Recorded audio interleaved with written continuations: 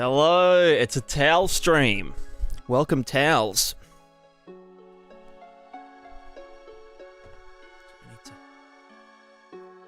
Can't hear anything.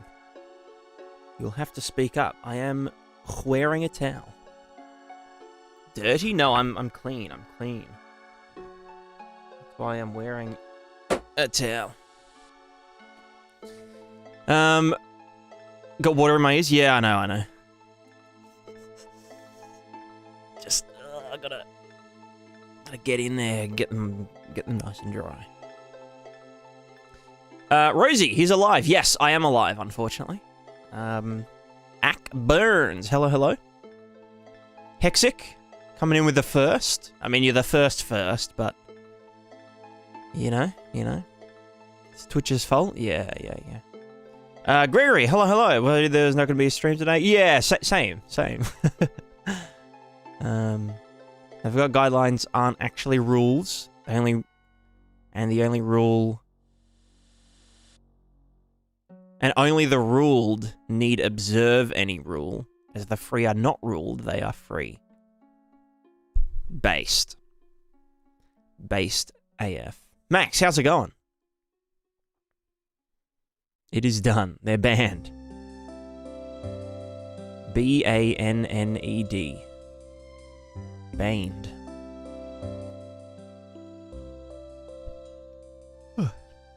Have you heard the track Inazuma from Genshin? It's actually insane. The composer for that game is insane. Yeah, I play Genshin Impact. Of course I know the fucking soundtrack. Duh.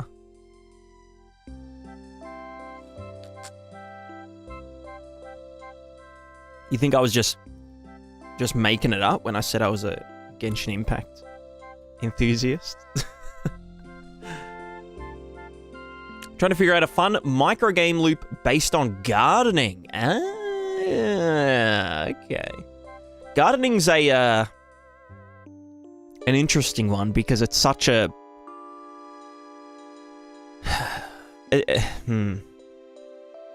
In real life, it's very labor-intensive, but then very passive, you know?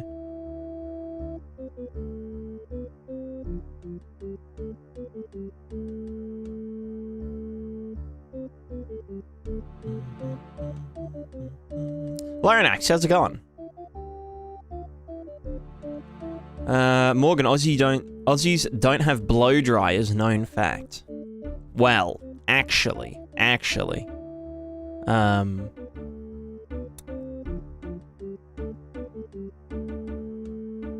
I do actually have a hairdryer, but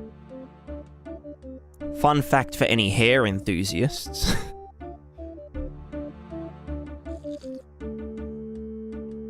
You should blow dry your hair as little as possible.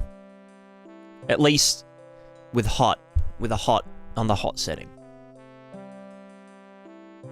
You want to let it just, you know, you let the towel do the work.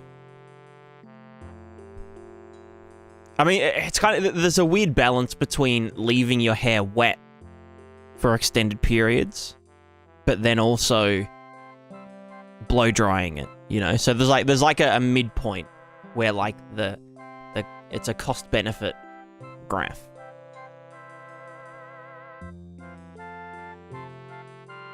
There's no drumming, gardening, trying to figure out how to make it dramatic. Yeah.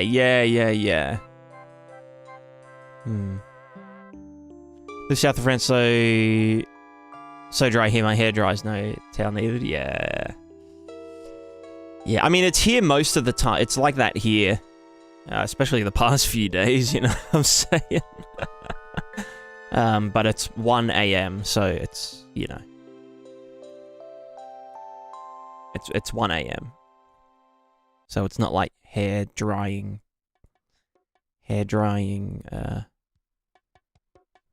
temperature right now. Well, actually, it kind of is, but there's no direct sunlight for me to dry it.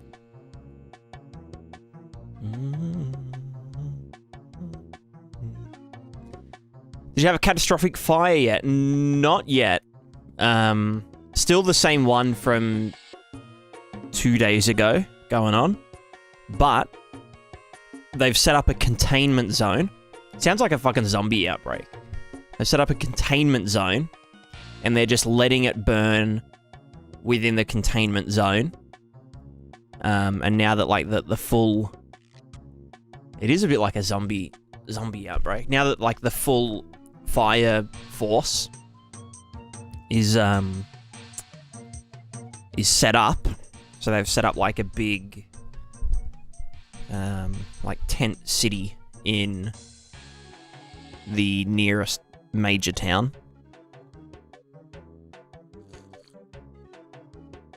So that they were prepared for today. And so, yeah, they're just letting it cook. They are just letting it cook, which is usually what you do with large bushfires.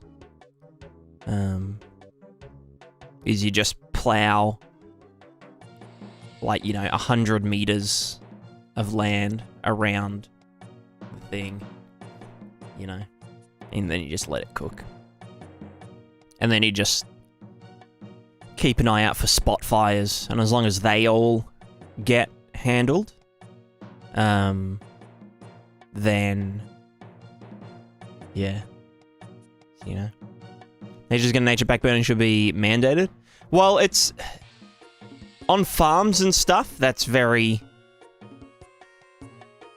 common. If it's like privately owned land, that'll all get, burned. I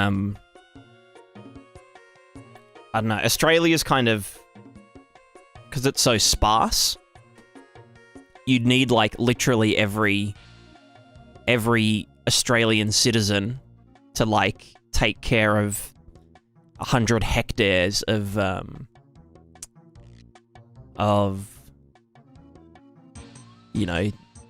virgin land, which just isn't really feasible.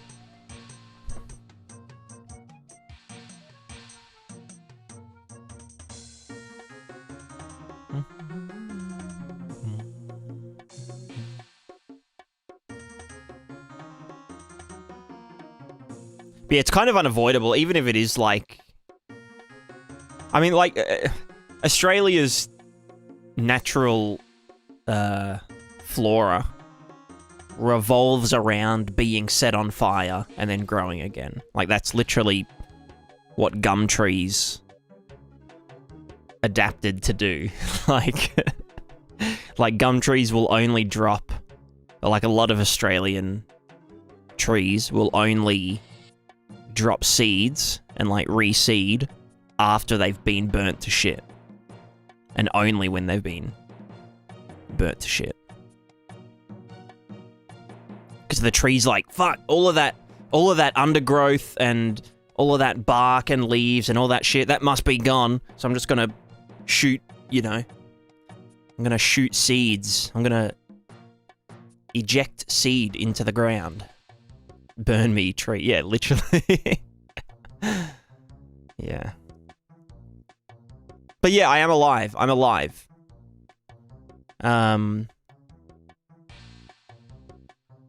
But I also have bad news, and that is that I'm very sick. As in, it was grocery day today, and I bought heaps of snacks, and I thought I could handle it, I thought I could just eat like I used to. So I ate like a bag of chips and a few biscuits, and I made a cake. So that's kind of why I'm streaming late. I just ate a bunch of shit food and went into a little coma. But yeah, I'm starting to learn that, like, I can't eat like I used to as a wee child. I mean, I can eat like that. I just can't handle the consequences. So yeah.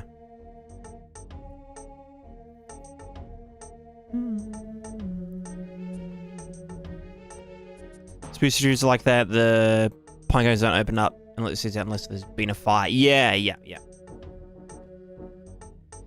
it's weird. Who up ejecting they seed into the ground? Yeah, that's right. Also, Silai, how's it going? I'm doing pretty well, aside from feeling very sick. But hopefully the coffee will fix the sickness. And the shower kind of freshened me up, you know? I'm feeling good. I'm gonna get away from the killing things game loop because I feel like there is an untapped market. Yeah, I think there's a lot you can do with games without, you know, killing stuff. Killing things. What am I hearing? Oh, trees. Oh, good. Yeah. Watching the stream while doing my cryptography homework. Wow. Someone's fancy. Someone's a damn fancy boy. Keshavok, thanks for the follow, and the cats are all outside at the moment. It's like 1 AM. They'll come back in at like 3 or 4 AM. So we can have a cat sesh. Gonna get a midstream hair reveal? Yeah. Yeah. What do you get to your 50s to start getting terrible heartburn? Yeah, damn. Damn, not looking forward to it.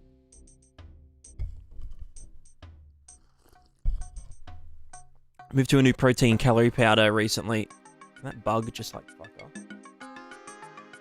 off. The first cup put my ass in a food coma. Yeah. Yeah, very dense. Kesha, Unity developer. Read the title. It's in the title. GameDev UE5. Unreal Engine.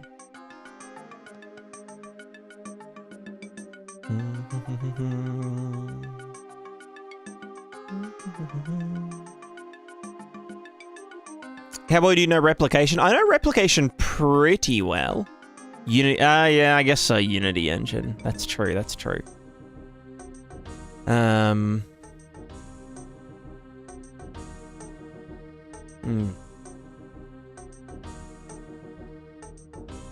Yeah, replication. I know replication pretty well.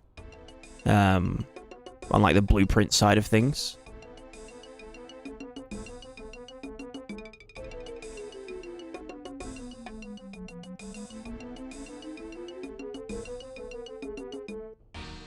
Like I know all of the ways to do replication.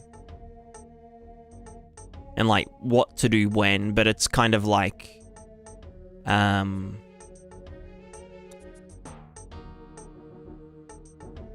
it's a very like per project kind of thing, you know.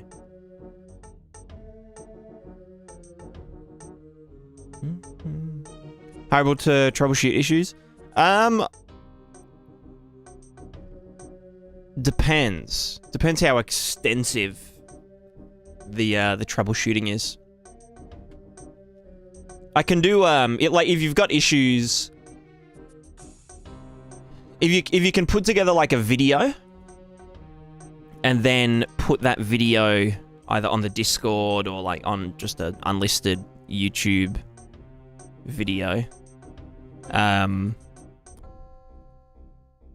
it might be possible to like easily troubleshoot. Where's the weather? No, not the fucking Prismatica MPC. Oh, I also need to send this off to the marketplace.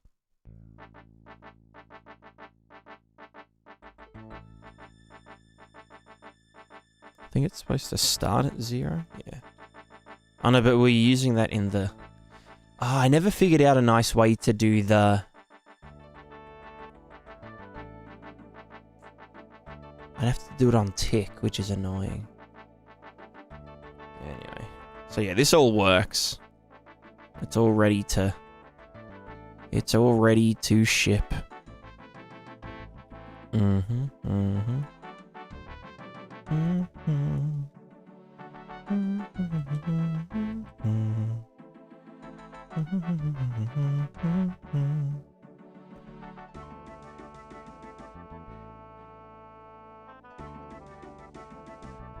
It all works. We're all goog. We're all googie eggs.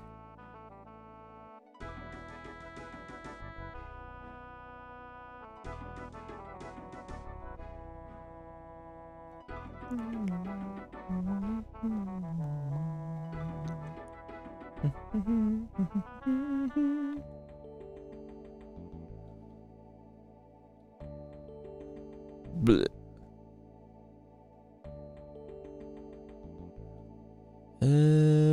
Bleh. Cool.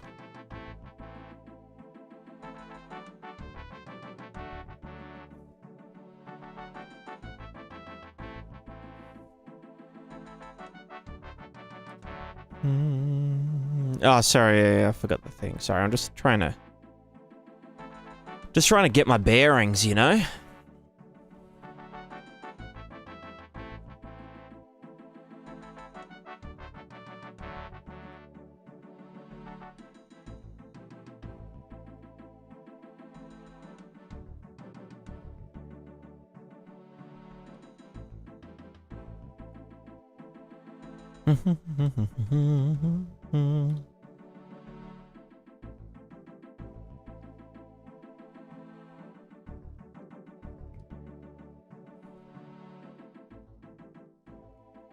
Your rock is beautiful. Yeah, it is actually quite nice, Rosie. It's a nice rock. Yo, nice rock.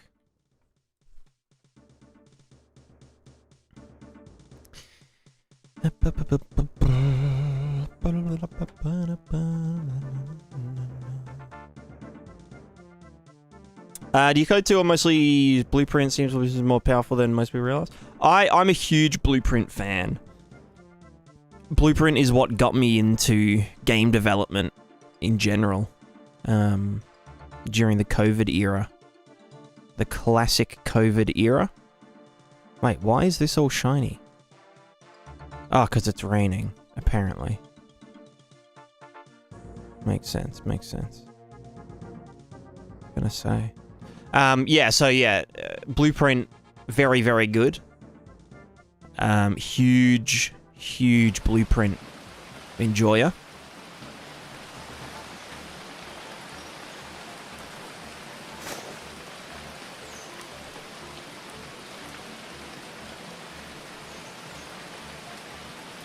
Blech. Blech.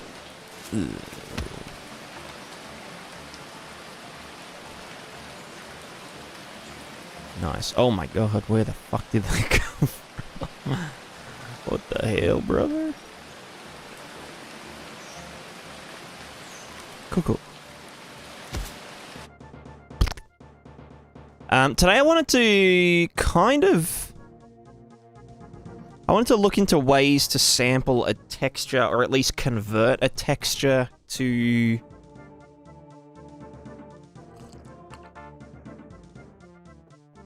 like a 2D array. Because I want to be able to sample the macro noise texture on the CPU side of things to be able to know, or to be able to approximate whether or not we're in a puddle. Because that's actually, like, gameplay relevant, you know? But yeah, Blueprint, Blueprint is almost too powerful, you know? It's too powerful. I wouldn't underestimate Blueprint at all. The one thing I've learned, so I'm usually like, you know, you can do absolutely anything with Blueprint, which you can. But if you're doing massive iterations every frame, then just consider C++. Which I learned when doing this plugin. It's like, you know, we're doing like potentially hundreds, if not thousands of iterations over, like, you know, this is the location we want to draw to the to the thing. And so because it's essentially like a very brute force method, it does make sense to use C++ where possible.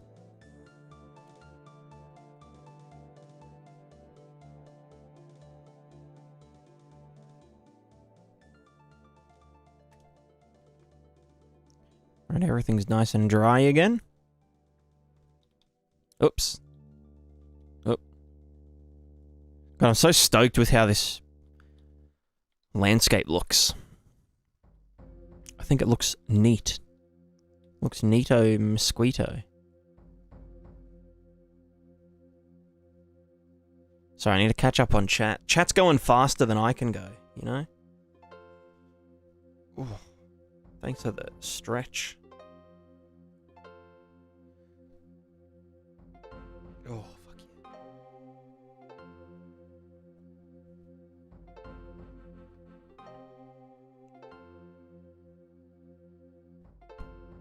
yeah. How sesh do I need to interrogate for answers and brainstorm? Probably not a dedicated house sesh, but if you've got questions that you want to ask while you're doodling, I can like explain on stream. Do you see lots of footstep interaction with stuff like grass? Did in blueprints pastime for 4 characters, and it was a mess. Does not scale. So the way I do the footprints and stuff, is with a render target, using Niagara Grid 2D. And so that's what my plugin is all about, which is the Prismatica plugin. The gist of it is there is a manager, and that manager, well, components that get put on, you know, characters and objects and anything that wants to draw to it,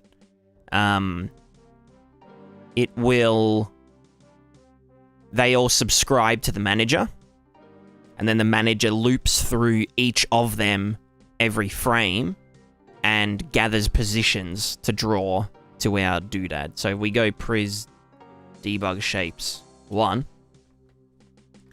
This is what is being drawn to our, you know, our input. And so that's just like if I go into the Niagara system.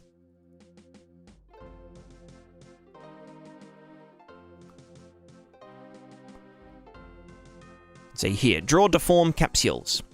So it's taking in a bunch of arrays of, you know, like position, start position, end position, radius at each end, velocity, strength at each end.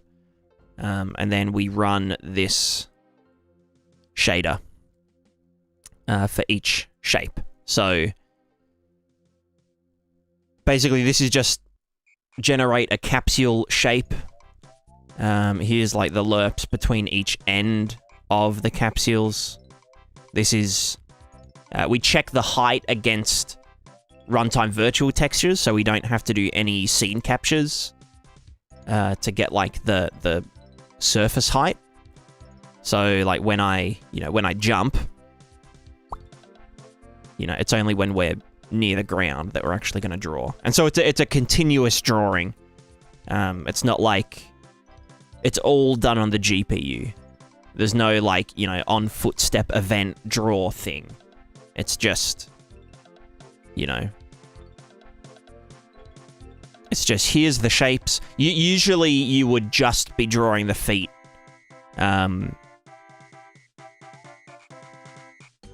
For like, you know, a character until they either do a dodge roll and then that kind of thing.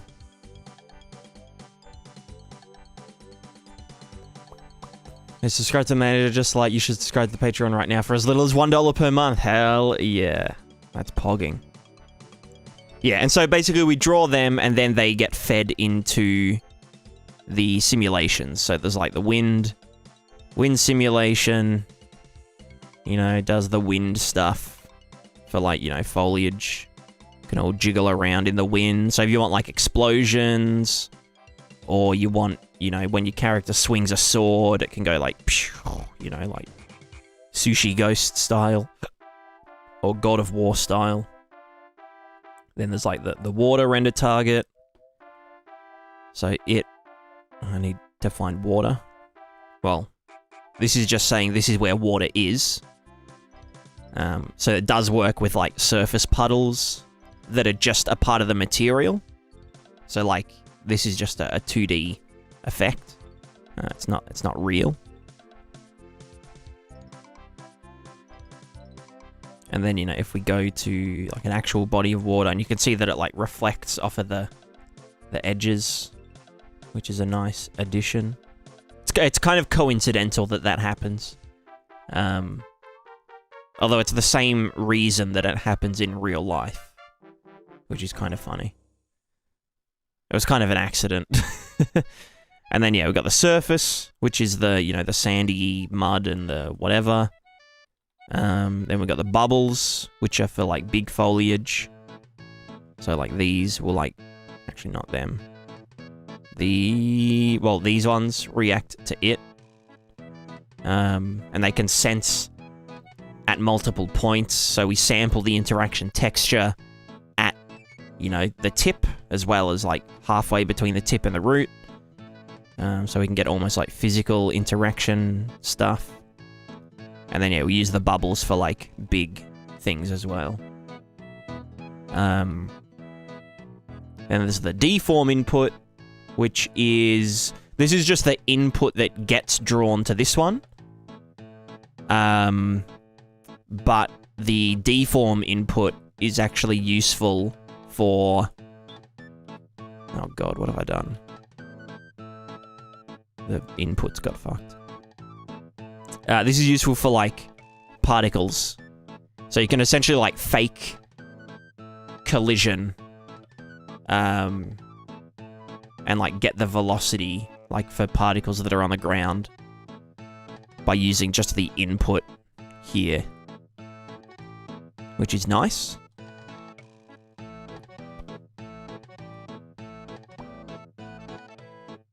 Very pog. And then the deform, which is for the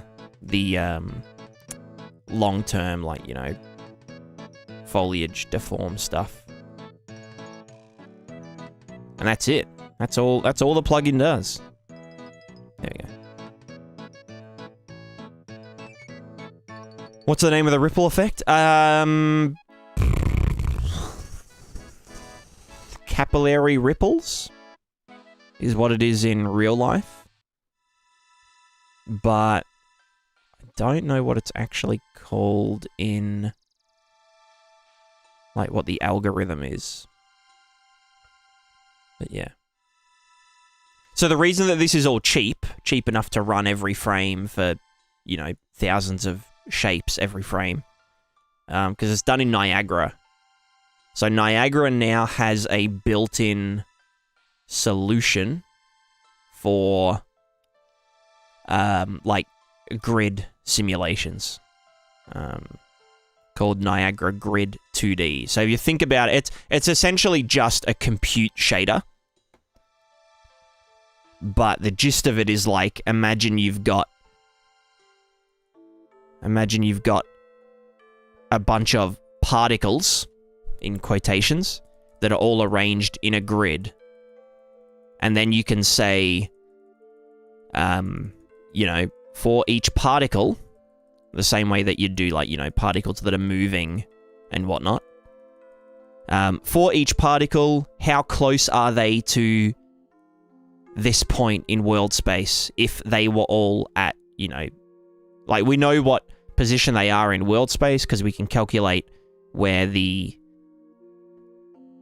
it's too much math to explain, but essentially we can say for each particle, or pixel, if we were in, you know, textures, how close are they to this point? And then we can essentially use that to draw, you know, a sphere with fall off. And then do stuff with it, you know? So Pretty pog.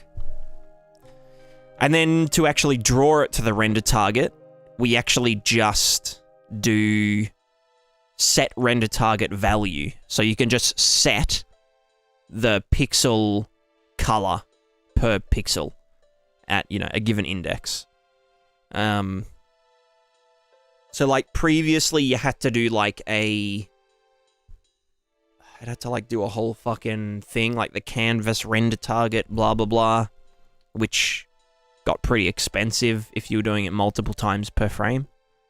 Because you'd have to like draw, you know, circles or shapes, and then draw another shape, then draw another shape.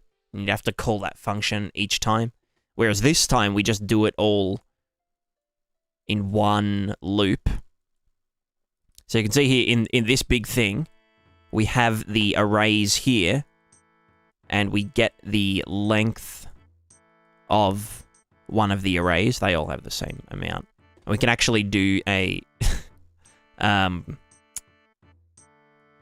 for each loop, which is something that you can't do in a material.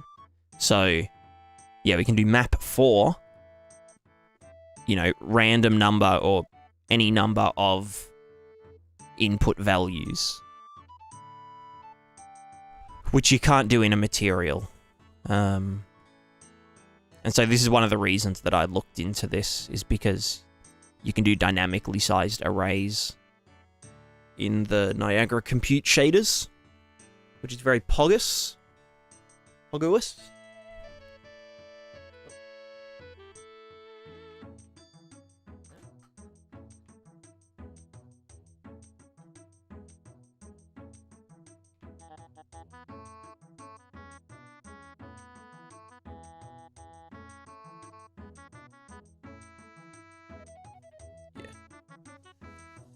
Ugh.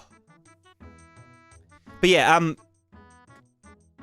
runtime virtual textures are actually cheap.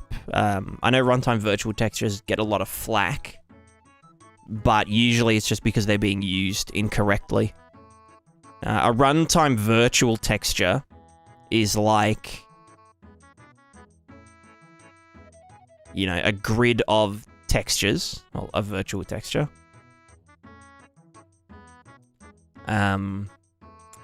So it's a texture made up of multiple texture tiles. Oops, that one sucked. But they work differently to render targets because a runtime virtual texture... Render targets are more like drawing on a canvas with paint, whereas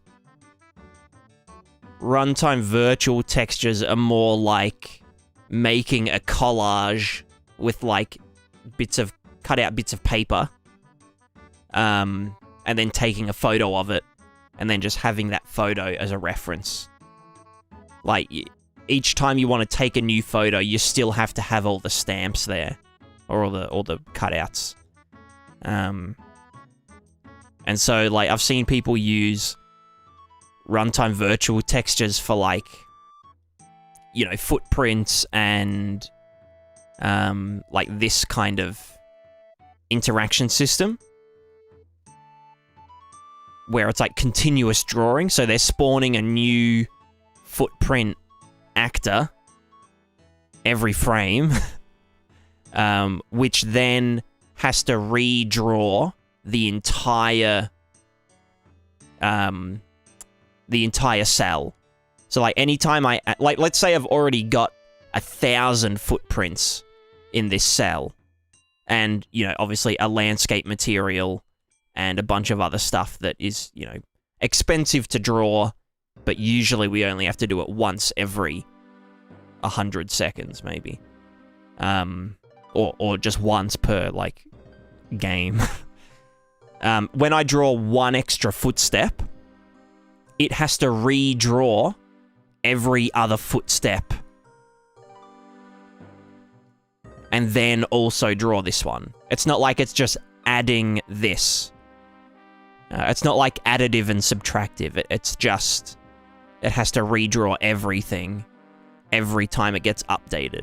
So it's really good for things like, you know, I place down a building and I want to get rid of the grass so that, you know, the grass doesn't go through the floor of the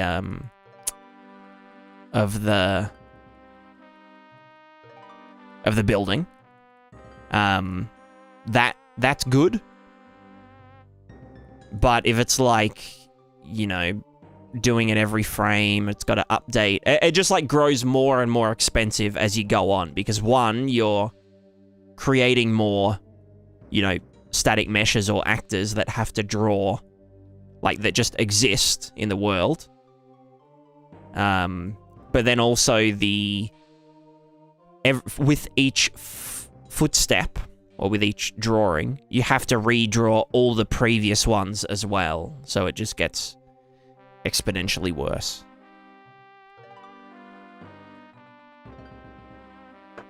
So I'm going to be making a video about this exact thing, like basically like the Runtime Virtual Textures Ultimate Starter Guide.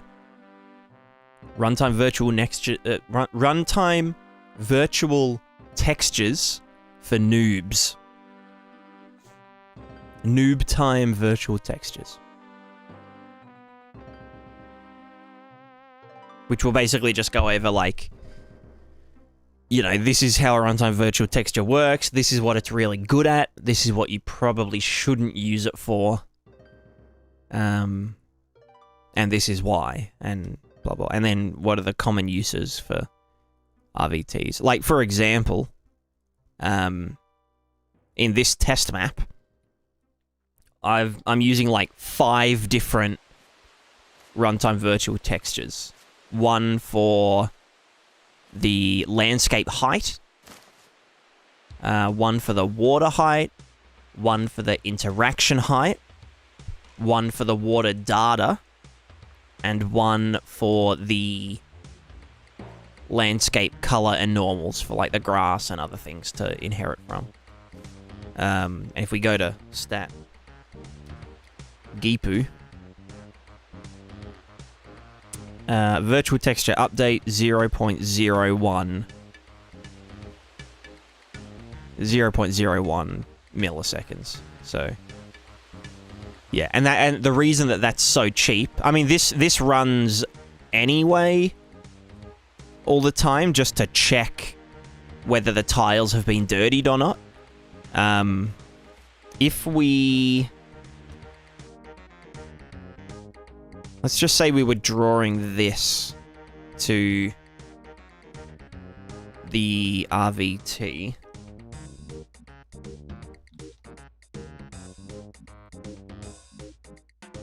And we just said interaction height. And then we started doodle dicking it. Okay, even then it's not. Actually, what if we drew it to the landscape RVT? And then also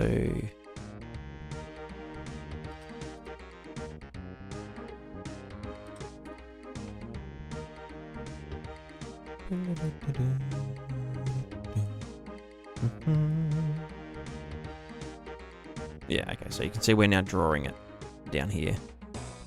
See how beautiful grass. Grassy ass. Cursed. So if I start, like, doing this,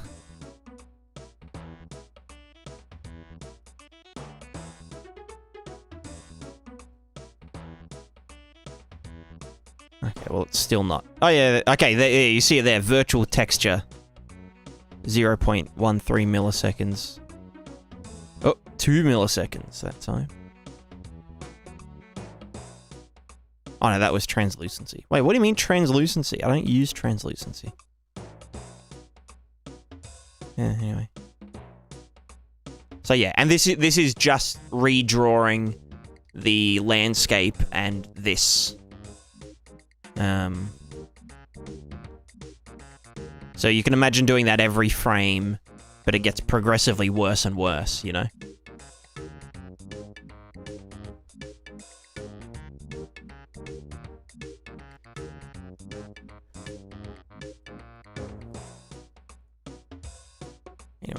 rid of big ball.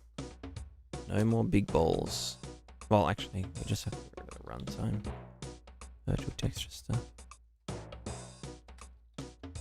So yeah, that's my TED talk about RVTs. Oh shit. Oh shit.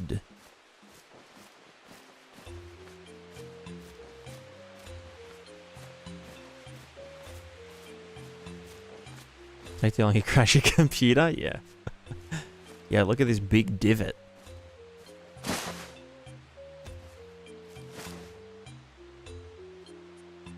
Oh lord.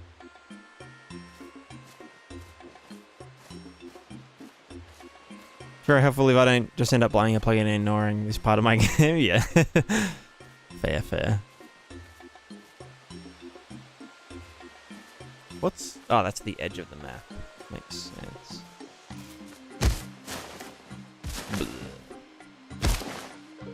Nice.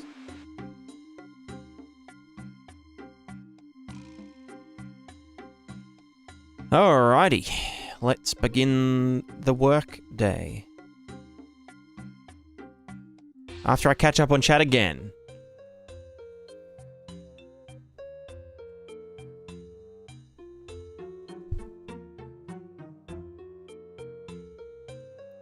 Would Prismatica work on 2D grass like 3D, but just a plane? Yeah. You could even do... Instead of jiggling like this, you could jiggle the UV coordinates of the grass texture, so that it like jiggles the grass texture like this, rather than just like the top of the grass, you know? That could be a cool idea.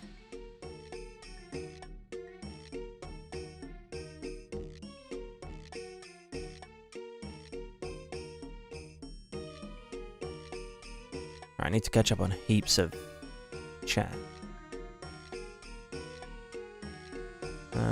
Julien, where?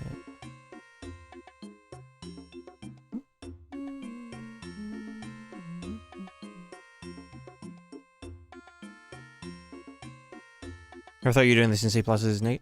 Yeah, so the CPU side of it is being done in C++ now. It was originally done in Blueprint, but then we were like, you know what, we could like 10x the number of things that we can do with it if we put it in C++. And I mean, Sov was going to do it anyway for his game. He was going to convert it. So we just decided, you know, let's do it.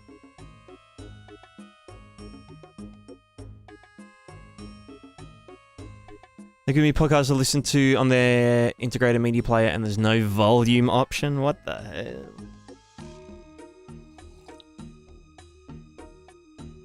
That's wacky. Would Prismatica run on mobile? Depends on the mobile. Direction Gaming. Or Direction Gaming. What do we create? A 1 million square kilometer map. 320 by 320 kilometers easy web position. It's going to cause problem multiplayer replication because of distance from origin. You can use... large world coordinate support, which just basically replaces the location vectors with doubles rather than single float vectors or something. Can't remember.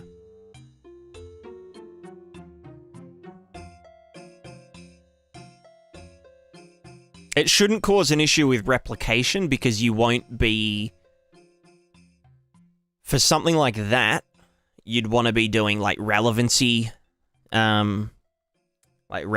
between players and all the other actors in the world, so that like, you know, if I'm here and another player is like all the way over here and they, you know, attack something, we don't need to replicate that action to me because it's completely irrelevant to me.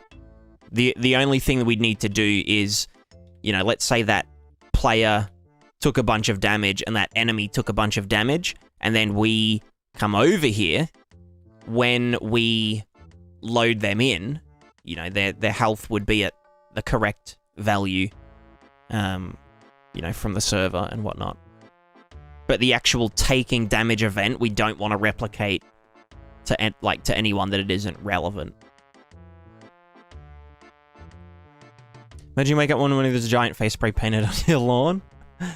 Hell yeah. Have you had to expand your plugins render target to whole maps, like even footprints and other deformations from one side of the map to the other? What would your high-level solution for it be?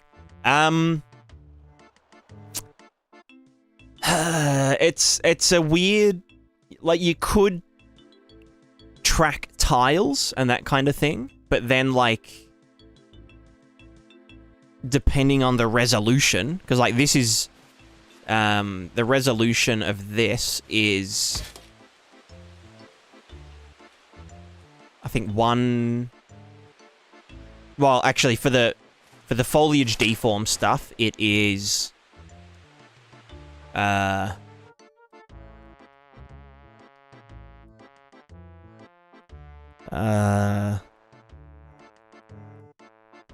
1 pixel per 16 centimeters.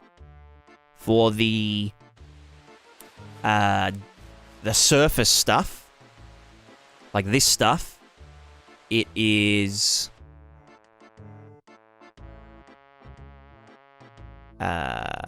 hold on. 7, 6, 8...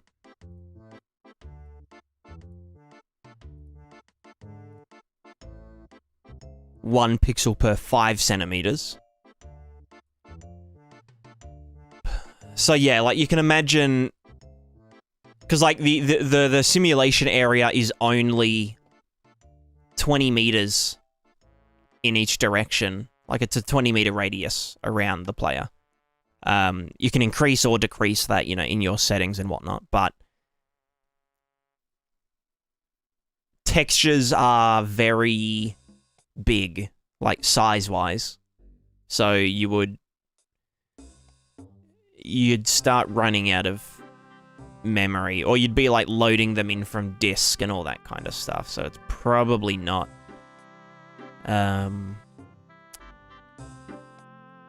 It's possible, but it would not be fun at all. However, one of my ideas is to have like the regular simulation area, and then for any that need to have like, you know, more persistence, you do like a bigger version of it. So maybe this. And it would be the same resolution, but it would cover a larger distance. And you'd just run them in parallel. So, or you'd either do like a handoff or a you know, handoff the edges and whatnot. Because I'm not sure how you'd overlay them. Unless you drew to both of them. Draw the inputs to both. And then sample both of them. No, that wouldn't work. That wouldn't work. Because when you leave and then come back, these wouldn't... Yeah, no, yeah, that doesn't work. You'd have to do a handoff.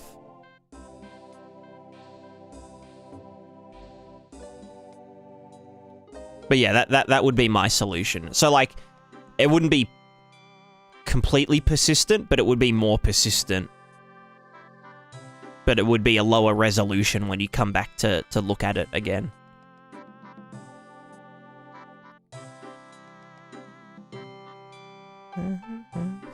Clever, could you tell me when I export my model from Mixamo to UE, it's generating physics bodies for bones in physics asset, I think small size, like 0.01.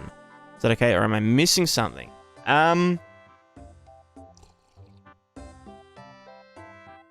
You might just have to manually do the physics asset. I don't really think there's much you can do about the automatic, you know, generation stuff.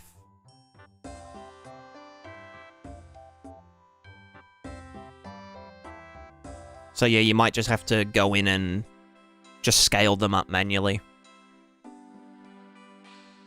As long as they're in the right positions, then it should be okay. I plan on giving UEFN a go. Probably not. I feel like if I wanted to, I don't know, make money, I'd do UEFN. But I'm just more interested in like the low level. Is it low level or high level? What's the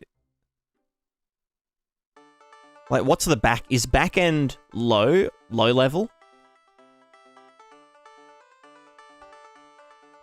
Do you know what I'm saying?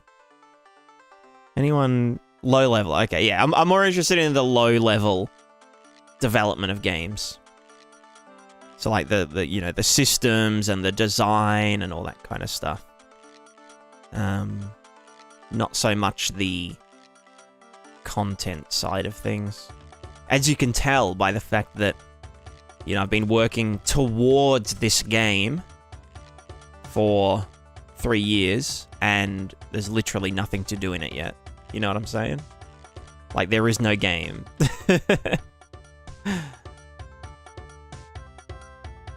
Technically, Unreal Civil is also high level because it's garbage collector. Yeah, whatever.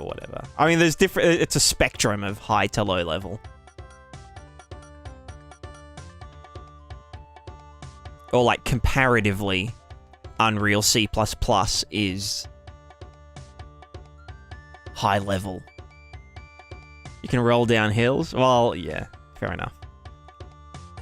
It is pretty riveting. It is pretty riveting.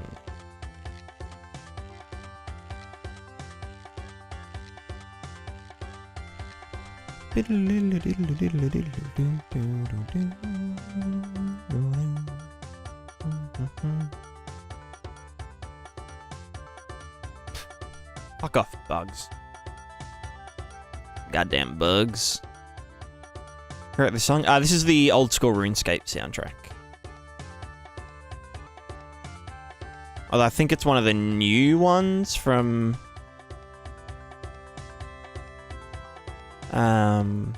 Kurend, potentially. Potential.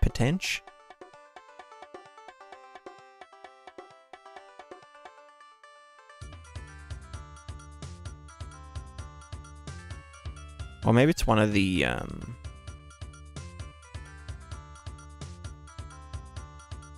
no, it might be a desert track.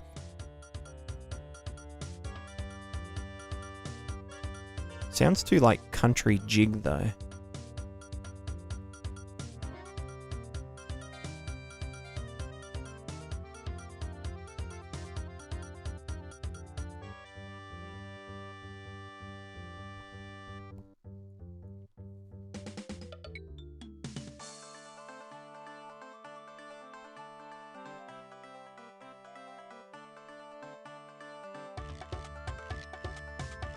Irmachok. Hello.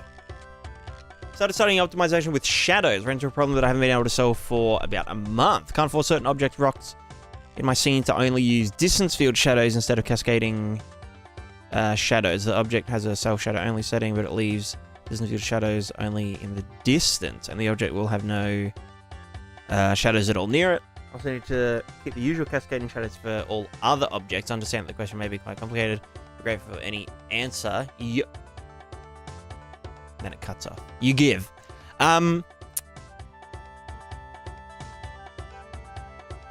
Interesting question. Yes.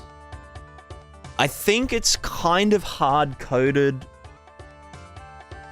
that distance field shadows will replace cascade shadows.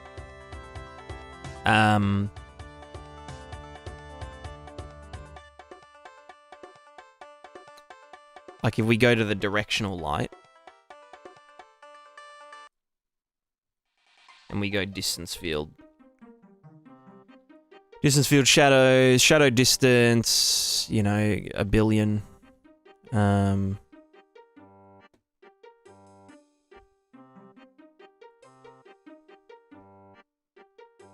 Right, yeah, so we can see this is using DF shadows.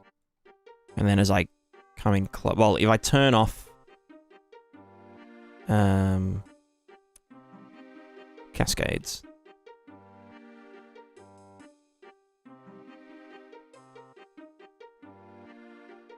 Can I turn that to 0? I can, okay. Okay, so there's no cascade shadows right now. And this is just using DF shadows. Then if we go to distance field shadows. Oh, not dynamic shadow distance. Where the fuck is... Why was that up so high? Distance field, there we go.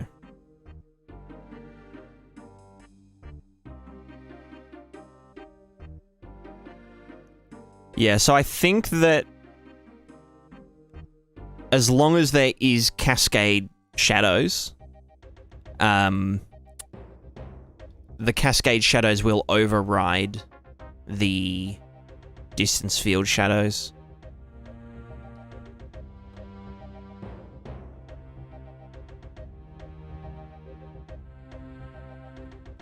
I think?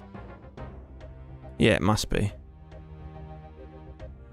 I mean, I could check if I replaced the DF with... Yeah, yeah, definitely replaces. So...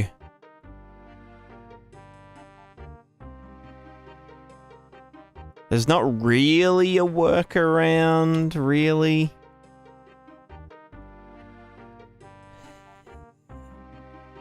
I would probably not worry about it too much, because it's like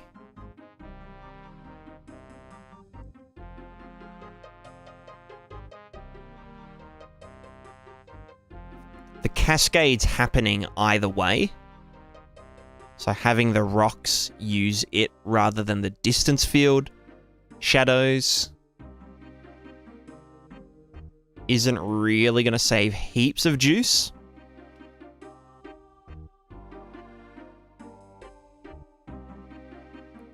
If you do want to look into other lighting options, you could look at virtual shadow maps, which can be really performant if you aren't invalidating them all the time. So, you know, if you don't need your trees to cast an animated shadow, you could use virtual shadow maps. And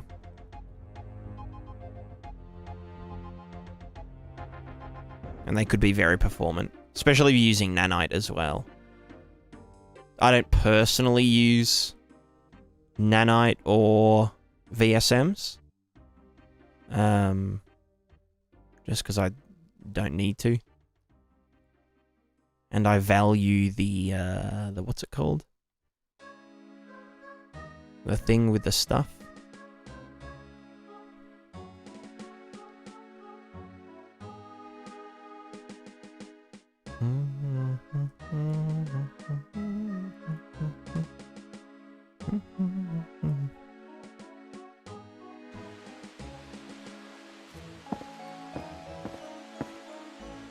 Yo, anyone who up jumping off they cliff?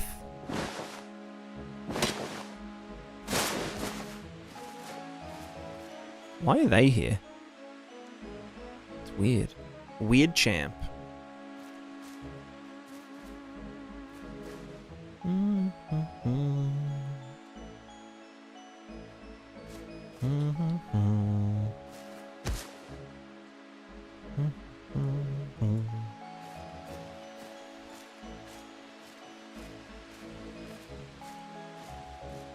Can't wait to make this, like, fall down the hills, you know? Know what I'm saying? That'll be in the next update, though. Not this update. Hashtag not this update.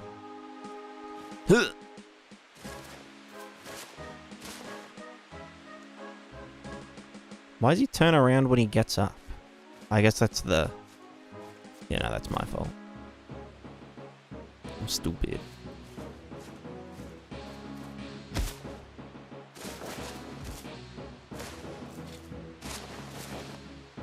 So much fun.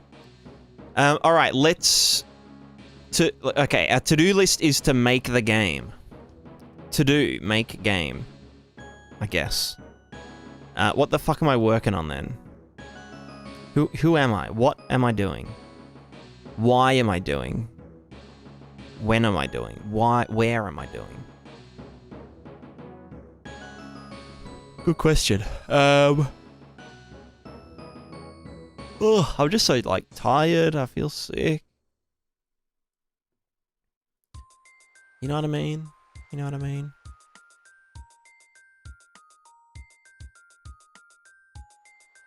I just want to do more VizDev. I do love a bit of VizDev, you know? I'll think about, again, everything that you've... Yeah, no worries, no worries. The other thing is... Don't worry too much about it unless you really know that it's an issue, you know? I mean, like, it's always good, especially if you're learning development, you know, in an engine or whatever, to be aware of optimization pitfalls so that you can sort of avoid, you know, really bad practices from the get-go. But as long as you sort of know, you know, what to really avoid, then you should be absolutely fine until you find that it's an issue, you know. So if you went stat GPU and your shadow depths was like, you know, 10 milliseconds or something, then I would start looking at, you know, lighting solutions and whatnot.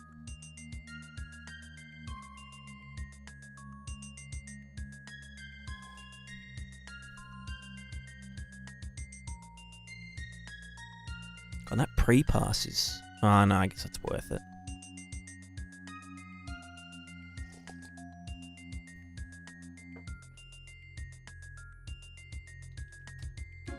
Sorry, I'll wait for the ads to finish. Oh, maybe I should do some PCG? Any PCGers?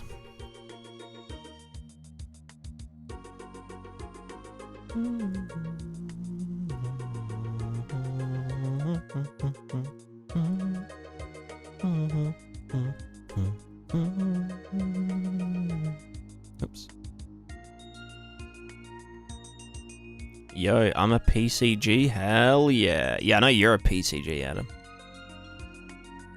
PCG master right here. Actually, no, I'd say Sov is the PCG master at the moment. Sov is like, he's cooked. He's well and truly cooked PCG. He's become PCG. He is 100% P'd his CG. How can I make that not look trash? What a height map. Because if that just goes up here. And this can go down here. Yeah, nice. Asked him for stuff yesterday. yeah. You know, he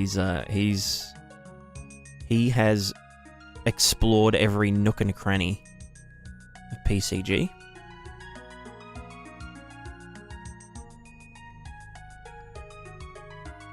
He should make videos about PCG, I reckon.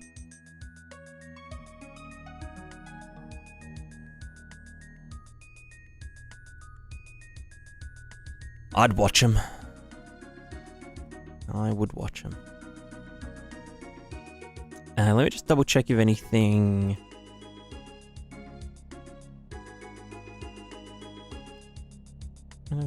No, I do RVT replace, don't I? Yeah. Nice. Because of the height map stuff. Yeah, but that's good. What's this? Rock stuff. Which then default does this. Virtual texture output does the original. No, this is the harsh noise normal, which never goes into the RVT. This bit here, original height map, into the rocky dirt height map. I'm obsessed with this node. This node, game changer. Like the virtual texture switch. So good, so good. Yo, this node is a game changer. 10 things you didn't know.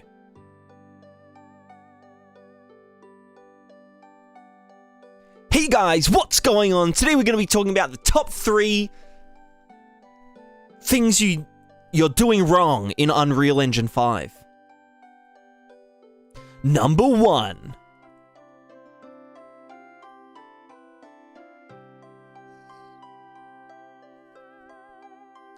Thanks for watching. Like and subscribe. You've been doing it wrong for years. I'm gonna do like a British accent for when I exaggerate.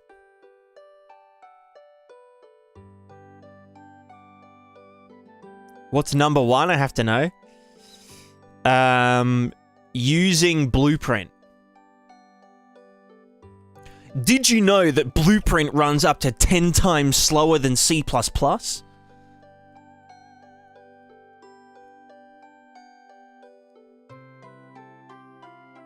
So if your game runs like absolute dog wash,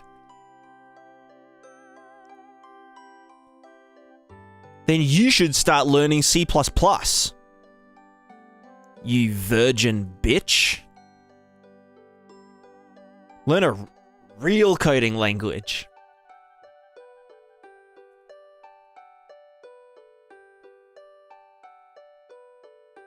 I think the market on Australian, Indian UE5 tutorial market is saturated.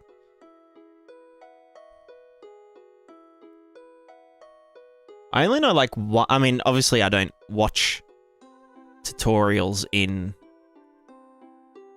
you know, other languages. But I only know one.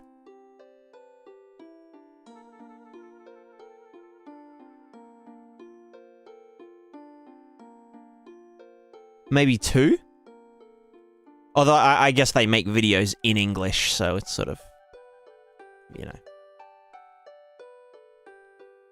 So one last night, I swear it was someone else's video, but the Indian dude was just like, he was watching the video at the same time and just saying what was happening. Yeah, I've seen people do like retranslation of other people's tutorials. People have done that with my videos, which I don't mind.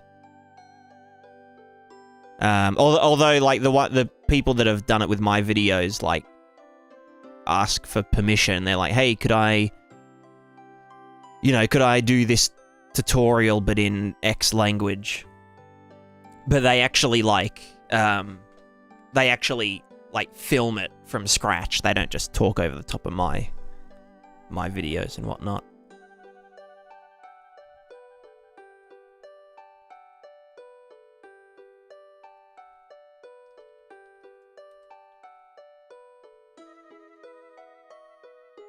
I mean, honestly, even if someone did just talk over one of my videos, as long as it was in a different language, I'd be fine with it.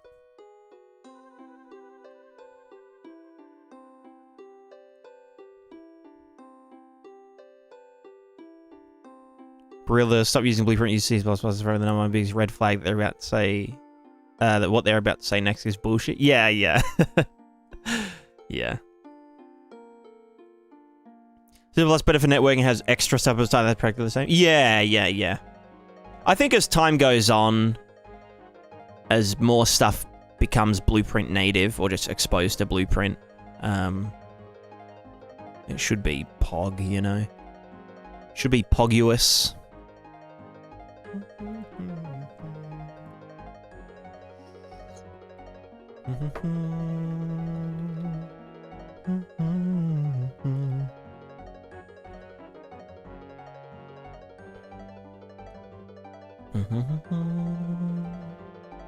Where's a big cliff? Oh, yo, that's a big boy.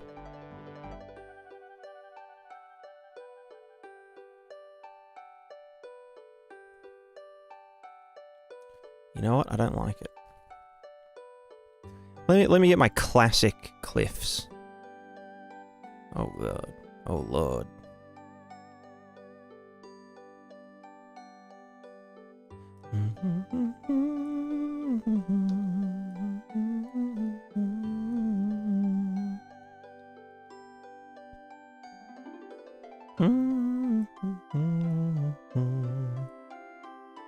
I mean, I've already got blending set up here. Although they don't have the fake AO stuff. AO! Fake AO. But this uses my old props material, master material. Which I don't mind. Like, it's pretty... You know, works for everything. I guess it would just be a case of doing fake lighting. The Priz fake lighting XY. Tangent normals. Bam. AO strength. AO strength. You know what? AO strength. Is it 1? I think it is 1. Backside exclusion factor. Yeah, whatever. That can just be default. AO output. AO output. Who up prizzing they fake lighting XY? Yeah. Pog. Me. Me AF. Literally me. He's gonna have to compile so many fucking shaders. Oh god. This is the one thing I don't like. I kind of want to move away from using a Giga shader for props and stuff. For this exact reason. Looks pretty decent. But he's my goddamn rock. It's too high poly, man. It ain't optimized, you know what I'm saying?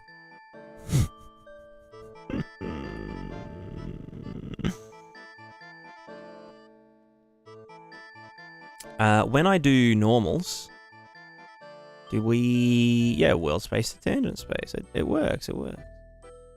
Okay. And so that would just be because this wants to do... The one you decimated? That's true, that's true. Although it doesn't have a normal map. I'd need to bake a normal map into it.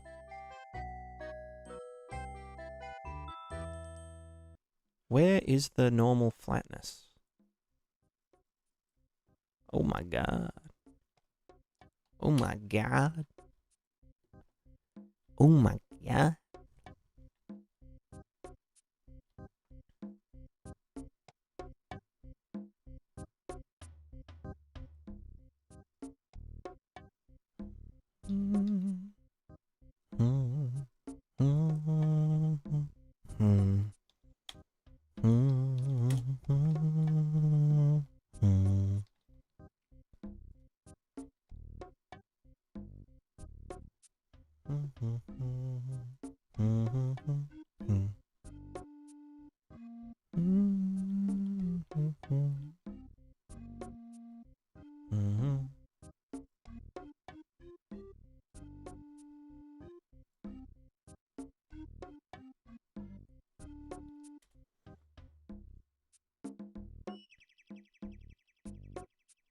Yeah, that blends pretty well. Even though it's a completely different color. Naram saying.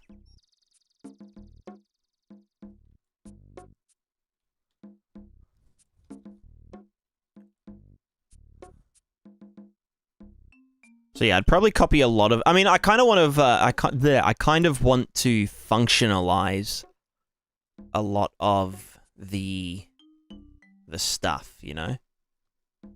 God, why is that so shiny? Oh, because of the alpha.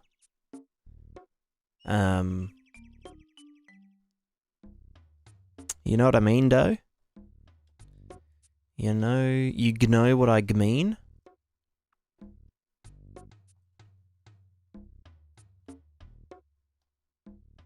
Functionalization? Functionality? Feng Shui? Feng Shui-nality? Yo, any Feng Shui in the chat? What does that mean? I do not know.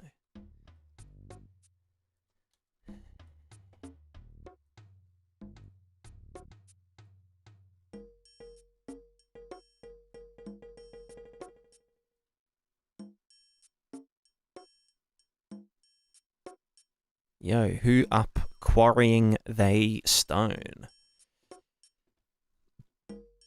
Any quarries in the chat?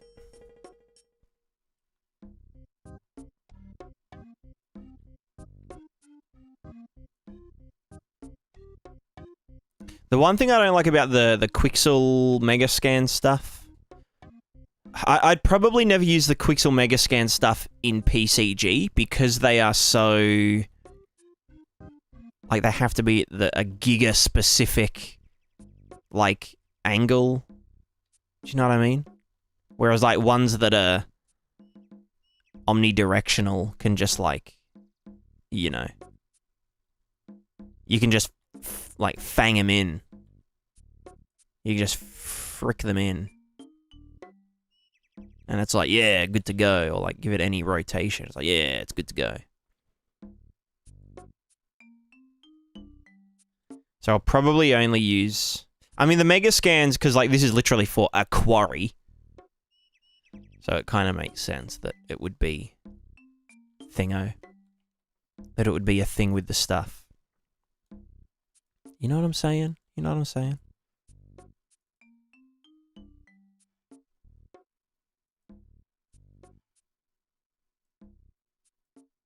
Anyway, this should be, like, this color, probably.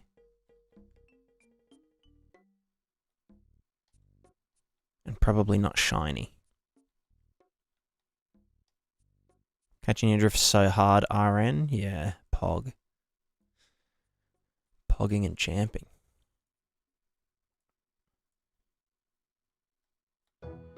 Level design stream? Nah, I don't design levels.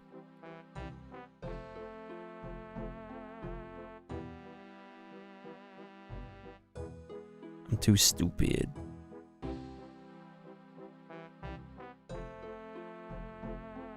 Well, there just wouldn't be a point in designing levels. They just appear one day. Like, literally. Literally, Rosie. See, you're speaking... Like, you know me exactly... You know me too well. You've been here too long. Get out.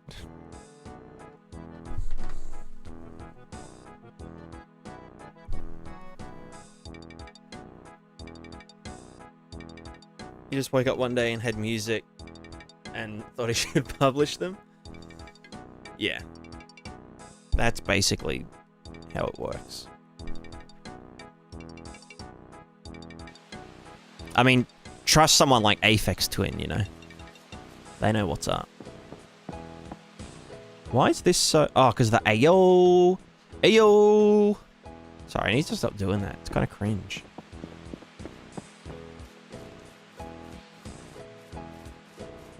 Yeah, these rocks look pretty decent. Pretty decent nuts. Like, you can't really tell where the rocks start and the thing ends. Pretty good. Regular show pilled. Yeah. Okay, man.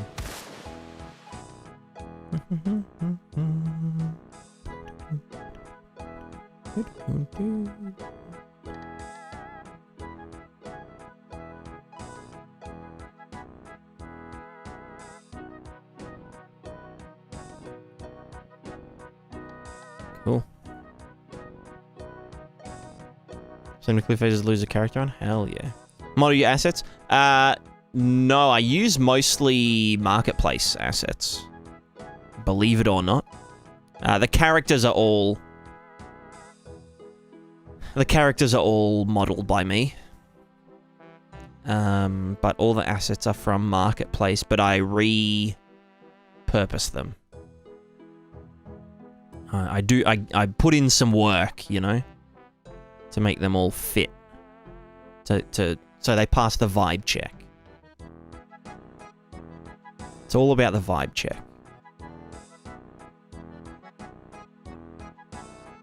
The vibe check. Yeah, that's nice. Edit them in the editor? In Blender. Some of them don't need editing. Like, for example, these cliffs didn't need any work because they... Usually my criteria for taking something and, like, changing it manually is if it has more than one material slot, I'll take it out, put it in Blender, set it up so that it uses my material ID system, which just uses a UV channel to, like, mask, you know, separate things, and then I just blend in the material. So, like, if I go to the asset zoo, maybe we could do an asset stream. Because I've got a bunch of packs harvested, or, like, downloaded, ready for harvest. So maybe that could be fun. The MF Asset Zoo? Yeah. Torrented. Right, yeah, it's now an asset farm. Why is it... Oh, because the landscape material changed.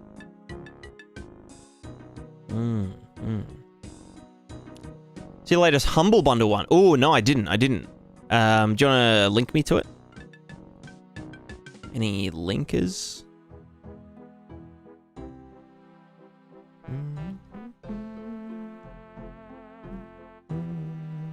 Oh, these are all going to have that fake lighting applied. I'll be able to see, because they all use that one shader. I mean, that's the one nice thing about using a Giga shader.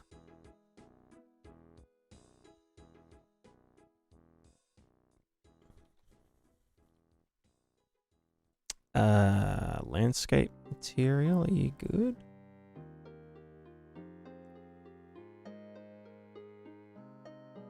I need to use the landscape.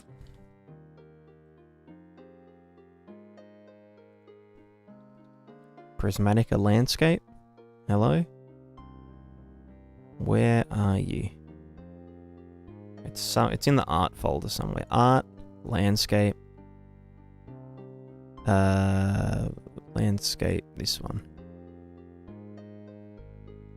Pris, landscape, master. There we go. Hello, my friend.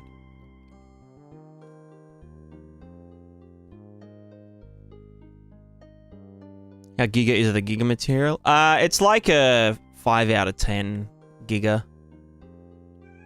For the props. For the characters, it's like 11 out of 10.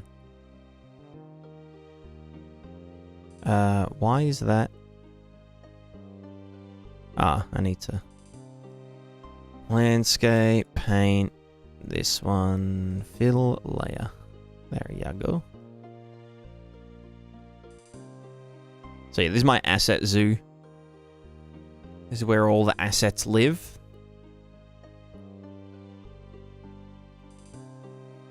What the fuck is...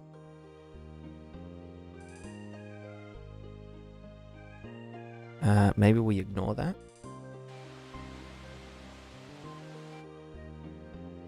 Okay, good. We good. No? Because that's world origin, isn't it? Fuck's sake.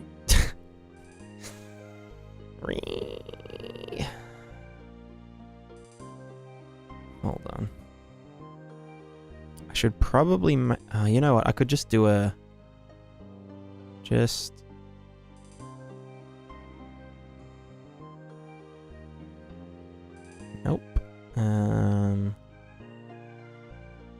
Can I just use Prismatica flat floor 01? Hello. Okay. They're not really in their natural environment anymore, but yeah. Like Mixer styles, realistic but styles? Yeah, so that's sort of the, that's like the whole oh, now the fucking dude is gonna... Hold on. Let me just give this an RVT output.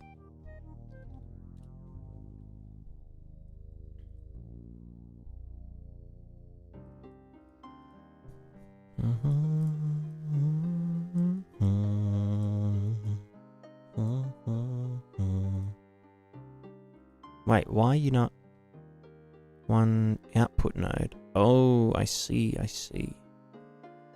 You silly duff.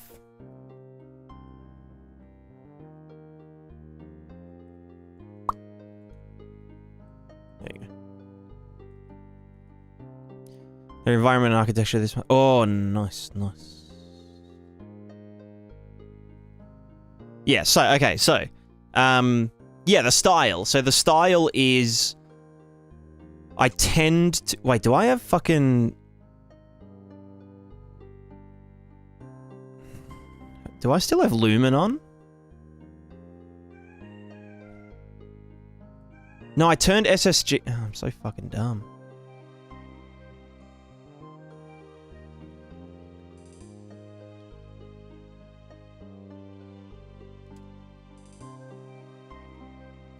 There we go.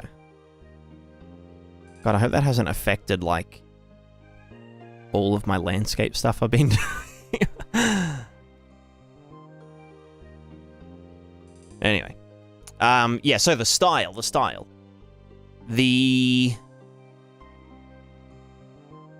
All of the assets are, like, photorealistic to begin with. And then I strip out the base color. And just replace it with, like, solid colors. So if we look at it in unlit mode, it's just solid colors, you know, no, like, albedo map stuff. It's just like, this is brown, this is rope colored, this is exposed wood colored. So if you put in unlit mode, it's like Untitled Goose Game. But then the lighting and the cell shader. So like if you look at this part here, it's just a solid color, but because of the cell shader, it like splits it into multiple bands of lighting, which kind of gives it like a, you know, it just looks good. It just looks good, trust me, bruh.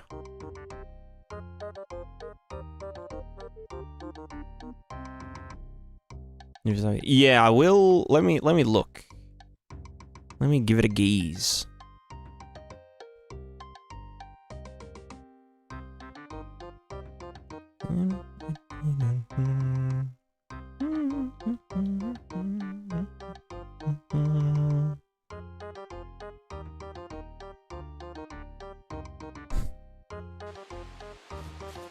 Also, I'm streaming at a higher bitrate today than usual. Because my internet, I did a speed... What the fuck's going on there? Oh, it might be the water. Wait, what is going on here? Oh, is it because I have the manager in the level, so it's doubling up, possibly. Potential. Yeah, that was it. No double ups. There goes the bushfire. It's under control, or it's contained at least. So that's good. I'm still alive, unfortunately.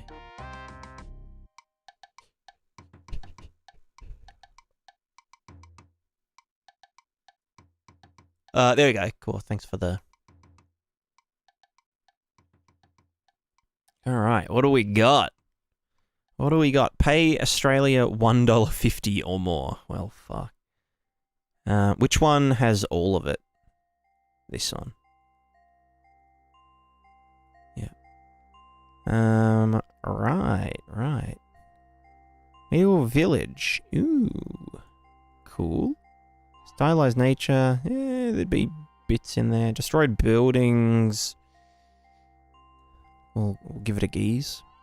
Post-apocalyptic. Oh, Kenshi vibes. Fuck. Actually, I kind of need some steampunky bits and bobs. Abandoned factory. Cool. Modular dungeons. Probably useful. Temple. Probably useful. Maybe. Oh, fuck. I'm gonna have to. Fuck it. I may as well just. Oh, why does it take me back to the... I just want to look at the screenshots, brother. Right, they go down here. Yeah. These are all Unreal Engine. Yeah. Yeah, this is like literally just Kenshi.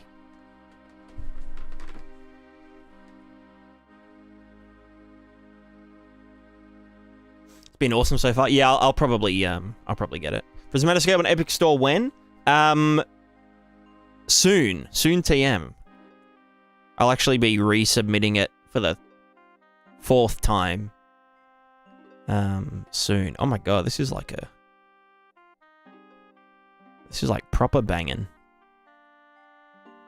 Rideable bike? Yeah, no one asked. Can she bet on roids? Yeah.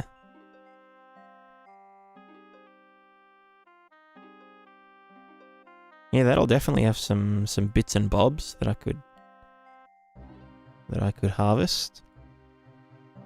Desert Town, true. I feel like I already have this one. No, that was the bazaar. This one is different. Oh god, Jesus Christ.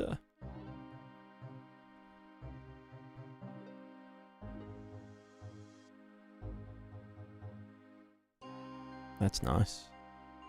Oh my god, yeah, we got some 3x3s. Fuck yeah, boys! We got the fucking 3x3s. Loves a good 3x3 modular kit.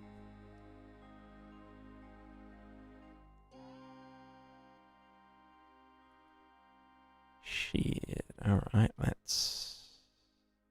Even just for like that, I'll just buy it. Probably going steampunk. I mean, it kind of has been from the start, but just not shown on stream. Like under the hood, there's a lot of like steampunk or like crystal punk ideas.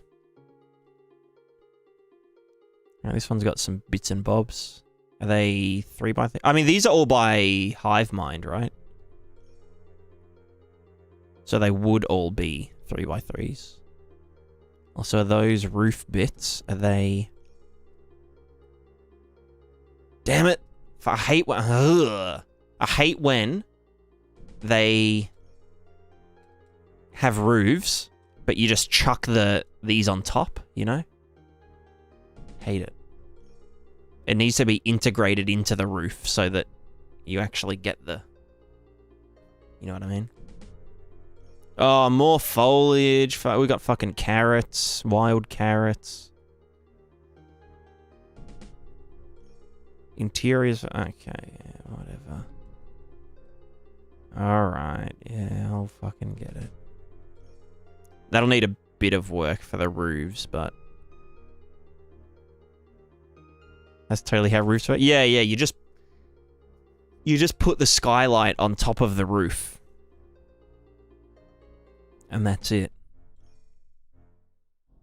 Wait, didn't it say 19 items? 1, 2, 3, 4, 5, 6, 7, 8, 9. Oh, right.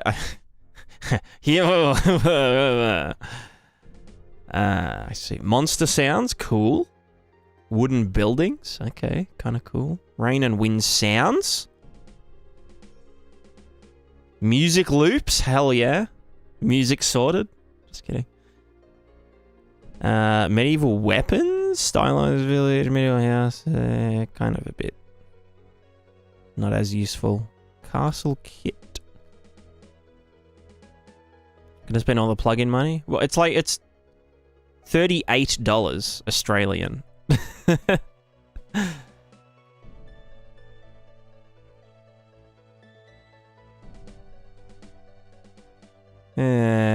It looks a bit coarse. There'd be bits in here that I could use if I'm really strapped, but... Just shopping them with a bullion, though. Yeah, true. I mean, I'd probably... guessing from...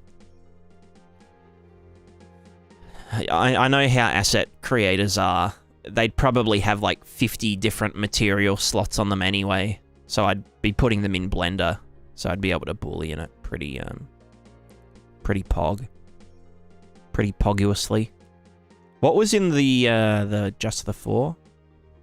Oh, right, yeah, the worst 4. Sorry, the least useful 4.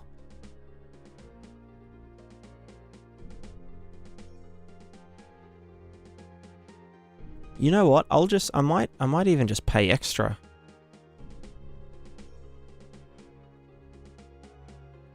You know? 50, what's 50 bucks when you sell a plugin for 50 bucks? You know what I'm saying? Like if one if one person buys my plugin, that's like 50 Australian dollars.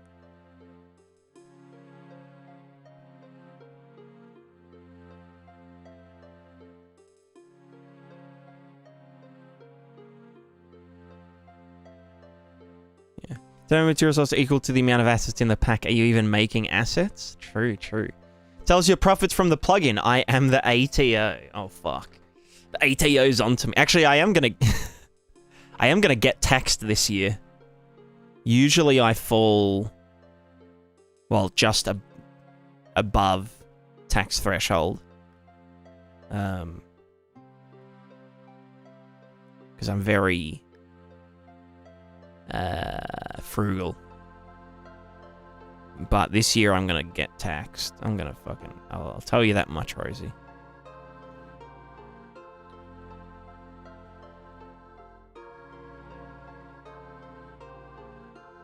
Unless I can... I mean, I shouldn't talk about tax evasion live on stream, but... Unless I can, like, reroute some money, you know, just through some places, and, you know what I mean? Our tax threshold in the US is breathing. Damn. What does it got from Epic look like for sales on the marketplace? Well, I haven't made any sales on the marketplace yet. I've only been selling through Gumroad, and I've already sold like 200 copies.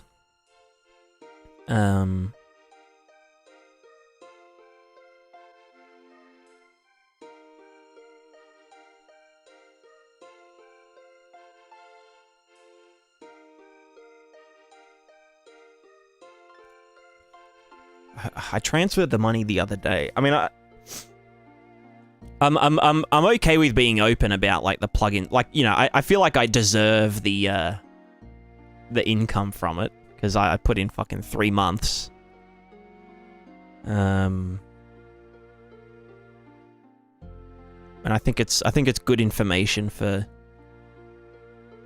other people to have, like, you know, to compare how much you can rely on, you know, asset or plugin sales and whatnot. Although I guess keep in mind that I've already built up a platform of audience and, you know, blah blah blah through like the tutorials and stuff, so that also goes into it. But yeah, I feel like I've made 3 months worth of income back. Like, I've already broken even. And I'm going to find the plugin on the market. Yeah, it's not on the marketplace yet. It's only on Gumroad. which you can find through the videos that I've made on it. It'll be coming to the Epic Marketplace in like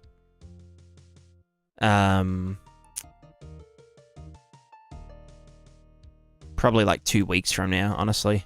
Depends on how fast they are with processing it. Although it does build. We figured that out yesterday. We built it and it's all good, so it should just be a matter of them actually auditing it. Yeah, a lot of people are waiting for it on the Epic Store, which is completely reasonable because it's nice to sort of have them all in one place. Right, let's go check out.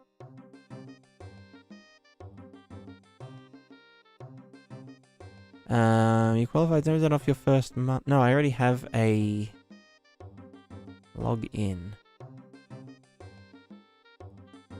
Login with Joogle.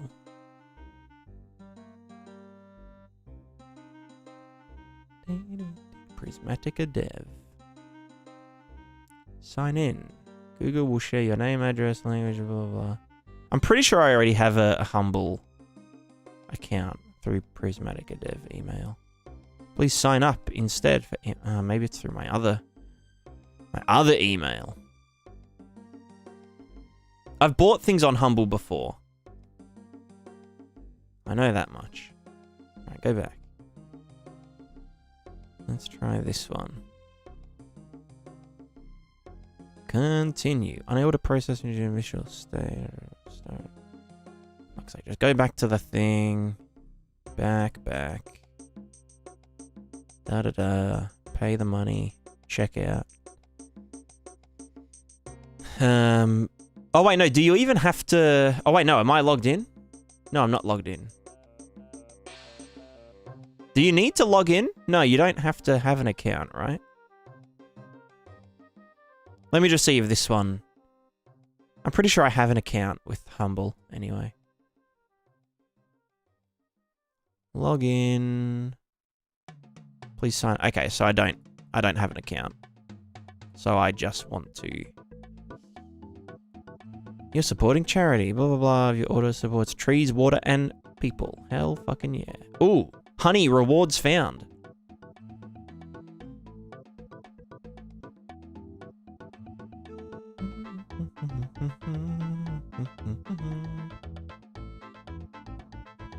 What do you mean sign up to claim? I'm already in fucking... I think this one... I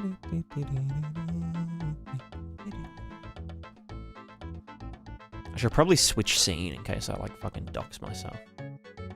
Right. Continue to check out.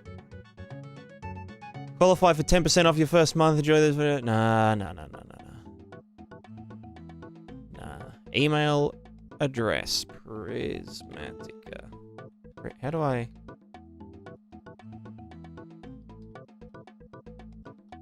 There we go. Create an account for faster checkout. Nah. Payment method. Credit card.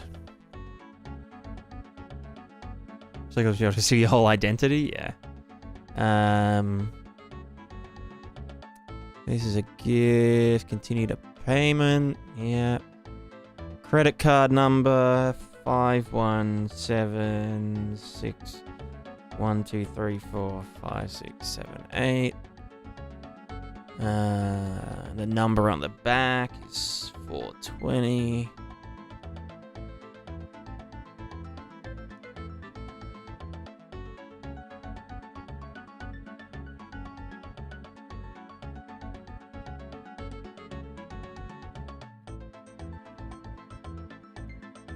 Billing address.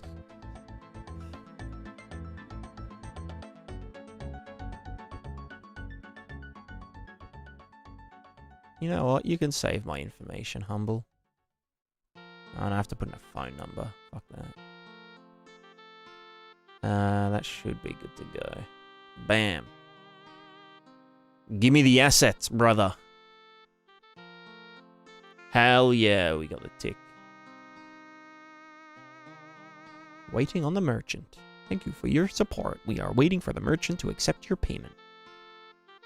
Alright, get my software. Oh, I have to fucking redeem them all manually. I'll do that another day. That's the hardest thing about using these Humble Bundle packs, is that you have to, like, redeem the keys manually on the Epic Store, but then keeping track of which ones you've, like, you have, like, remembering which ones you want to use and shit, you know what I mean? Like, when you go to your Epic Store and you go to the thing, it's like, I've now got a fucking 100 assets and shit. And I can't remember which ones I just downloaded.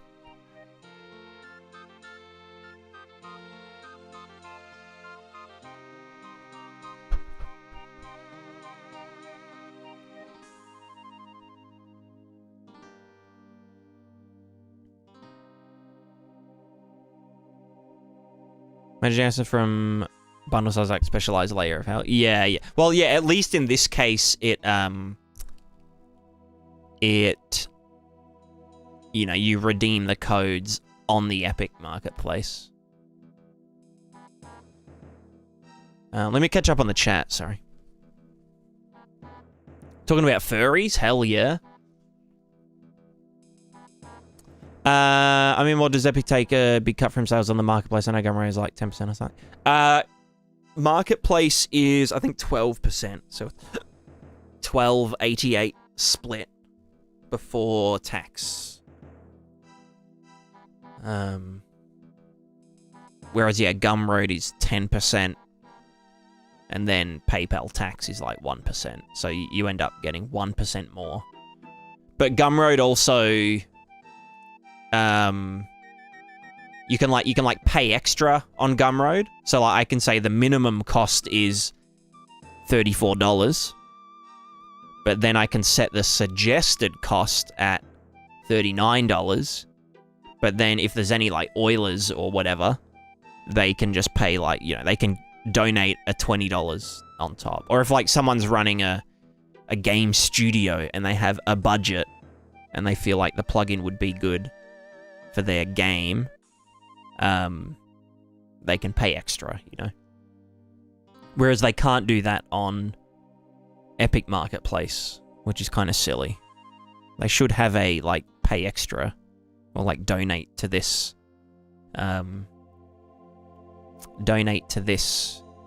creator or something.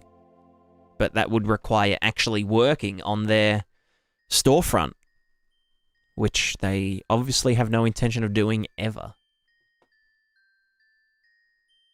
Can I send you a Windows license? No, I like it. It's my little friend. The Activate Windows watermark. I think I'd feel weird not having it. Why do these furries have so much disposable income? True. Guy I'm hiring for my models for my real... The guy I'm hiring for my models for my real game when I make it charges such a small amount. We're going to pay him extra, though. Yeah, I think a lot of people undervalue their time when they, you know... But, like, I can see it from both ends.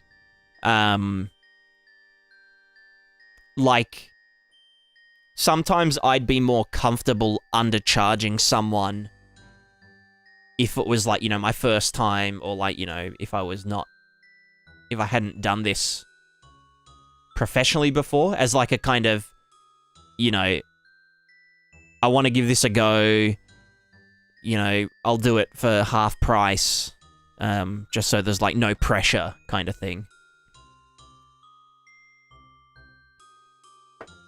And then once you build up that confidence, you know, charge full price. Oops.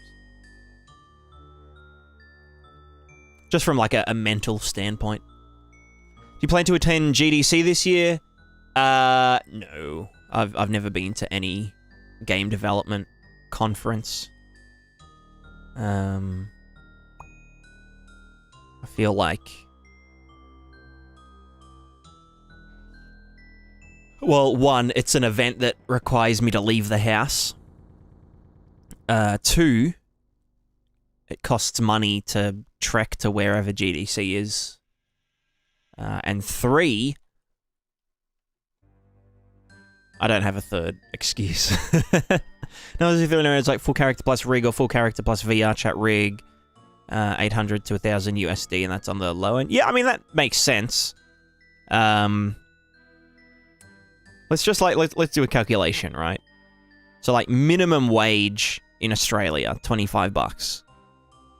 So like $1,000 divided by, well, okay, if it's, let's say $2,000 USD, or 2,000 Australian, by 25 per thing. No, how do I, fuck's sake, no, 2,000 divided by $25 an hour, 80 hours.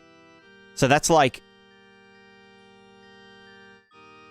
a week's worth of work if you're a workaholic. Kind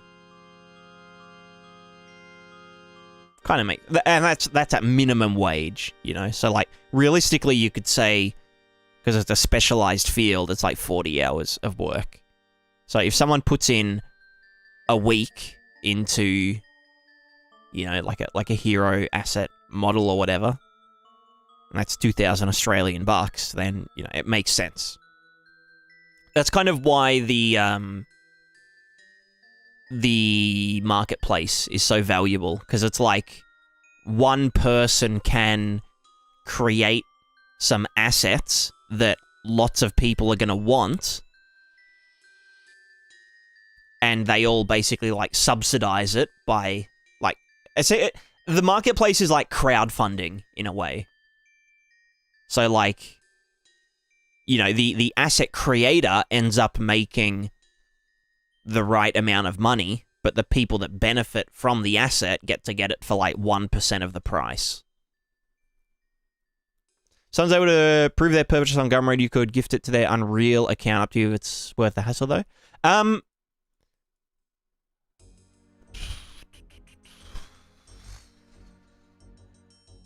I'd be happy to do that for some people if they're like, you know, stream goers and whatnot. It's just that, yeah, you could just gift it to someone else, theoretically, which I know people aren't really like that, but it kind of just opens it up to exploitation and whatnot. Which, I mean, you can do that anyway by just sending someone the zip folder. So, I don't know. I guess it's like, it's a per person kind of thing.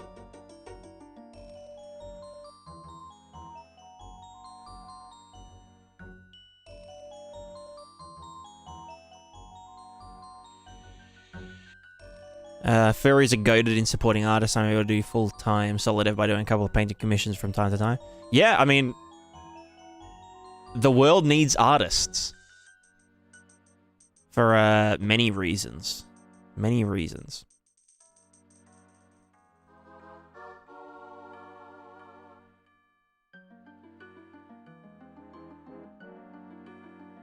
You're playing now. I've learned about the Humble Bundle. Yeah, true. Well, the Humble Bundle's only around for another 15 days, so you better get on it.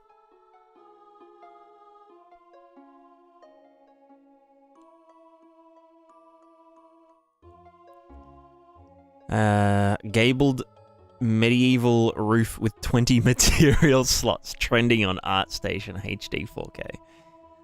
Fuck. That's lit. People put extra money after the fact with Gumroad if they deem it tip-worthy. Yeah. Oh, you mean like after they've bought it?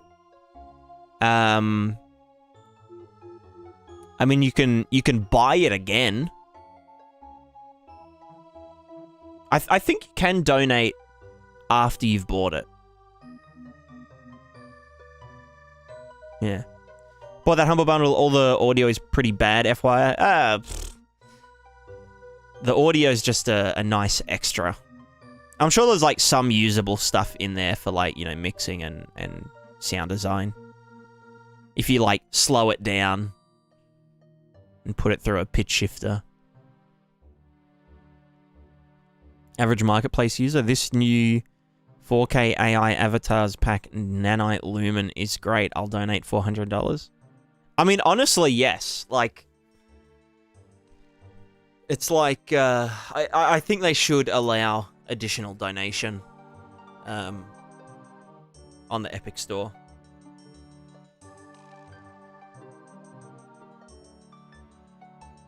Because, like, it's a win-win, you know? Like, people that have expendable income can donate extra to asset providers that they, you know, appreciate. Unreal get their 10% cut. Everyone wins.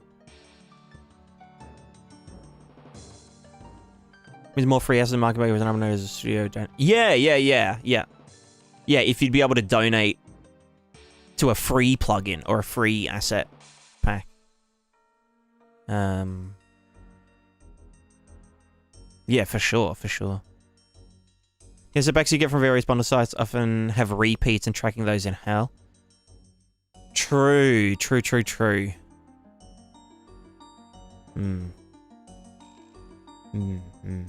The world needs me. Crying face. That's right. Needs no, but it shall be a lot less enjoyable world without artists. Yeah, I guess. I mean, in a weird way, a lot of science progression is fueled by artists in like a kind of roundabout way.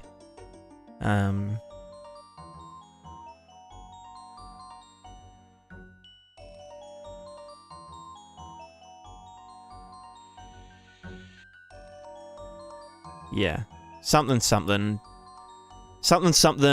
Artists are valuable. Something.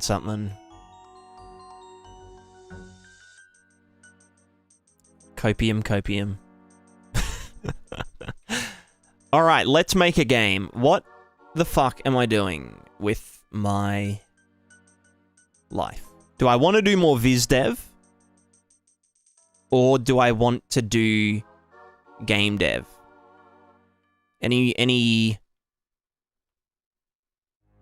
Or do I want to do planning dev? Do we want to do talk dev? We've got 3. Really started to learn about using text in game. Yeah, okay, yeah, no, that's what I was gonna do. I said that like 2 hours ago. You know, we're gonna go down that tangent now. Right now. Let's just open up a blueprint. And event graph. Okay, what do we have here? Can we, if I had a variable called texture, and this was a texture,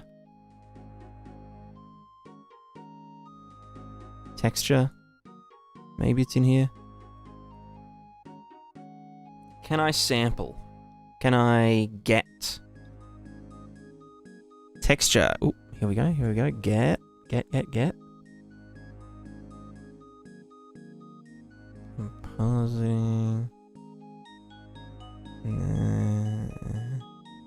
Just normal texture with sampling to do gameplay stuff like make the character move slower in mud. Exactly, yeah. Yeah, I'd be using it for like puddles and that kind of stuff. Because it's all just driven by noise textures. So this is just all the... What other texture classes are there? Texture sampler?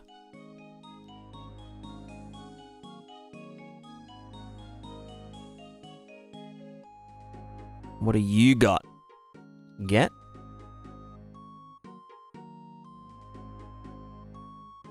Get.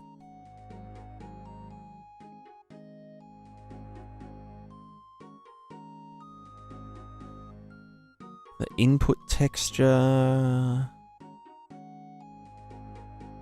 Get.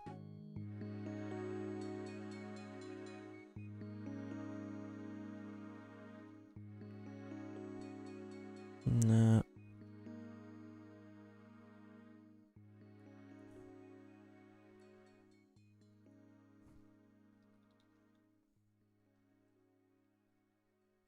I know you can do like render target, sample render target, or get. Maybe it's not here. Get. This is just all the asset info. No, maybe it's just render target. Not texture render target. Render target 2D, yeah. Right, this one has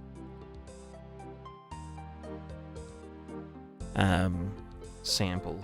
Well, no, what is it? Get? I don't fucking know. What's it called?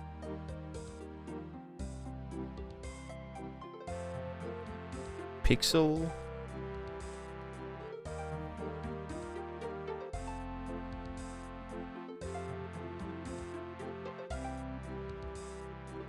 Unreal Engine texture in gameplay code.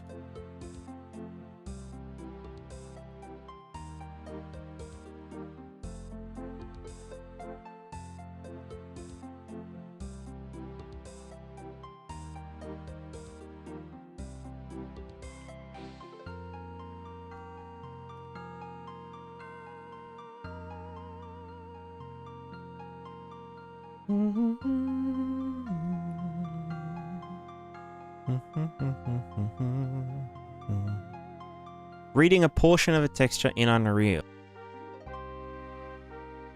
We're about to pogging. Read the pixels from a U texture 2D is not particularly difficult. Indeed, in this post. On Unreal Answer Hub. Resume? Almost perfectly how to do it. However, there are some points missing, and one could go in the case where called the raw image data lock read only will return null pointer. And then I was reading the pixels, moreover, potentially causes huge craft if the situation wasn't anticipated. Aspects and map 0 of the texture on the same resolution as 0. Access the bulk data of this map. Locking it to access the pixels, unlocking it. Why does it need to...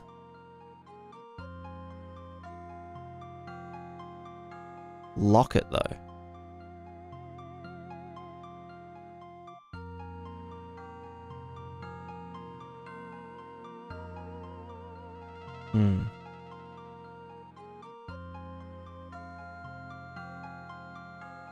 Memory copied from the GPU. Does one need to free it later, or is it taken care of?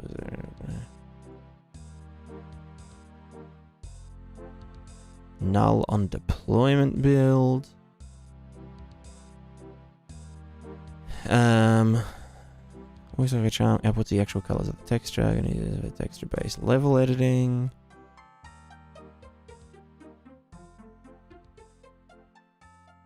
So what was the function called again?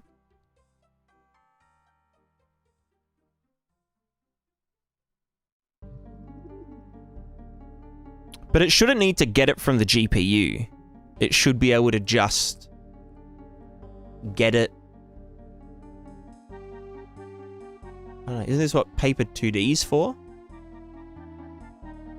Paper 2D. Can you... Yeah. Small question, do you recommend VS or Rider for Unreal CPP? Neither. I would recommend using Blueprint for everything, personally. But Visual Studio, I mean, it's good enough, but it is a bit shit. It's a bit shit.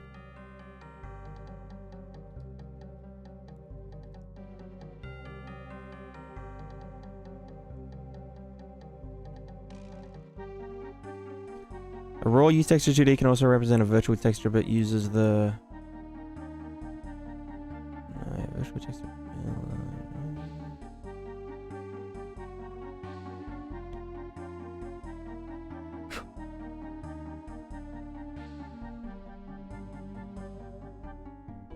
Yeah, you'd think you'd be able to... Sparse volume texture. Ooh.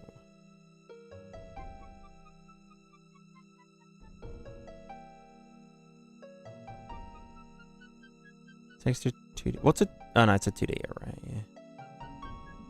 Yeah, you'd think it would be in here, like you'd be able to sample it or like get value. Like you can get all the properties of the asset, but not the actual, you know, get pixel, get value, get,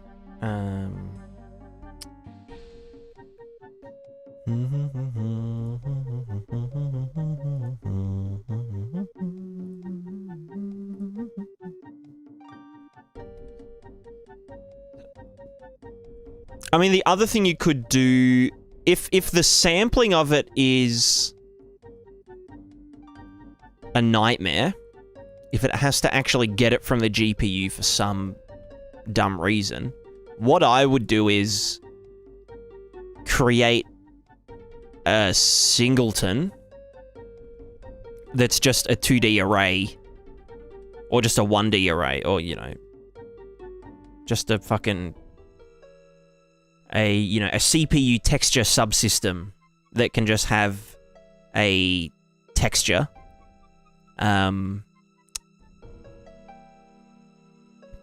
Well, just a, you know, a function that can get, you know, a name, like, you know, puddle mask, and then it's just an array of values, and then you can just sample from that array based on your position. But I feel like using the get value at, like, would it be? Let me just check. Does it return the index, or no? So it doesn't do any interpolation. For pixel color, blah blah blah. Do the job with the pixel.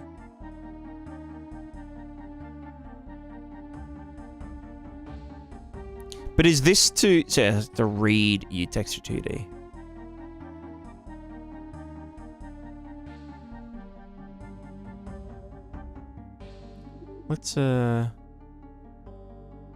Let's continue on. Do you have PaperDuty plugin installed that has sprite stuff in it?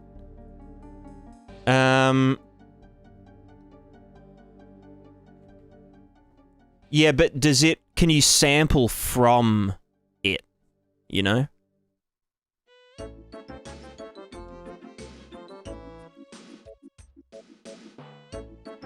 Like, what I want is to be able to get the pixel value of a texture in the CPU. So, like, if I have... like for example, this noise texture that goes between grass and dirt.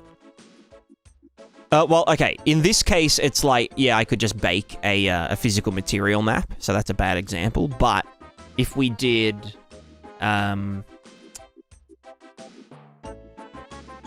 what's it called?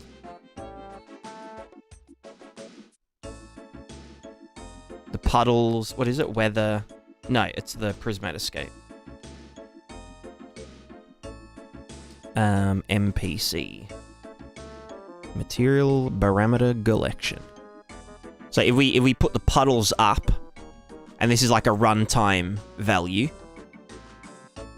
When you want to read RVT? No, because this changes at runtime. This doesn't get written to the RVT. This is all just deterministic. So, like, for the puddles, if I go here, and we... Whoop. So, okay, here's a puddle that isn't watered. So, yeah, you can see that we do the puddle stuff as such. And the reason that the boundaries of the puddles are correct. So we go to water RT, render, target, Prismatica escape. Here you go. So the reason that this knows where the water is... Why is that not getting the slope stuff? It's kind of odd. Anyway, it's because we use the same puddles noise texture, like everywhere. So in the Niagara system, we use the same texture at the same tiling size, and that's how we know where the puddle boundaries are and whatnot. So it's like just coincidental between them. There's no actual writing of this noise texture from one to the other. They both just know that this is the texture, this is the tiling size, this is the location. It's the same way you do like a buoyancy system, where like you would replicate the shader code on the CPU, maybe without all the really fine ripples and stuff. And then you can just guesstimate, you know, if I was at this location, what would the height from the base water layer be? And that's how you do buoyancy that matches up with the thingamajig.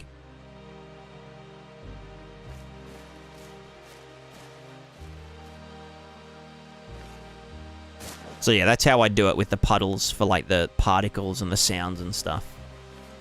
But I'd need access to this noise texture to begin with, to be able to sample it. So that's the issue. So I just need a function that can get a static texture and just be like, hey, what's the pixel value at this point? And then go from there.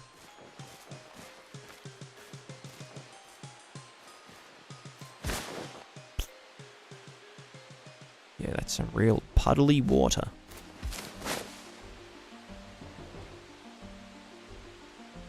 Although I actually want to figure out why the corners, not the corners, what are they called? The slopes aren't thingoing properly.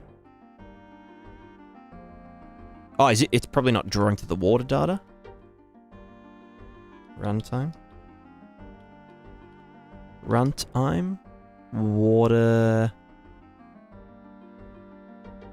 Wait, what?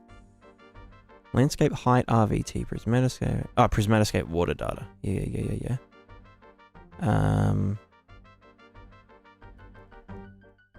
Runtime. Virtual texture volume.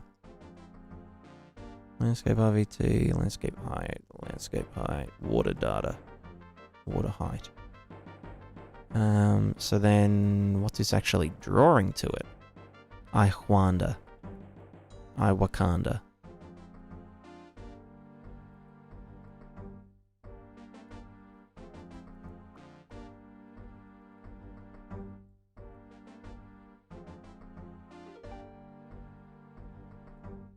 Here we go. Is it? I think it's the specular channel, right? Auto grass cliff. Do the things. No, that's to hide the puddle inclusion exclusion mask.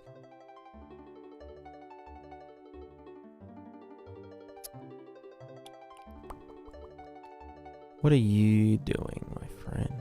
Show me what you does do. Is it the roughness or the specular that I use in the Niagara? If you wanted the characters to move faster where snow's already trampled, how would you do it? I wouldn't. Or I'd do it in parallel, so I'd just spawn like a spline that says this is where snow is already trampled. And then if they collide with that, then we know that, you know, we know that they can move faster through the snow. Which I'd probably be generating splines anyway for like long-term deformation stuff. You know. Potentially. Potential. So it's gradually been going with the project. I've had an eye since you started 3 years ago. It looks awesome. Thank you. Thank you. Thank you very much.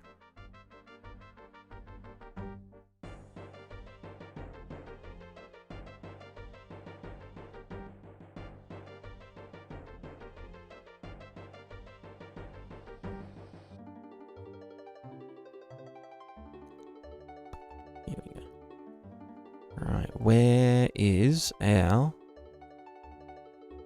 sample poodles? We get roughness, we do a thing. We go into the negatory. Because we then add that to this.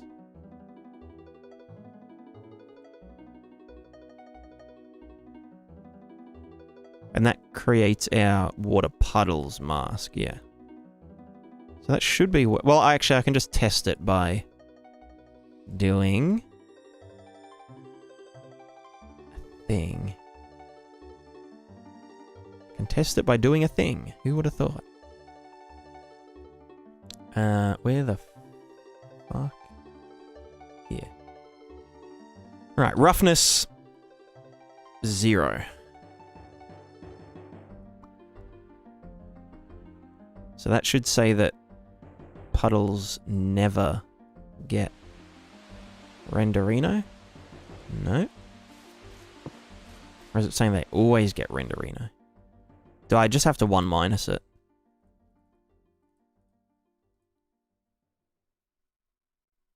Because it was getting subtracted, wasn't it? Yeah. No.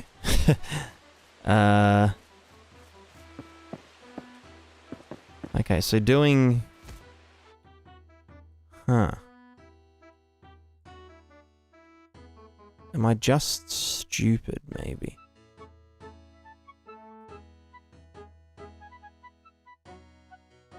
So we're offsetting it and multiplying it. That. And then... that plus the puddle's value. And then use that as a height lerp to then do this to then put into the dude. We're also adding the... Oh, right, the you know what I mean?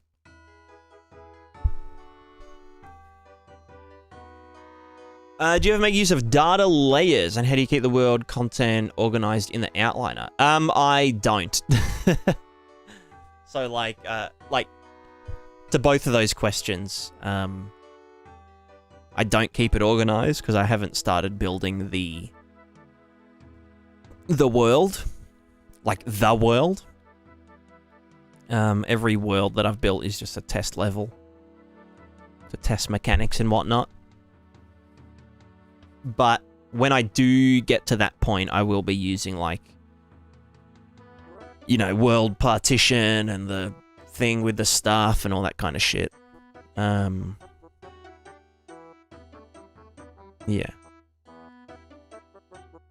Yeah. So it'll be a lot more organized.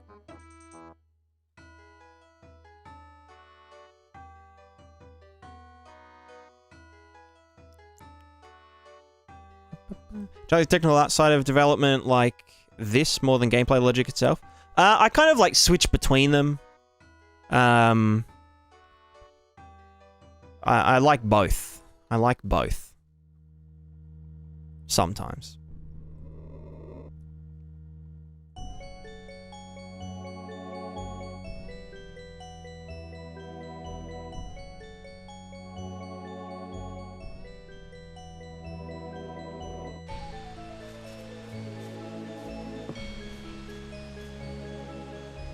Yeah, I feel like I've dicked this up somehow.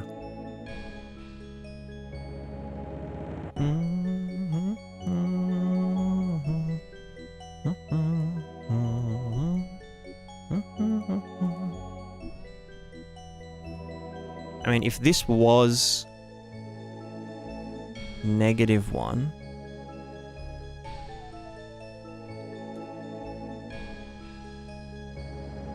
meaning that it's fully do not do this. Then, how does that look in our dude? Then we get no anything. No nothing.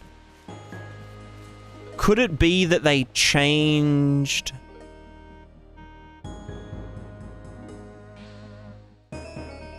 the sample RVT to be linear instead of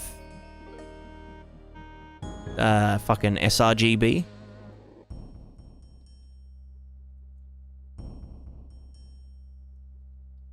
Potential.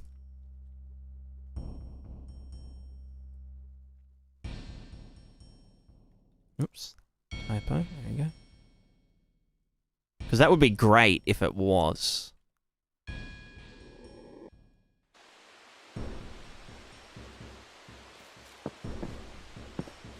Interesting.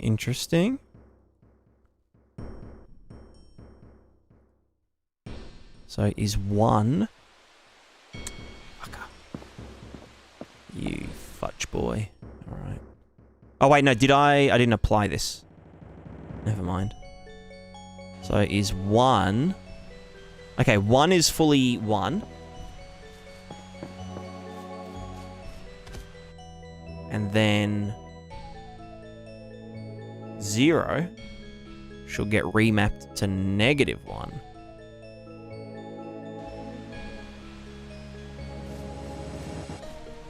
Huh. If I did 0.5, would it be exactly just puddles? God, I fucking hope they've fixed this. That would be so good. Interesting. Right.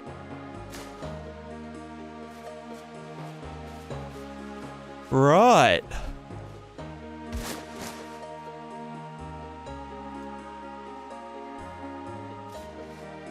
Right, so Niagara RVT sample now samples as linear color.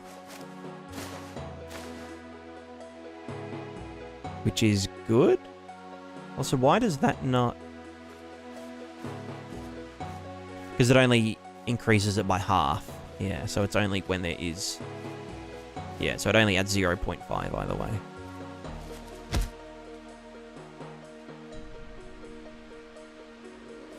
Although, I'm pretty sure it's the wrong way around. Hold on. This puddle here... I'm here. That looks like a white zone. Let me try over here. No, that's a... white zone. Probably just need to... Oh, but it's without the noise pattern, yeah. So we'd probably want to, like, increase the contrast over here a bit. And then that gets clamped, and that gets added to the dude, yeah. Because we want to give it a bit of a bias.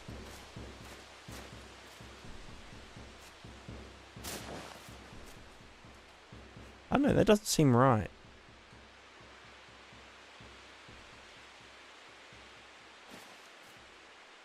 Like, why is there a puddle here, but... I mean, it might be more obvious if we actually input this to the.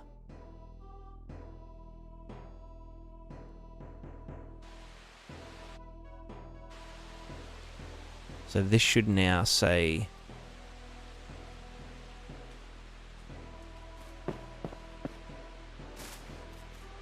that is not ideal. Where are my damned puddles? Or is it this? Is that the inverse? Are we saying that?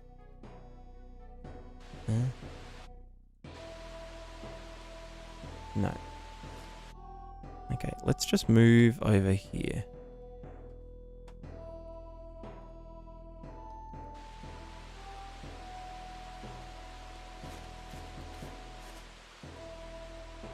Okay, well, we definitely need to figure out what the fuck's going on.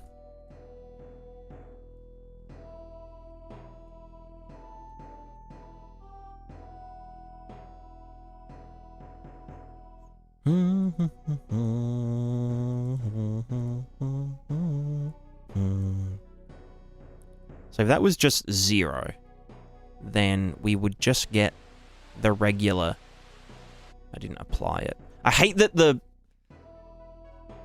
Niagara scratch pads, you have to click apply as well as compile. Really annoying. Okay, so now it's just always... It's always go time.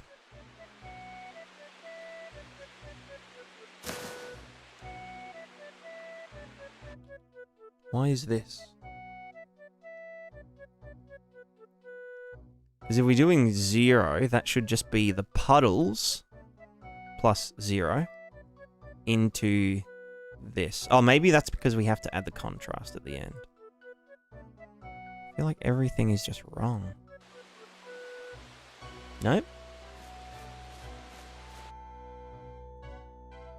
Have I, like, cocked something up? Cloud noise, yep. Order data, yep. Tiling size, 3000, yep. Puddles, yep.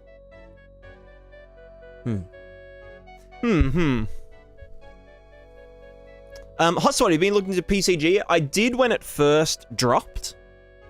I gave it like a bit of a tickle. Kind of knowing that it was, you know, still going to be developed and whatnot. So I didn't go super deep into it, but I think it's pretty cool. I think it's pretty cool.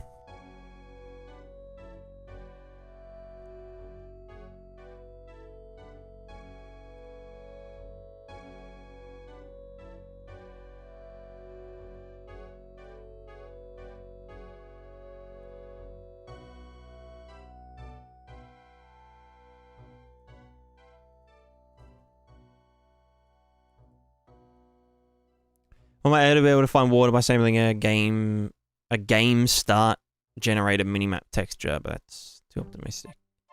I feel like if it was like a one-off, because like yeah, again, my idea of generating just a 2D array from a texture. So like if sampling a texture is really expensive, then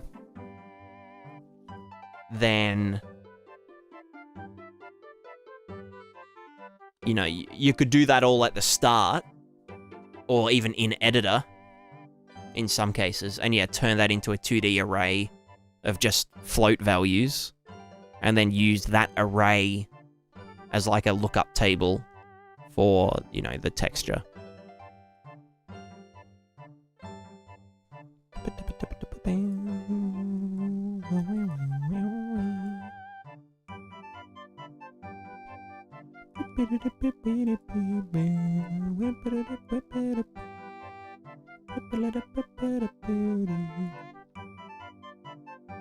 Puddles 0.75. Maybe it's just that the puddles are not right.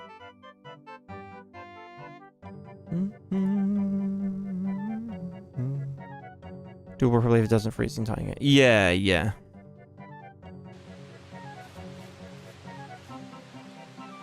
Okay, what the frick is going on here? How did this break? Can you give me a tutorial on how to be as positive and enthusiastic as you are? No. That's a secret. It's not really. It's, I just enjoy what I do. And I'm very privileged to be able to do what I enjoy as often as I do.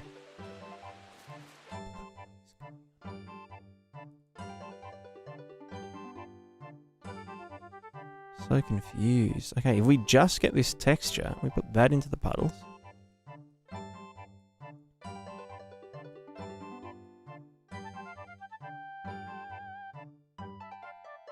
Coffee and antidepressant? Yeah, exactly, exactly. That is exactly right. Okay, so this is... Yes. Right, so the texture's fine. Do you know how the blueprint material and texture nodes plug in base Unreal? Since I've edited only nodes for reading textures and render targets. I do now.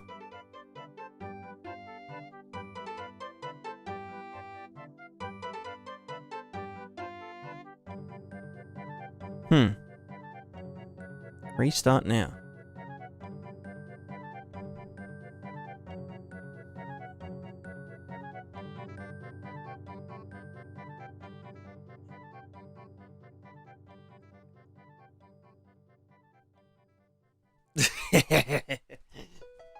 Unlimited power.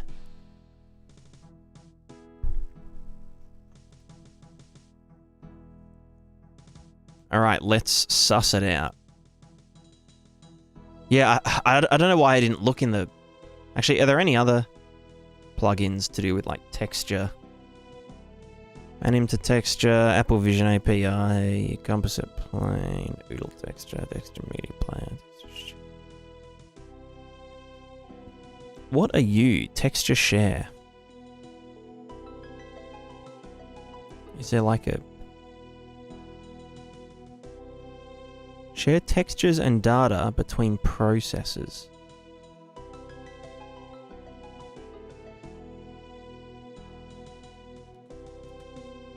What does that even mean? Texture share item is a container that has a pointer to DirectX texture and auxiliary buffers. Loading the page. Alright, here we go. Efficiently sends and receives GPU data between processes by bypassing the CPU and its expensive memory copy operation by keeping the data stored in GPU memory. Examples of shared data include GPU textures, projection and camera matrices, depth buffers. Texture share supports synchronization mechanisms and throw barriers to ensure coherency between applications. Blah, blah, blah, blah, blah. Sounds like I don't need it.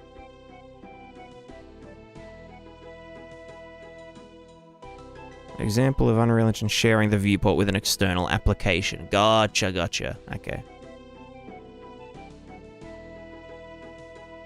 Yeah, no, that ain't it.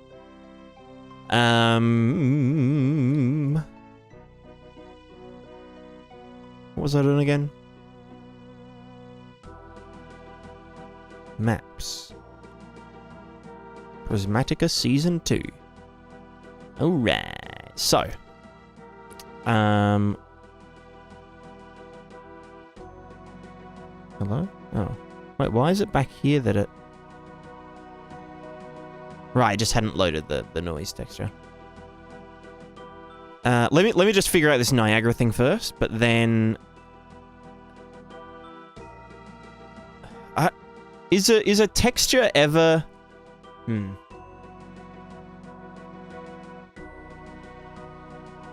What the fuck? Where's my... There it is. Unreal Engine.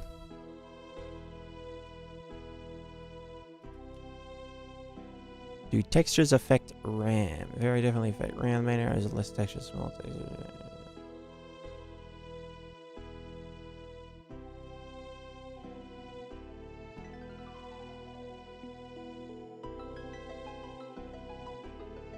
But like in gameplay, does a texture that's in use exist in, like I understand in the editor, a texture should exist in RAM. But like in a packaged game, does a texture ever exist in RAM, or does it just live in VRAM? Or does it get, like, transferred from RAM to VRAM or some shit? Do you know what I mean? Like, is that why reading from a dude with the stuff Does anyone follow what I mean? Any knowers? Any knowers in the chat?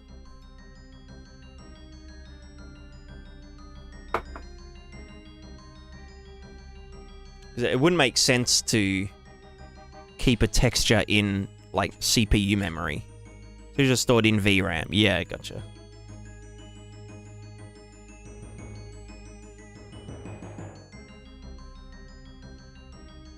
Should just be VRAM. Yeah. And I guess, yeah, in the editor, the reason the editor uses so much more RAM than a packaged game is because it will store textures in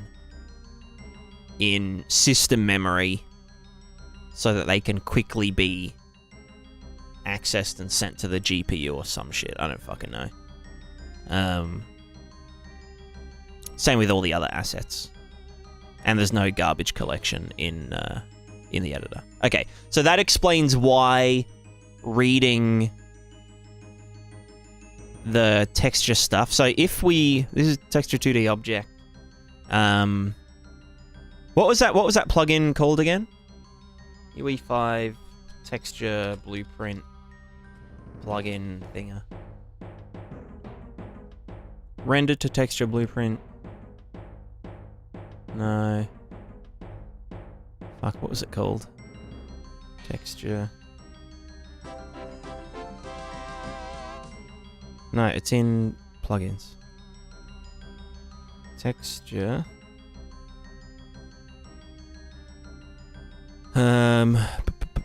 Blueprint material and texture nodes. That blueprint editor. Blueprint material.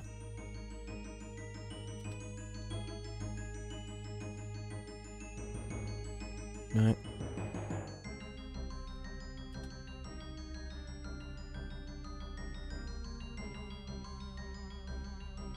Yeah, what's it even? Oh, I probably can't do it in an actor, right?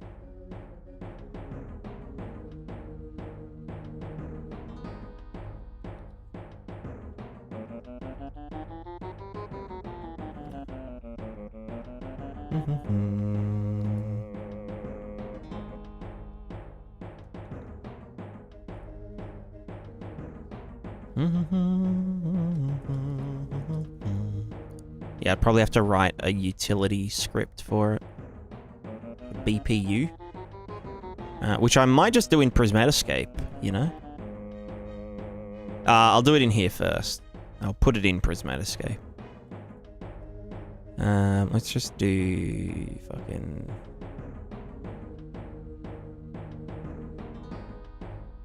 What's it in again? Where's editor utilities? Here we go. Editor utility blueprint. Editor utility.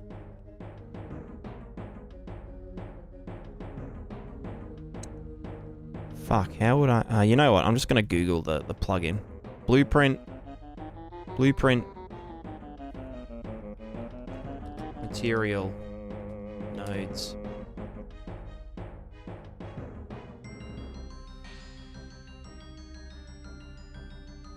Blueprint material plugin?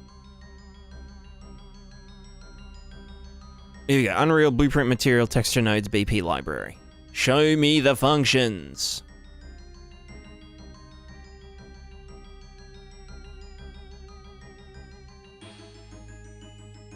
Wow. Great documentation. Really good documentation. Alright. Create. Material instance constant. Editor only. Okay, render target sample, rectangle, editor only. Sample is an array of values from render target 2D.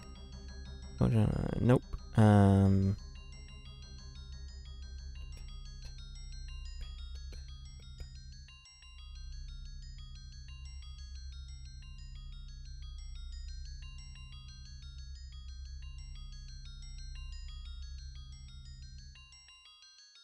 Seems like this is just things that can just change the parameters of the assets rather than... Oh, texture 2D sample UV edit. Samples a texel from a texture 2D with vector displacement compression. Hell yeah. Texture 2D. Sample UV. Editor only. Texture 2D. Fuck it. Can I just do it in... I'd want to do it beforehand, like in editor. So yeah, I guess a utility.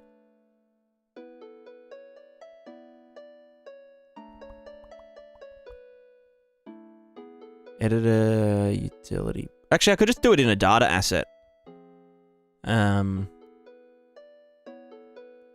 Blueprint class. Data ass. Sorry, primary data ass.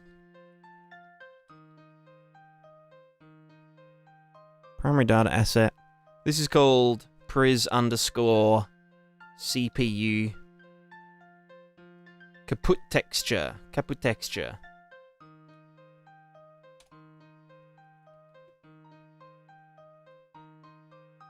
And then this is going to be all the values and shit. But then we can have a generate function called generate CPU texture. And then we'd have a sample CPU texture, blah, blah, blah. So if we have the variable, which is the GPU texture, which is a texture 2D.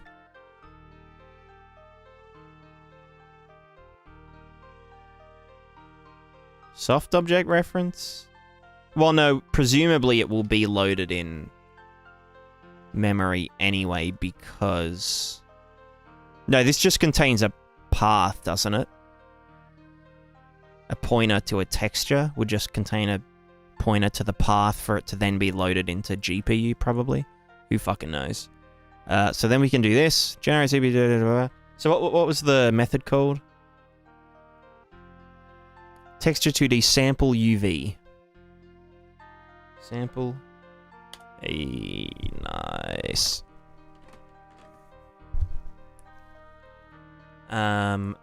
Yeah, this is... Okay, this is lit. So then we could sample it at a lower resolution if we wanted. UV list. What the fuck are you? Make geometry script UV list. Huh? Is this all part of fucking geometry script library texture map functions? Wait, is this not the right one?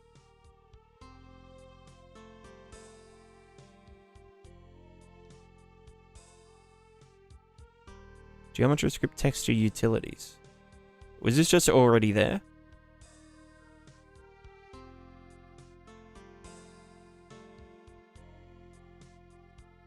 Anyway. Maybe they've moved it. Or some shit.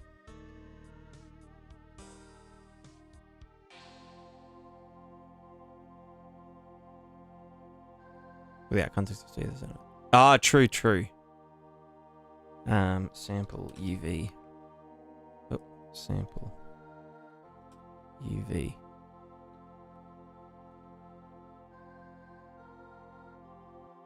That's still geometry script library. What about sample?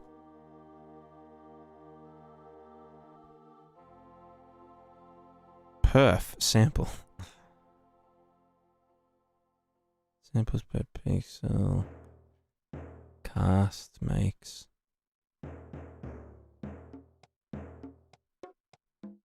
Yeah. Well, I mean, this is fine anyway. What's UV list? I would need to, like...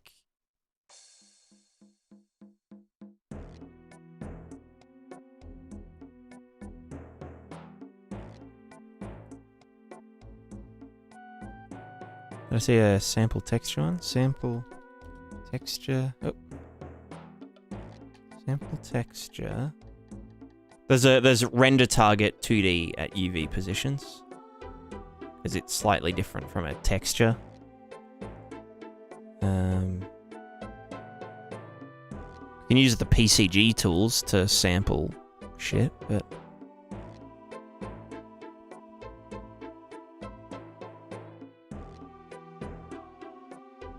Yeah, no, this is fine.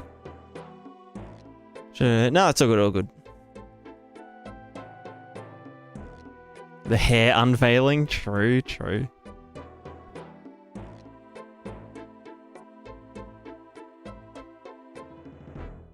So we'd want to do a thing. We'd need a method to generate our array, and then we just need a method to look up the array.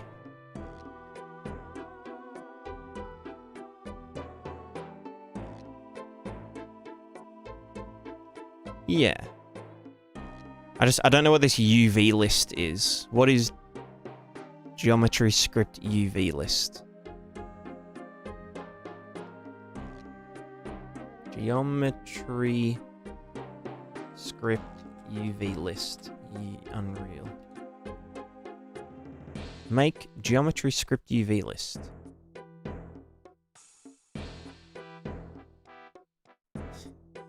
Wow. So useful. A node that adds a create geometry from its members. Okay, well, fucking fuck. What about make? Or just look up UV list. List util set UV list item UV list index new UV. The UV is 0, 0, and I can just use the offset here to... Right?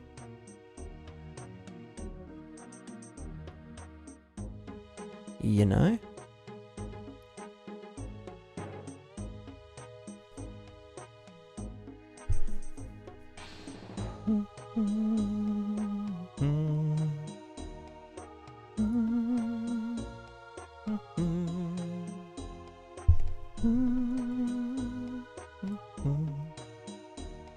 Often do a find all and see if solution, find a blueprint's function name, find what it does. Yeah, true, true. I think this is fine. I just want to... I can use a breakpoint anyway. It's all good. So GPU texture default is going to be the cloud Prismatica cloud noise. Cloud noise. Yeah. And then the color list. Color list. Oh, just show me the context shit. Color list is a fucking geometry script.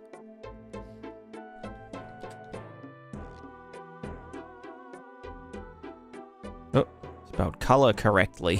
Whoops. Color list. Get color list.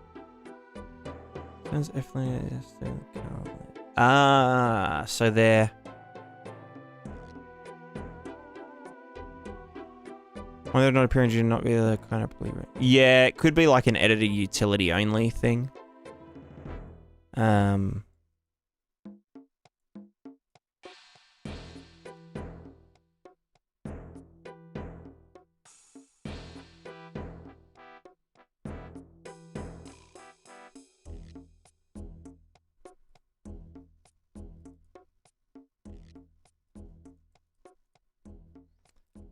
What's the, if we had a texture?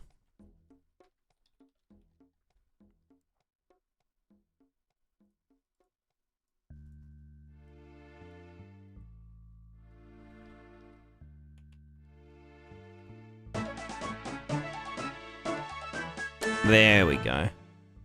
And that will then return a doodad. But that can only be done in the editor utility, which means I'd have to do a thing that then creates it on the data asset, which isn't too bad. Color equals a true spelling? Exactly, exactly. Also, Parzival, thank you very much for the Prime sub. Very appreciated. Very appreciated.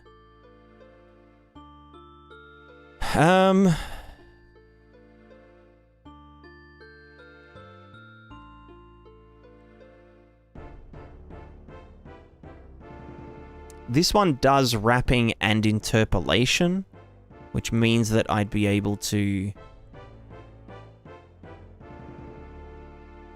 At UV positions...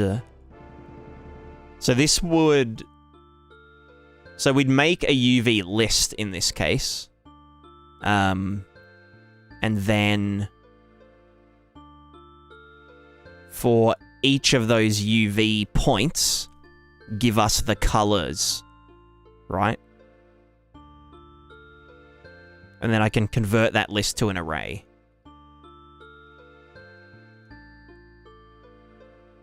Because the main thing is that this would use bilinear sampling. So that we could get a 2K texture, but convert it to a 256 by 256 array. Convert array to UV list is function? Okay, yeah.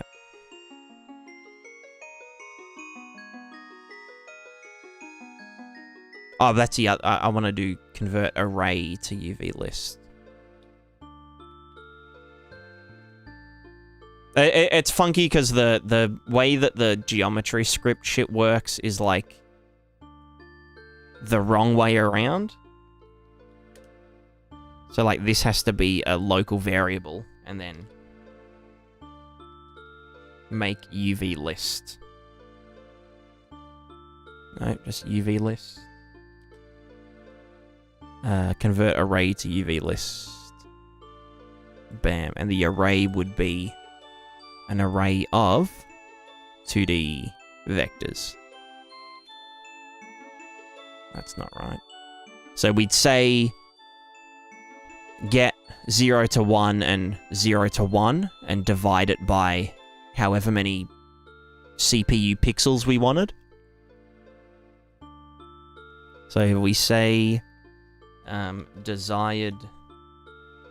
Not even desired, we just say CPU resolution as an integer.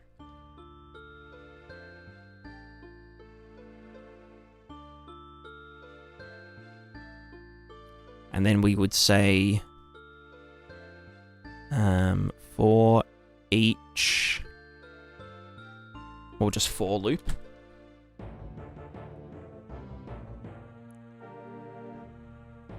So we'd want, and then on completed, we do this.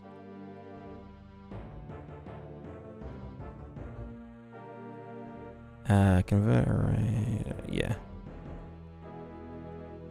So that would go here. So we're making the array first. That's a local boy. This is our UV coords to sampler. Cool. And then we just want to add. Not as, we want to add. Add.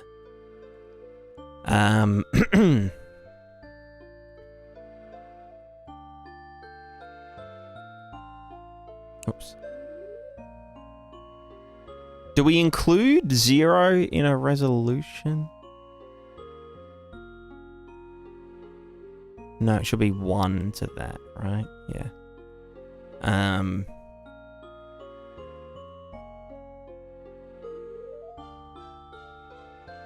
It would be a double loop.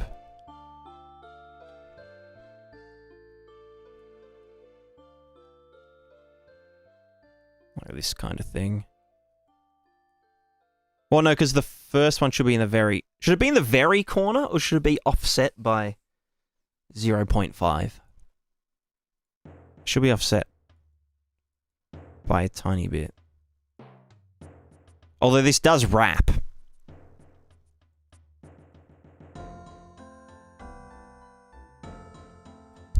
It depends then where we sample it in the array then. Although it won't have bilinear sampling and shit, it'll just be raw. It's fucking raw!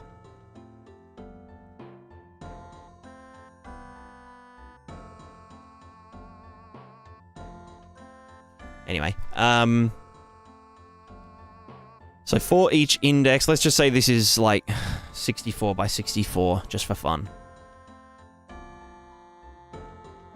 we want to loop within a loop, index x coord divided by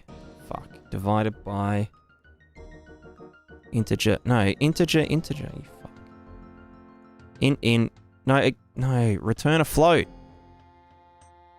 Fuck. I'm just gonna have to bring back the shitty, what's it called? Type promotion? Enable type promotion, yeah, whatever.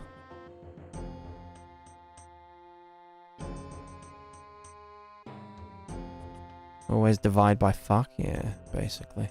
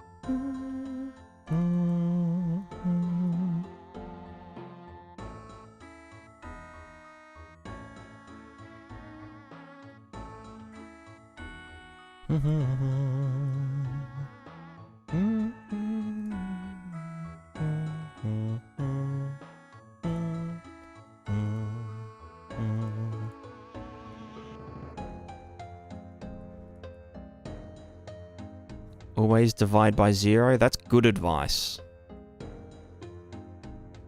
Great advice. What am I doing? I am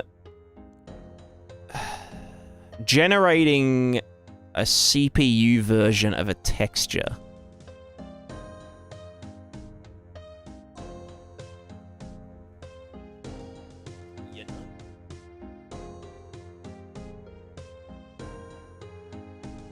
Of a static texture, I mean. Last way to close the game. Well, Unreal handles dividing by 0 very well. Just returns the maximum number instead of infinity or undefined. Right, so for each x, for each y, do the CPU resolution so that, hold on, divide, so 0, well no, 1 divided by CPU resolution. Should it be getting offset by 0.5?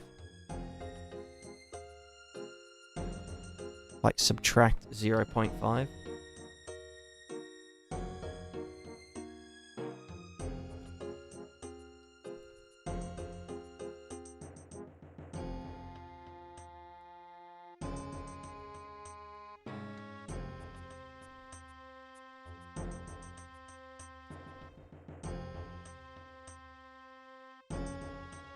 No, fuck you. What's CPU texture for? It'll just be useful for things like,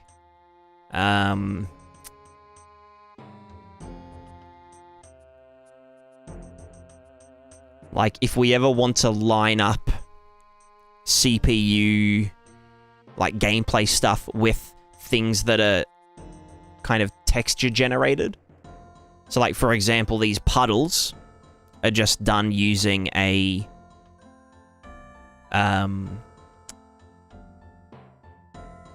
texture.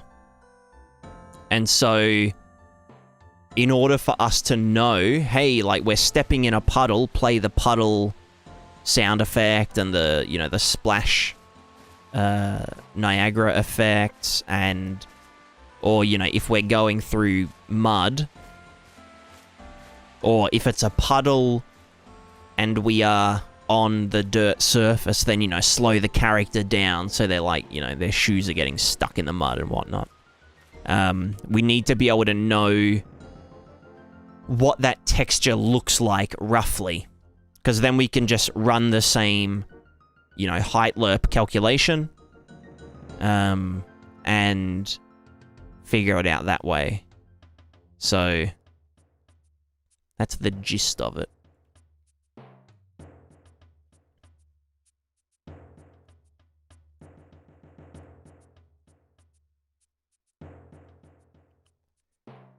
Could use material masks in the material.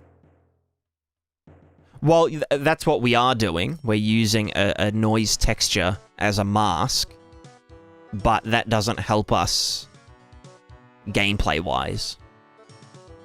And the last thing that we want to do is to what's it called? Physical masks. So physical masks would work for static things, like, you know, these dirt bits. We could just say, you know, this is grass, this is dirt, because that all gets pre-computed.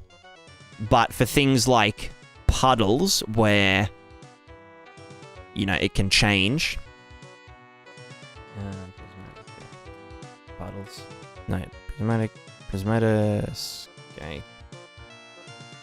NPC. Yeah, so for things like puddles where it's like completely variable, we'd need to check it, you know, check what is the global puddles value, and then check where is the noise texture, and if this is the puddles value, then what would the thing be? Like, what would the value be? If this was like the slope and all that kind of stuff. Because you can't have... the physical material masks are weighted. So you can't have, like... You know... like... You can't have dirt and grass in the same place. If that makes sense. Or you can't say, like, you know... Yeah, it can't change at runtime either. That's the thing. And then also I'd need to be like, okay, we have physical material dirt. We have physical material dirt sort of wet, you know, half muddy. And then we have physical material dirt fully wet, and have all the different things. Whereas if I do it this way, we can have, like, fall off and intensity and that kind of thing. So, yeah. The other place it would be useful is, like, let's say you're doing a wind system. So you've got, like, wind waves in your material that are just using, like, sine waves and whatnot. But then you're distorting those sine waves by a big noise texture, so that the wind waves aren't, like, just purely sinusoidal. They've got, like, a bit of jiggle to them and whatnot. You could copy that sine wave generation in on the CPU side, like you would with, like, a buoyancy system, so that then, you know, your character could react to big gusts of wind, like, per wind wave. But then you could also make it even more accurate by using that noise texture and being like, you know, and so then it would match perfectly with, like, the wind waves of the grass and the foliage and all that kind of shit. Not just on a global scale, but on, like, it'd be accurate. And then you could use that value to drive things like bone jiggle. So you could, like, inadvertently, you know, do animations with the GPU wind. And then the same thing with a buoyancy system. If you had waves that were broken up by a noise, like a macro noise texture, then your buoyancy system could also take that into account. Although waves tend to be purely, like, not noisy, you know.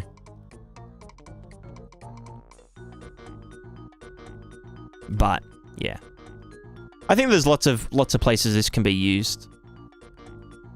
For sure, for sure. For real, for real.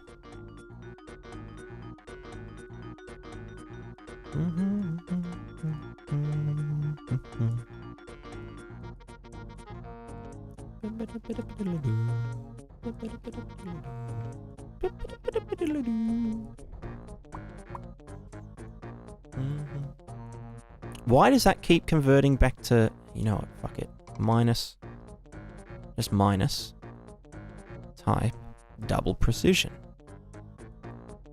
And then no, fuck up, divide, no, double precision, what the fuck? Why do you keep, alright, fuck it, I'm gonna do to float here.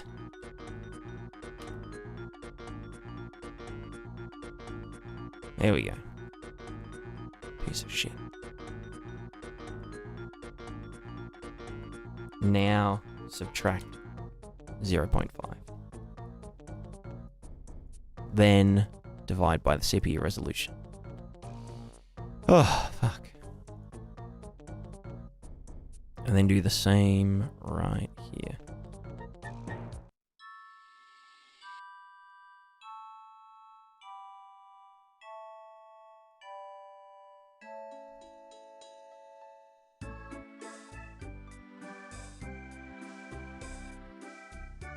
Cool. Right, so that's going to give us all our UV coords to sample. We're then going to convert that array into a UV list. Bam. Sample options. Don't care. Wrap, yes. Bilinear filtering. Cool. Then our color list. Convert color list to array. And this is our array of linear colors. And then we want to do a for each. And because I probably just want this to be floats. Just for memory's sake.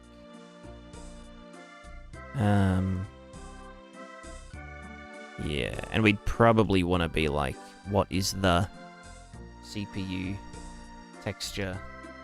Or like the color channel to sample.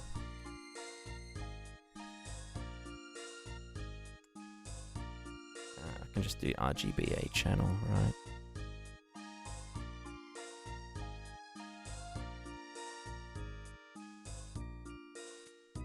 What is the on refresh event in Prismatica Manager? It's just the on refresh for the data assets. It gets called when a data asset, like one of the style data assets, values get changed. And I just couldn't be bothered typing properly. There's heaps of stuff like that in the plugin that are just funny names and whatnot.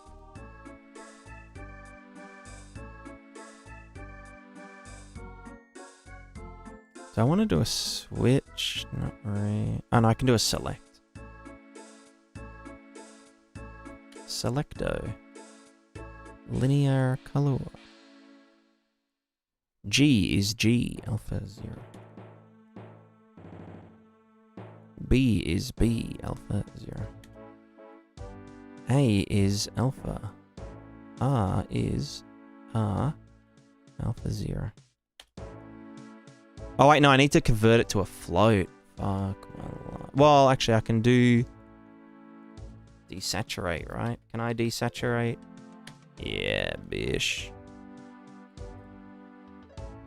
Is that a... no, you know what? I can just break and add. just sum them all. So they should all be 0 after we multiply. Yeah, hold on. We're going to multiply you by this. So we're going to get the channel from it. Then we're going to get this. Oh god, what the fuck have I done?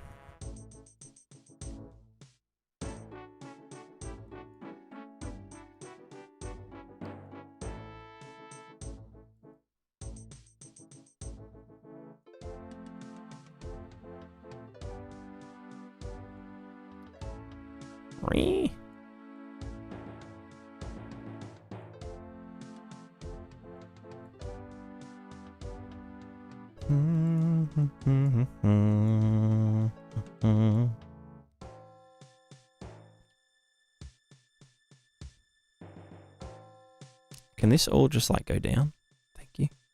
All right, so then we want to do the final array. Variables, CPU, texture, float, array.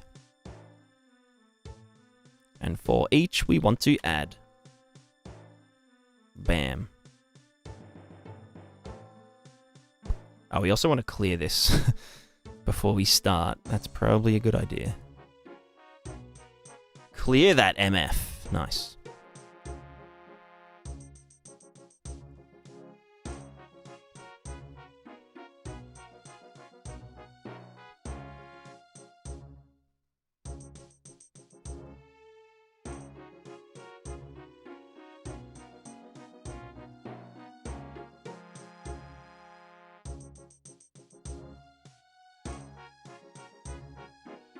Right. So by now we should have our CPU texture array. If we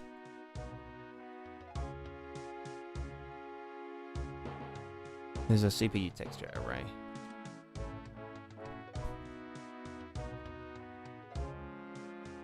Right, so if I make a data asset, so we can get rid of that editor utility.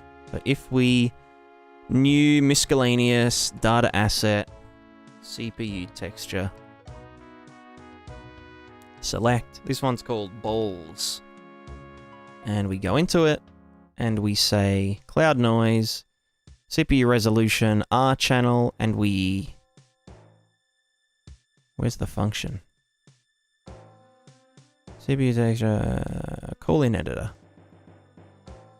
And we go to here, generate CPU texture. We now have 4,000 array elements. And that looks, you know, looks noisy to me. You know what I'm saying? Sweet. Right. Now what? Fuck, that's a lot of... I mean, that's not that much, right? How much is 4,000 floats?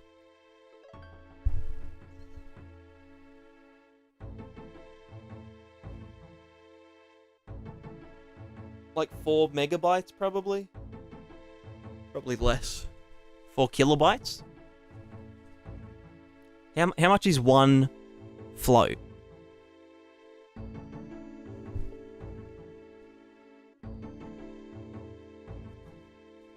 Also, I'd probably want to rewrite this in C++. Maybe. Mm-hmm.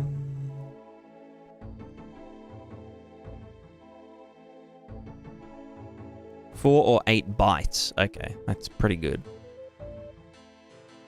Let's try it with a different texture. Hair, opacity, blah, blah, blah. Generate. We get heaps of zeros. We should get some, yeah, some big boys. Oh, wait, was that above? I feel like one of them was above 0. Above 1, sorry. Oh, no, it's just 0 point something, something. Yeah, cool. Use doubles by default. Yeah. 1,000 floats 8 kilobytes. So 4,000 would be 32 kilobytes. It's pretty good. About as much as the texture one channel. Yeah. Although textures are usually... Well, textures are compressed and also not usually 32-bit.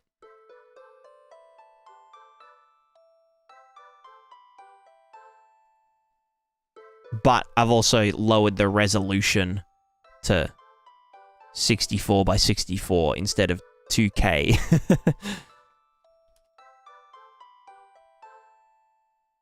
See if I can crash the engine by doing a 1K.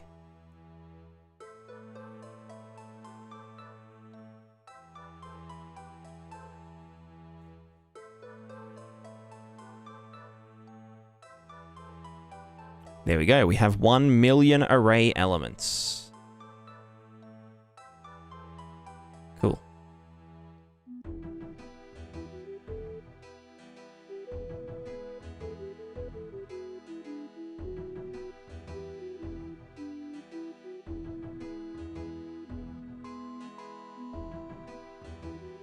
So yeah, we probably don't want to go that detailed, you know. The less, the better. I think 60... what's double 64? 128. What's 128 give us? Let's go noise. Prismatica.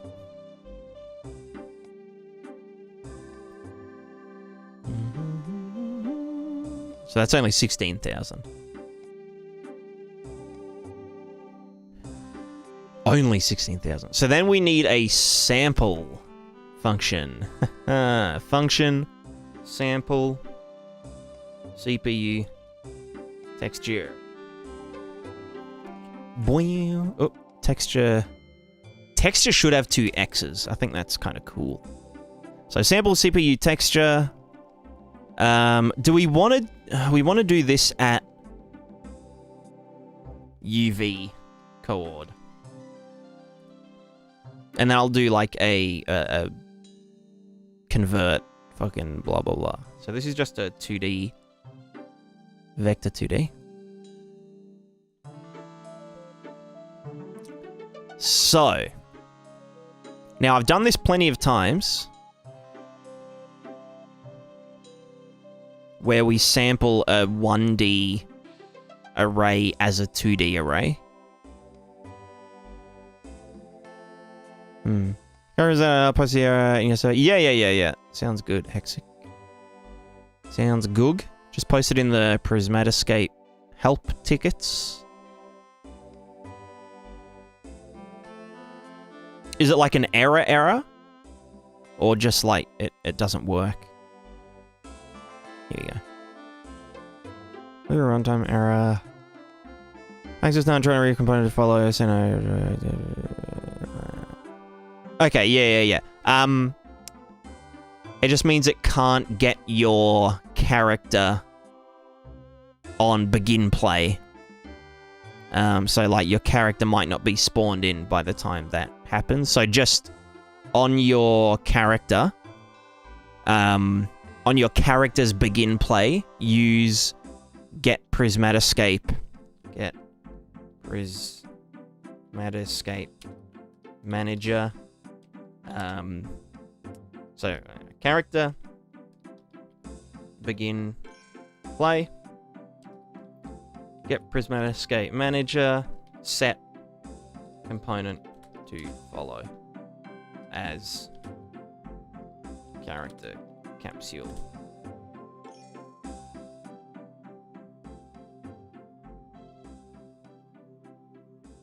Or just, you could use get root component if you wanted to, but it's probably better to just use the capsule. I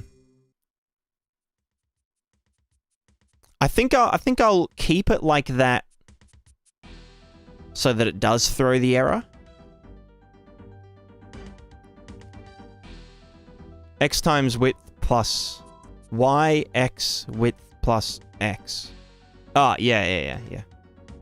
So UV coord is 0 to 1. We know the resolution.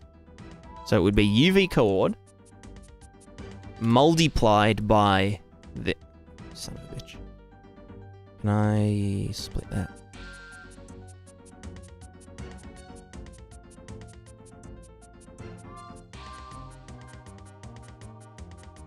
And then I want a floor. And then subtract 0.5.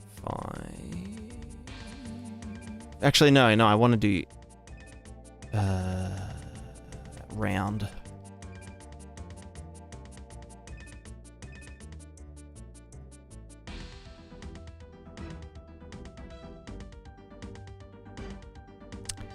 Yeah, true. I think... So I've put heaps of breakpoints in the plugin for like, you know, oh, you don't have this actor in the level and you should. But I don't think breakpoints... I think breakpoints are stored per, like, editor. Like in editor config files or some shit. Not, like, per blueprint. Which makes sense, but it would be nice if you could hard code a breakpoint in to a plugin. Using a cert. Yeah, I guess. Yeah.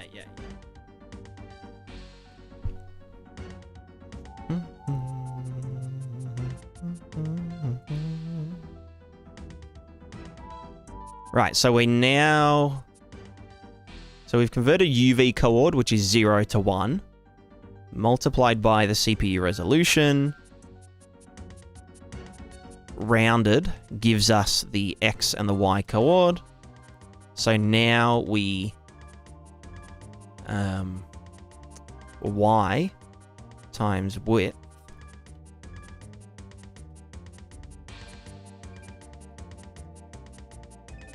plus X. And that gives us the array, the integer to look up. So then we just get. We get a copy, probably. And just return. Float, bam, that, there.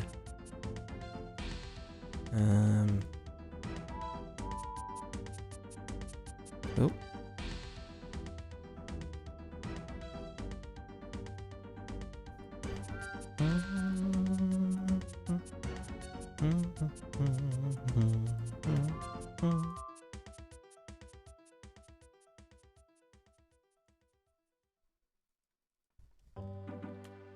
Cool. So, if I have an actor called Dickon Bowles, put that in the world, and I'm just going to say event graph, variable, CPU text, CPU texture, bam, get, sample, CPU texture, and we're just going to say on begin play, delay for a second, whatever. We want to do a for loop.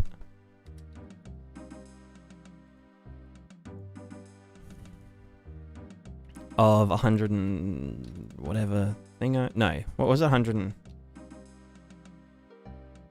Well, no, it can just be any arbitrary dude. So we can just do an 100 by 100 square.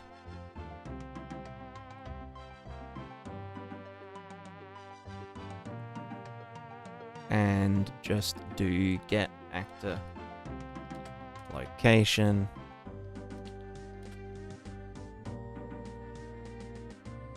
And just do...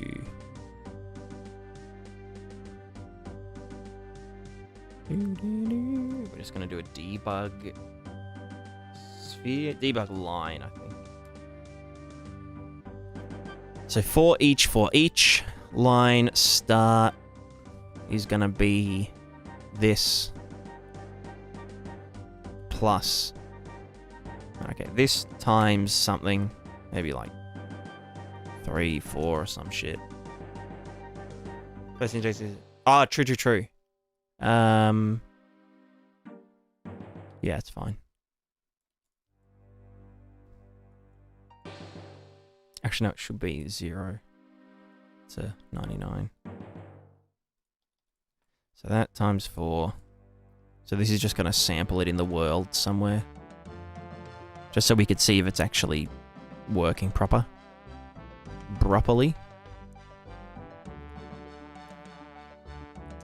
XY plus X and Y. Let's make some... What the fuck is that? Make vector. What do you mean make vector net quantize? What the fuck is wrong with you? Make vector.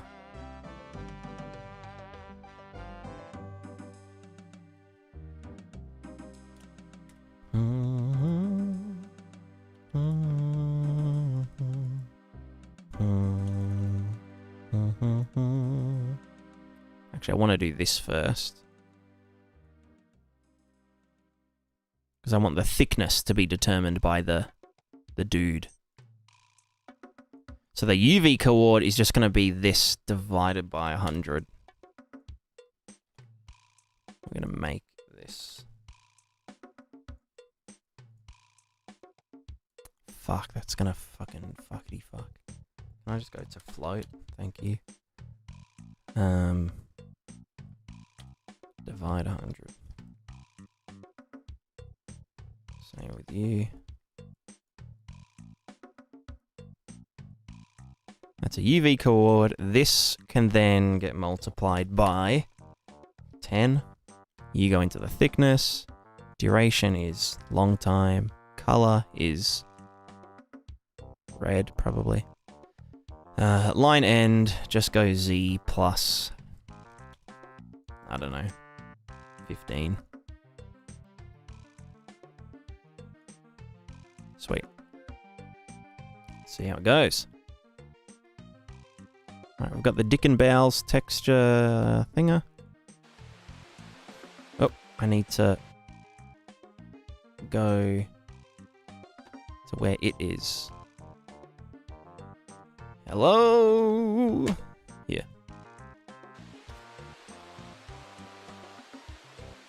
I've got something wrong. I've done something wrong. What have I done? Ah. Haha. Haha, XD.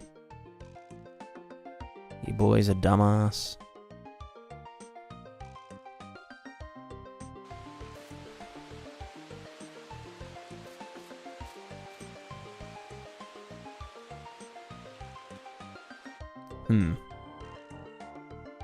Space them out a bit more. Ah, this CPU texture didn't have a value, so they were all returning 0. So now let's see how it goes. There we go. That looks like a noise texture. It'd be nice to do bilinear sampling, but I don't think it'll be needed for what we're using it for. Now, obviously, I need to convert the world space to UV space. That's pretty easy.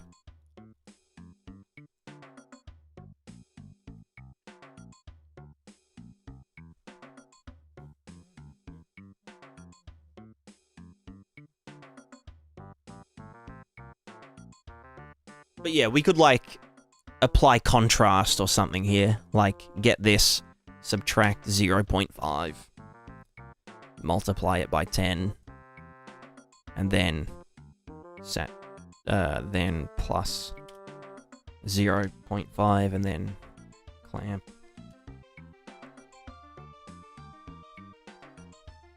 And then multiply by thick.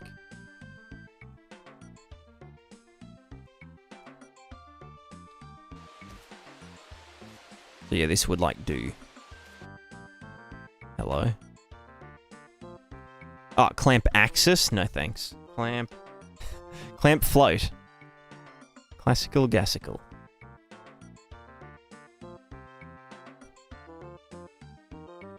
Debug lines for 3D space comic book dithering. Yeah, maybe not. There we go. So that's contra.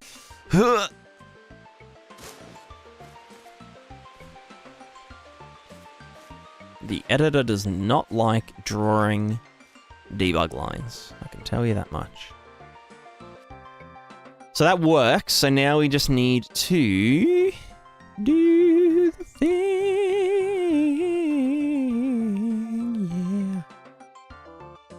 Yeah. Sample CPU texture. So we want to do a sample CPU texture at location. So, we need a tiling. Sample. Sample.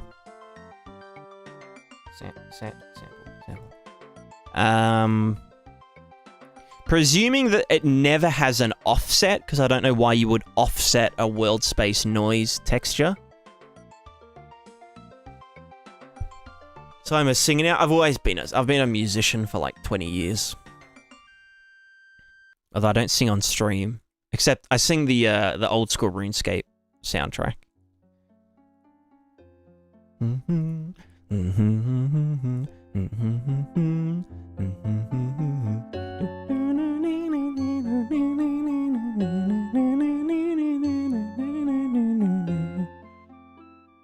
there anything you don't know how to do?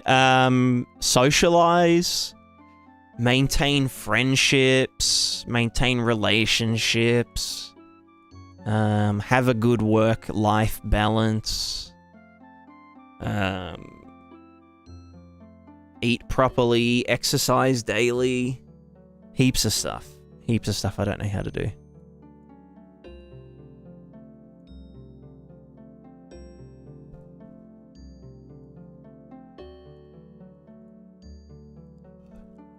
It's okay, me too. Yeah, fair enough. I think most people in this chat are probably in the same boat.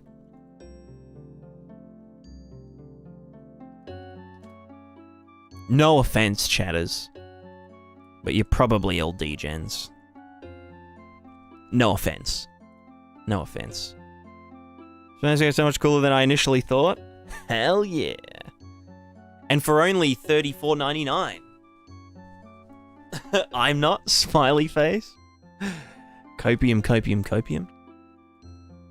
Have ideas that I'm going to do with it? Hell yeah. Infinite possibilities.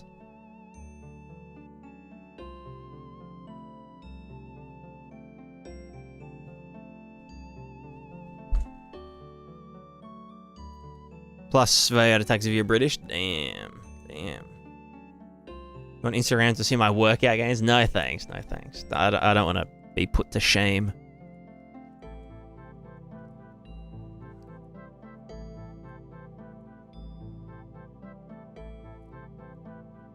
A tech artist making plugins now instead of making plugins are his version of being stuck in the mud, spinning his tires. But the tire tracks are so beautiful. You know what? It's kind of accurate. That is kind of accurate.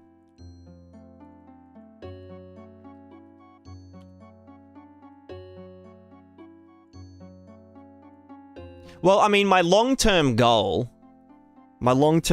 is to open source the project so people can learn from it. So, like, most things that I write will be pluginified. I think that's kind of based, you know?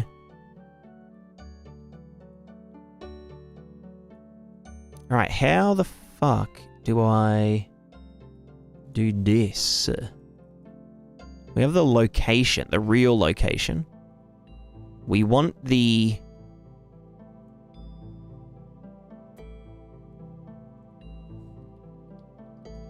texture tiling. Scale? Texture tile size. which is a float. This is...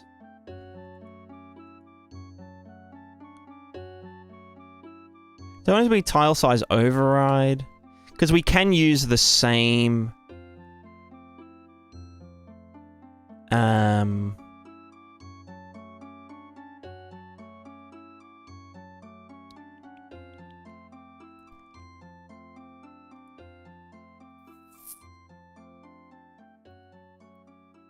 I might just make it fixed in here.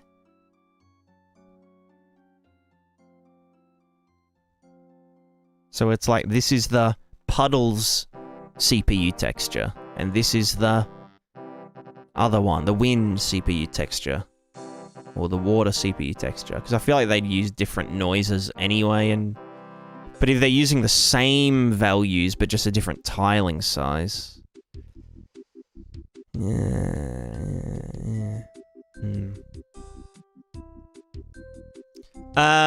Philippe, hello. Discovered you recently. Now I'm following your series of landscape tutorials, having very good results. Thank you. No worries. I'm glad that you are having good results. Elmarath, any idea to create persistent trails other than decals? No. That's kind of it. If you want them like to be persistent, then you could use decals. You could use a spline, like generate a spline that draws to a runtime virtual texture, but you wouldn't want to be doing that on screen. You'd only want to do that when you kind of, when they're off screen kind of thing. Do you know what I mean? Whenever there's a way I can write a component that goes along with it that kidnaps your win system and use it to apply general force to physics actors with that component. So you technically can read from a render target at runtime. Sample render target.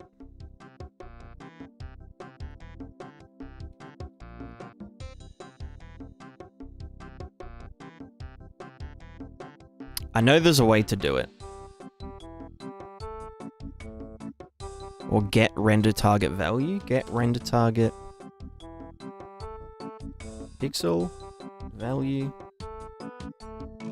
Yeah, it could be because I'm in a function.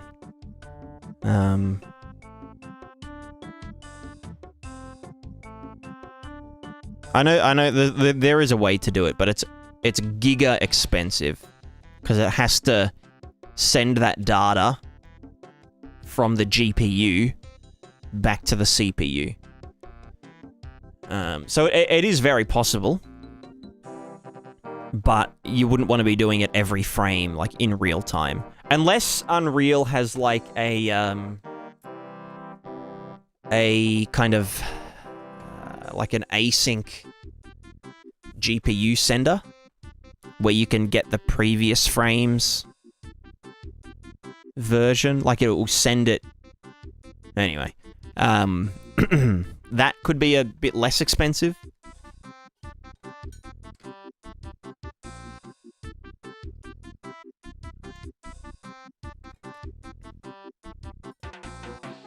Could attempt to write one. Yeah, I mean that would be heaps of people would love that. But yeah, the general practice would be to have your wind, like run a parallel wind thing. So like if you shoot wind, then spawn a capsule, and maybe that capsule expands over time and gets like weaker over time. But then you just do, you know, capsule, get overlapping actors, apply force.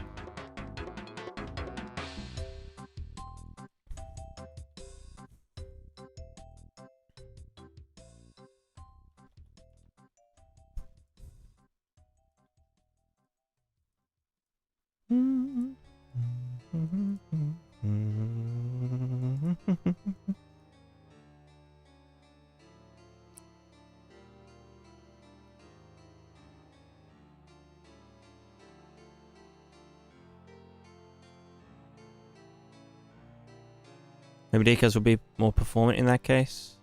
I mean, decals aren't... Can you do decal splines yet? Oh, you could... I wonder if you can, I wonder if mesh decals can use a spline mesh. Because then you could just have one decal that's, like, you know, stretched along a spline. So it would be one draw call. Obviously, you'd eat the pixel shader cost, but that's not too bad. Rather than having, like, a footstep for each decal. But yeah. Let's do location divided by tile size. Well, I should probably convert that to a 2D first. 2D.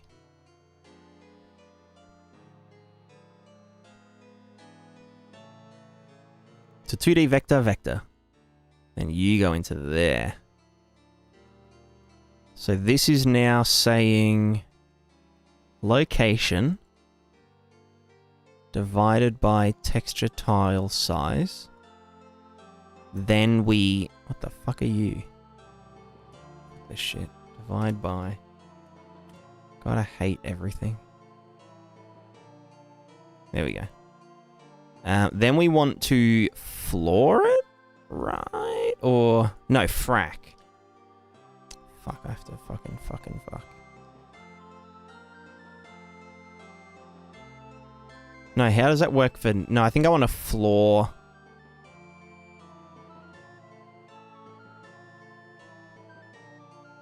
Floor, and then add 0.5.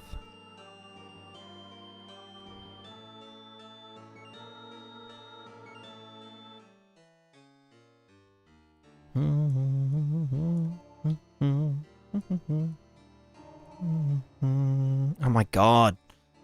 Float to float. Integer to float. Fucking hell.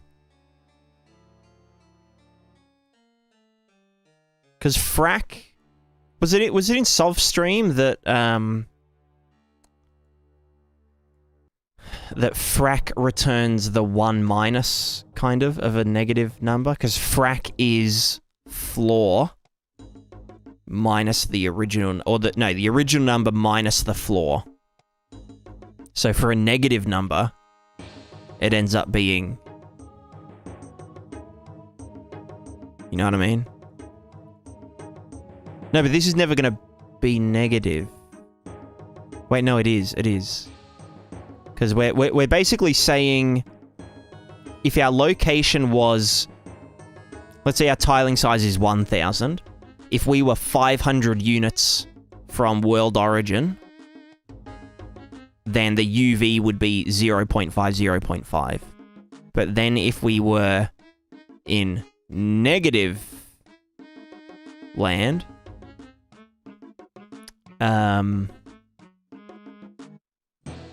if we divide negative 500 by 1,000, we get negative 0.5. If we floor 0.5, or, you know, 0.10 or whatever. Maybe I do just want to round, because round will...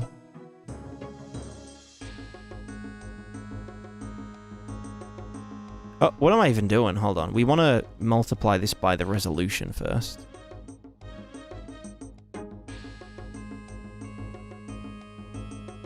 No. No. We want this to be UV space. I'm allowed to put links in here. I don't think YouTube chat allows you to put links, but the Twitch chat does. Or you might be able to link YouTube videos directly, but yeah, not thinger. Not external links. I'm not sure.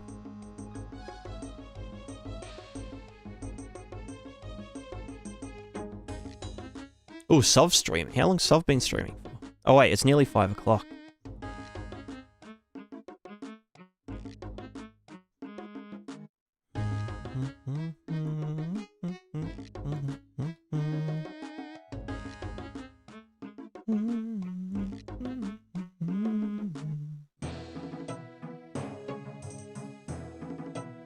Tyrannosaurus Lex. Yes, go for it. We're all about thinger. We're all about questions. Assumption in auto moderator permissions on YouTube. I don't know. I find that I find that YouTube chat's kind of weird. Like, no offense, but there's been some like real weird people in YouTube chat.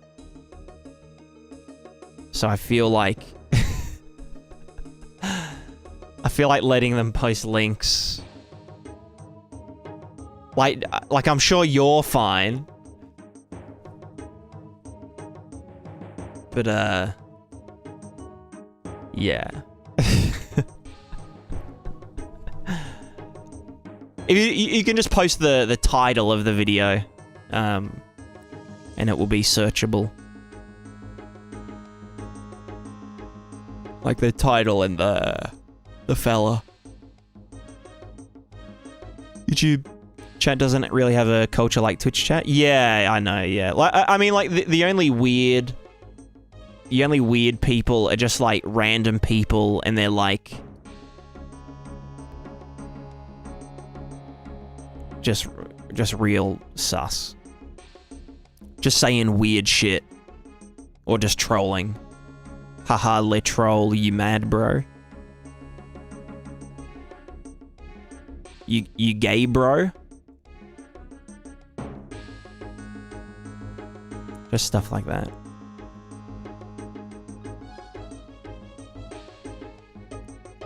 Video is how to download more RAM? Hell yeah. Fuck, actually, I've been running out of RAM. I haven't really. I've got 64 gigabytes of RAM.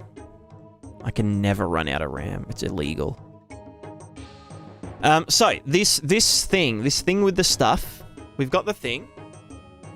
We want to sample it down here. But actually, can I sample?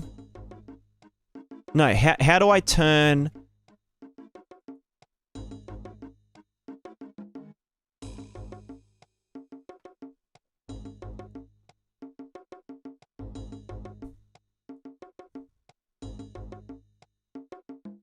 I don't want to do the...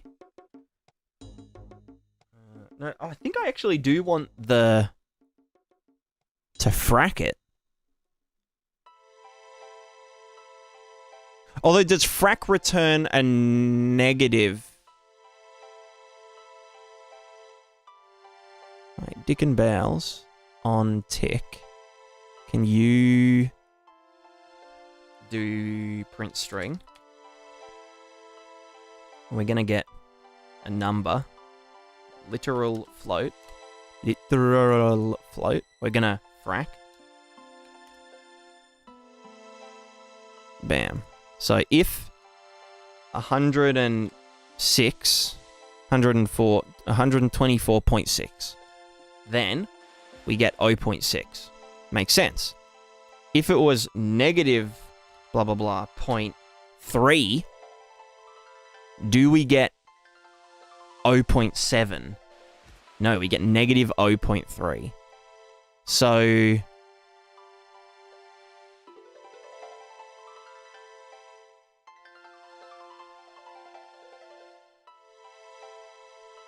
I can just do a select, but I feel like that's not as clean.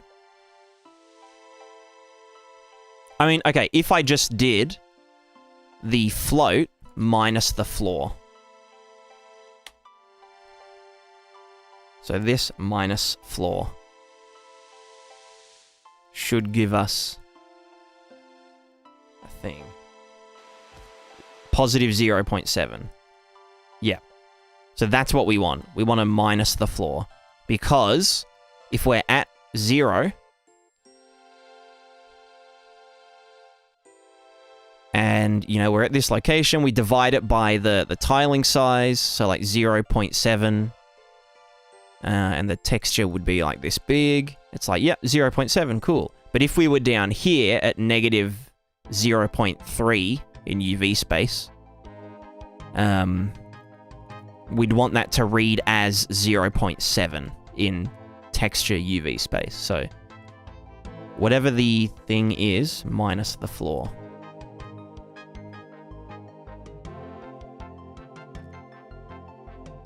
Can I floor a twofer? No.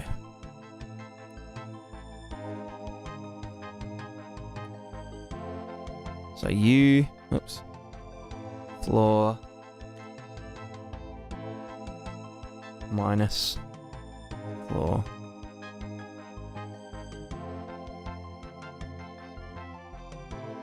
Fuck, there's so many mosquitoes in here. Get out, mozzies. You mozzie dogs.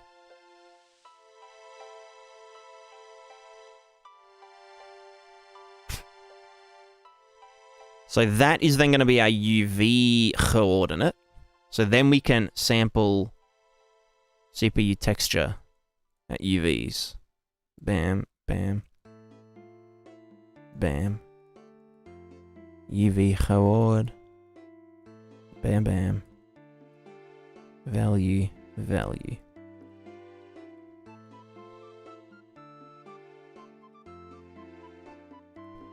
Easy. Very good, very good. I want to have many weapon impacts chop holes through the surface of materials. I tried debuffer decal technique to drive the opacity map in the material, but decals are rendered post opacity, so it didn't work. That's true, that's true. Also, that's actually a good point, because they get rendered on the depth buffer. And if the masked material unmasks, then it doesn't. Yeah. Does it let you do that? Or does it give you an error that says cannot affect opacity mask or something? Also tried the Runtime vertex painting plugin you recommended, I think, and it worked, but I want to ask you, have any other novel insights on the idea of cutting opacity hole through material surface? How might you handle that? The only other way I could think of is to use render targets, but that gets very expensive. Like, if you wanted to do that for, like, a bunch of different props, you know? Let's do it with it. Shows up totally black everywhere I tried to affect the opacity. Yeah, gotcha. Yeah, because it would do a weird feedback loop of, like, it's rendering one frame, but then the next one, the decal wouldn't be splattered. But then after, it would be like, okay, well, now nothing's there, so now we can render the thing, but now this is telling it to hide the opacity and that kind of thing. Yeah. I'd probably say the vertex painting plugin would be the best, well, the simplest solution. The only downside being that it breaks instancing. So, like, if you've got 100 wall meshes and you want to paint on one of them, that one can no longer be auto-batched. Or if you were using explicit instances, then you'd have to convert it to a static mesh and remove it from the mesh instance array, which isn't a big deal. The plugin probably already has a function for that.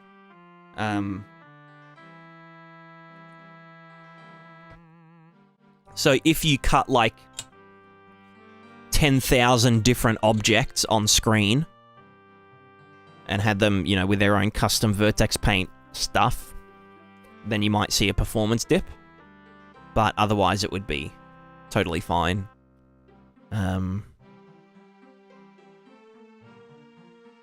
Yeah.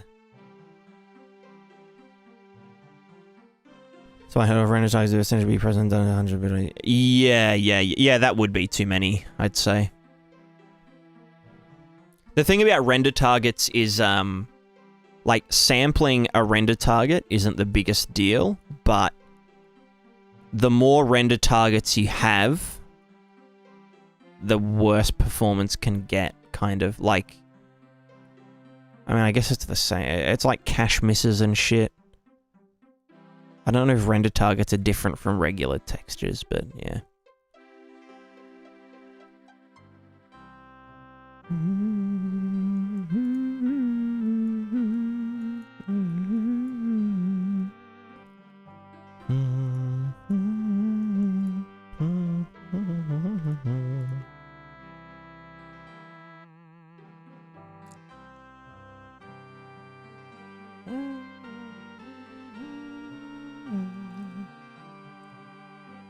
Right, let's do a test real quick. Let me just get material on a dude.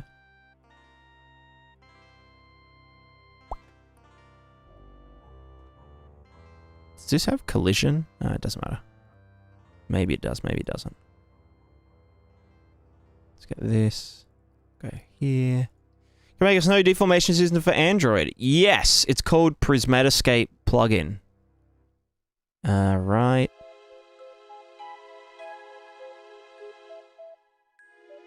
Here.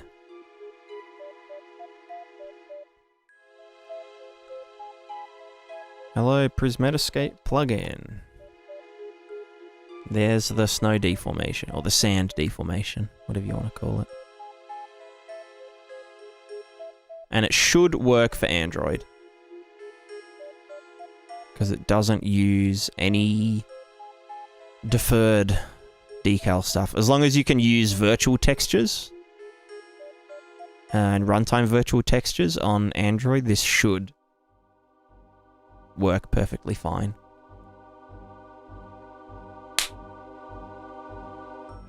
Gotcha. Gotcha.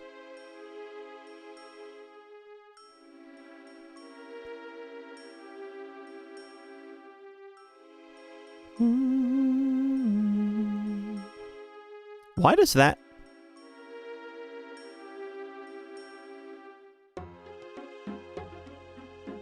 What have I done here? Have I... Oh, because I was dicking around with the thing.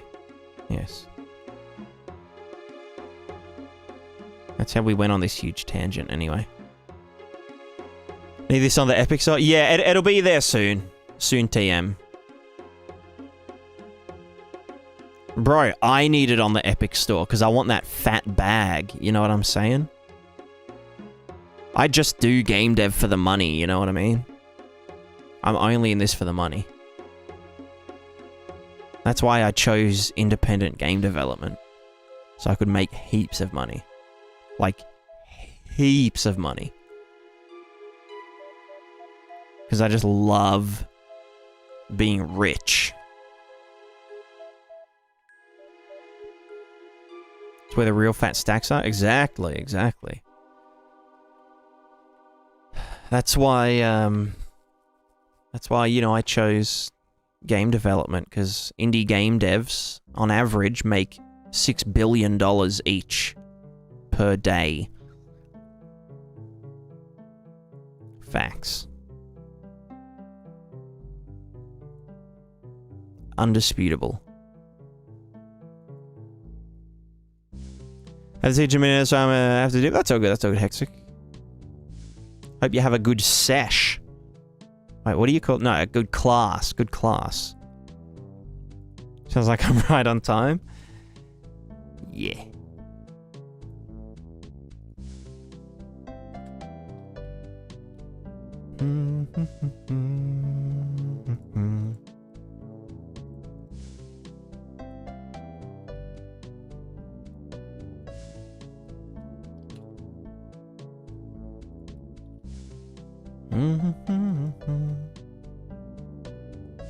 Did it for one day and bought the planet Mars. Why do you think Musk hasn't colonized it yet? Yeah, exactly. Can maybe still on an hour? Yeah, I might be. It's a possibility. Alright, well, position. There we go, XY, bam.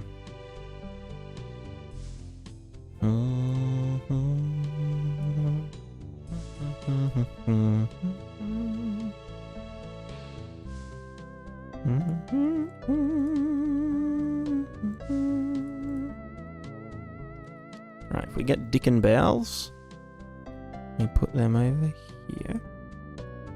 We'll go right there. And so we want to do this in sample at location. Die. You go into there. For each thing, just do this into there. Location is going to be, we don't want to...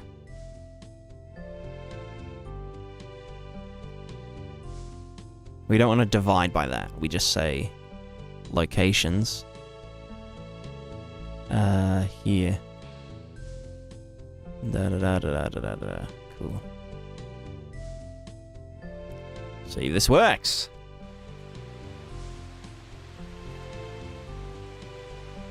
Does that work? I don't think it is correct. It's gonna make it bigger.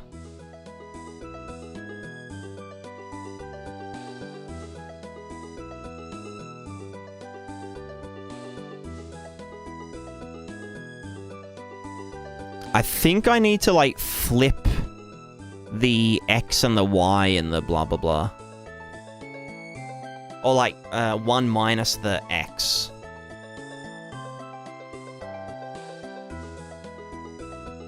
I need to do some stupid conversion.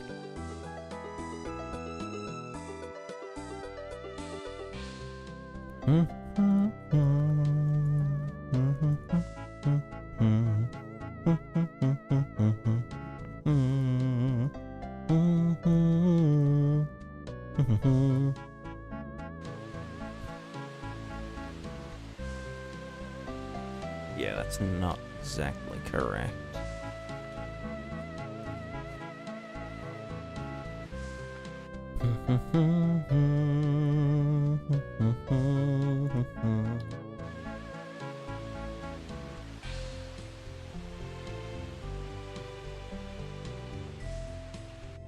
So what is world space? X is up from bottom, Y is across from bottom. So we would want to, but textures are X and Y 0 up here, and then 1, 1. Although is X, hold on, fuck my life.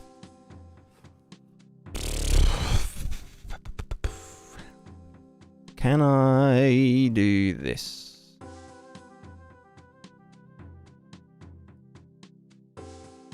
Just fucking text coord.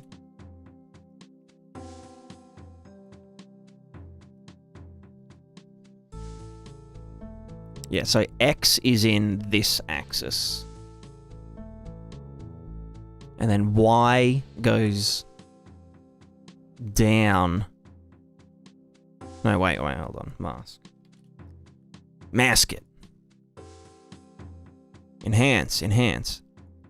So, X goes... X is Y. So, okay, X is Y. And then Y is X. Mine is negative X. So,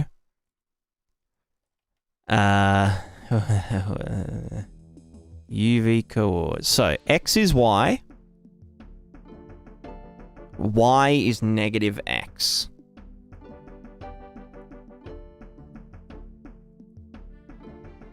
Cool. Probably. We will find out shortly. Find out next time on Pokemon. It's fucked. Oh, because negative isn't real. We can't have a fucking negative UV, dude. We need to 1 minus.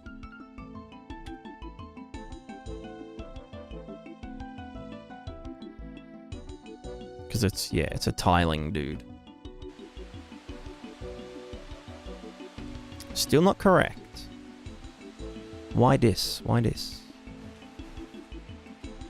Why?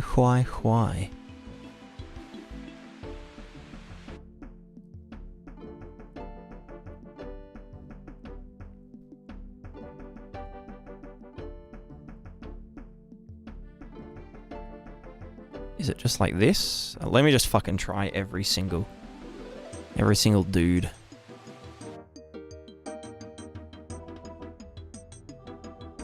Did you use tessellation?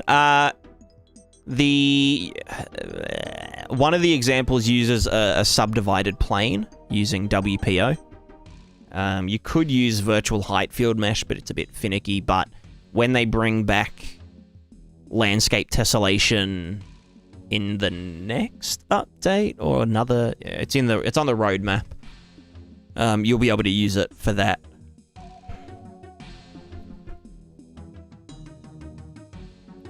Location, texture, tile, song.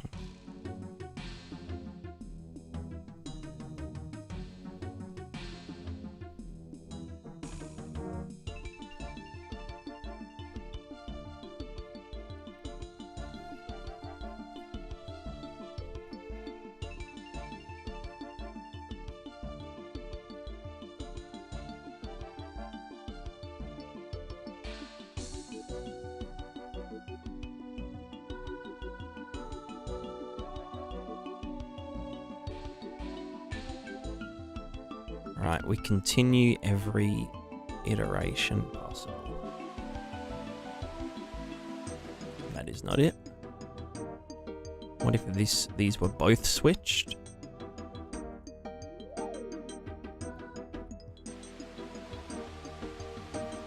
No, what if this was just raw? It's fucking raw. Nope. Nope, nope, nope.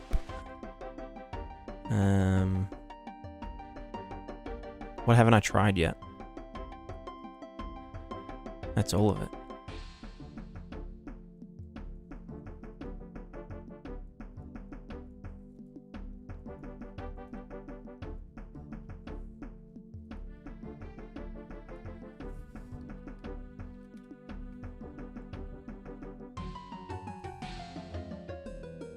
So this is just saying world position, divide by 3000. That gives us the tiling. Well, no, I shouldn't need to do any conversion then, because this is using world position.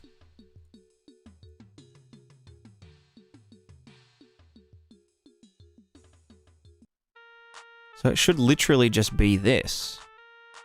XY. Location XY. Yo, any gnome party in the chat?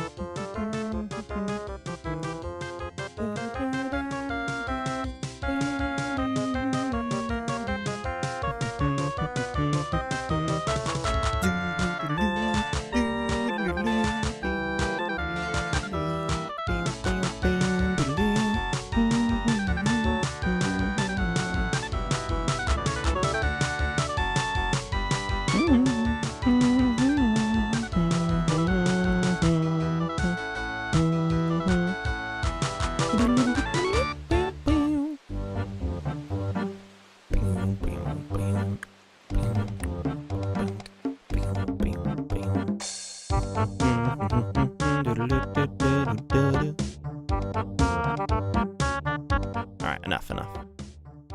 Just gnome party. Philip Cook, you're very intelligent. Thank you. I appreciate that. I have a very specific set of skills.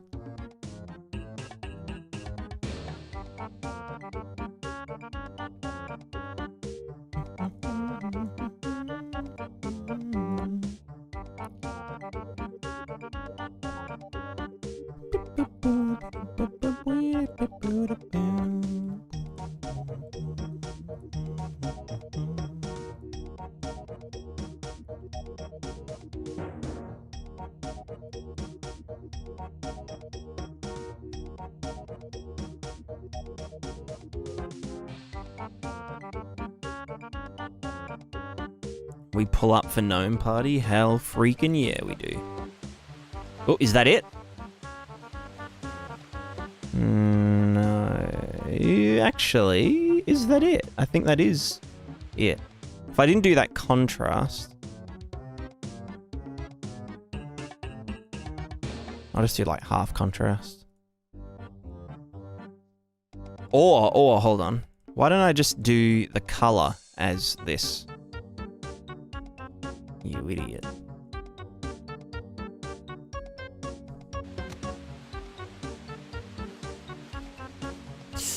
No, that's not it. Oh, God. Come on, man. What the fuck?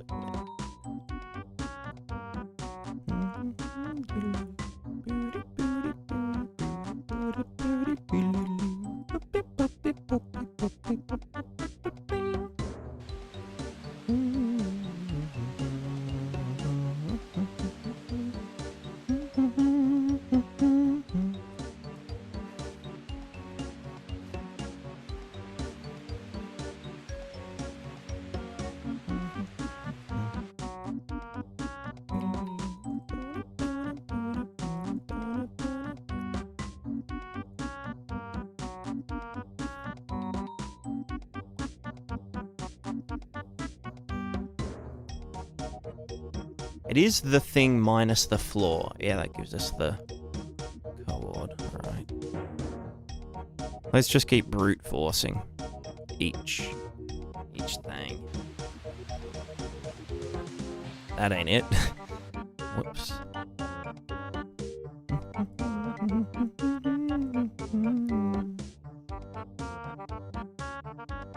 What if we just switch XY?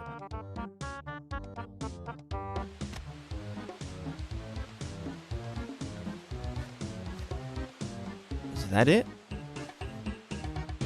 I need to make them thinner.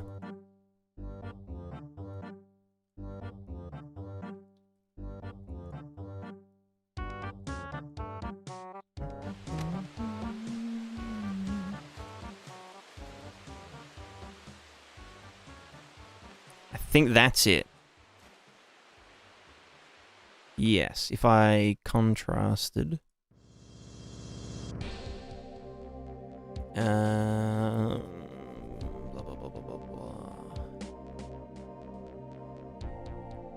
Okay, what if I just did more samples, like, closer together?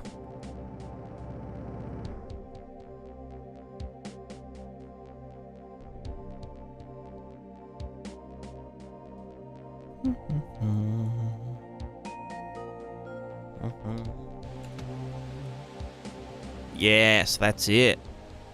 Right, okay, so.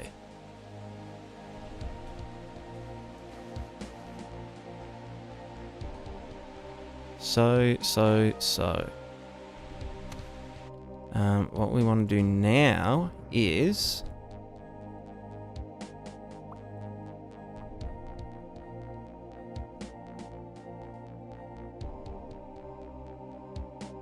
LCB texture at location, da-da-da-da-da. So what we could do in theory is just on our fella. Run your PCG debug view. It is very similar, isn't it? Can I go to tick? Event, tick, hello. On dick. Variable. Actually, can I just do... No, I'd have to make it. Fuck it. Variable is... Yes. Delete this. This is going to be a CPU texture data asset. Very cool. Get delete this. Oops. And on dick, we want to get value. Get, what's it called? Sample. Sample CPU texture at location. Get actor. Location. Bam. Location. Bam. This is the bowls texture. So now we don't need dick and bowels. We're just going to read at our view. And, well, I need to fucking do something with it, like print string. Print the stinger. Pint sting. Very good. Right, so here the value is 0.06. And then over here it is brighter. And over here it is 0.8 and blah, blah, blah. Yeah, that's like basically 0 to white. Yeah.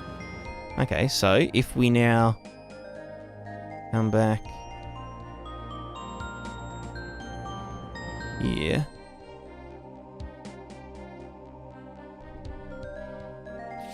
Zoop.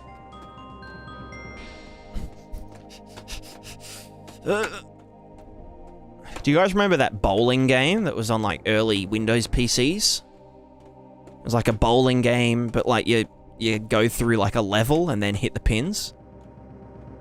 Or am I just tripping balls? That's what this feels like. Okay, so even when we're heaps far away, is it still accurate? Yes.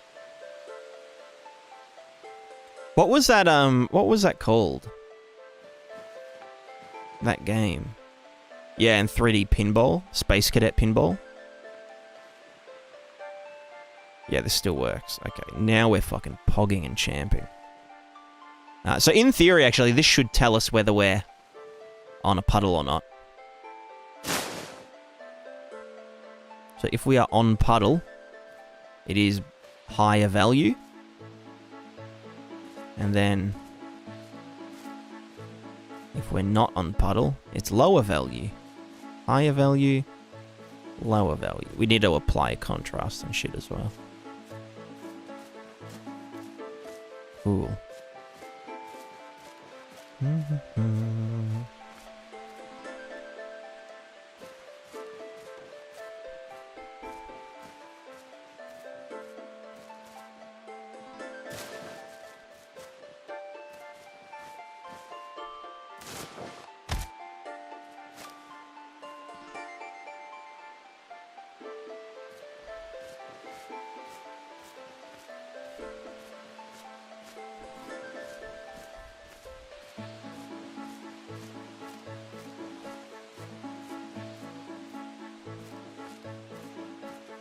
Nice. Quite pog. Quite pog.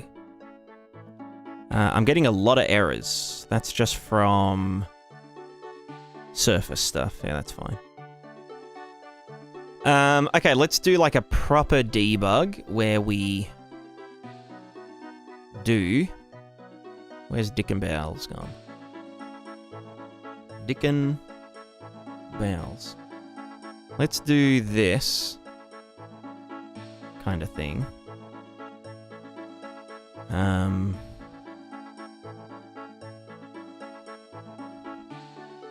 But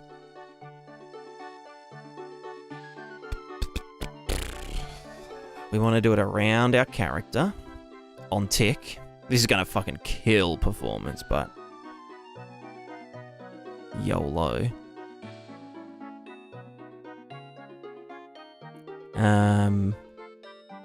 So we're just gonna do, let's just do like 64. 64, like an array of 64 by 64. Sample texture at location, blah, blah, blah. And then we also want to do a line trace by Chanel using start and start plus, I don't know, 100, and then down minus 100.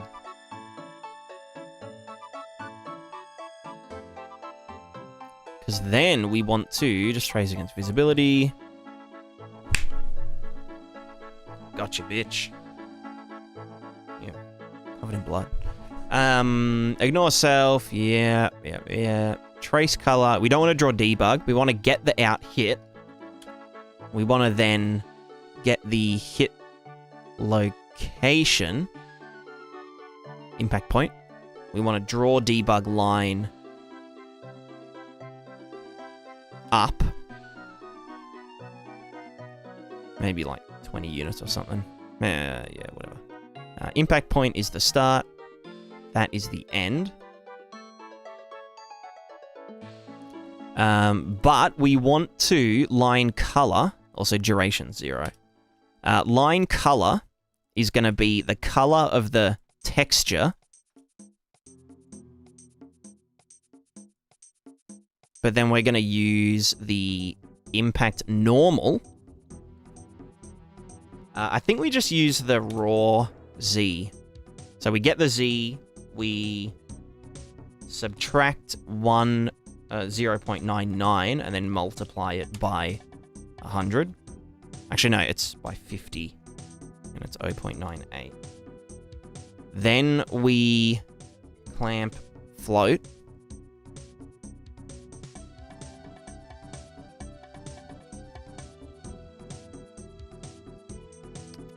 And then we also need the puddles value. How the fuck do I do this again?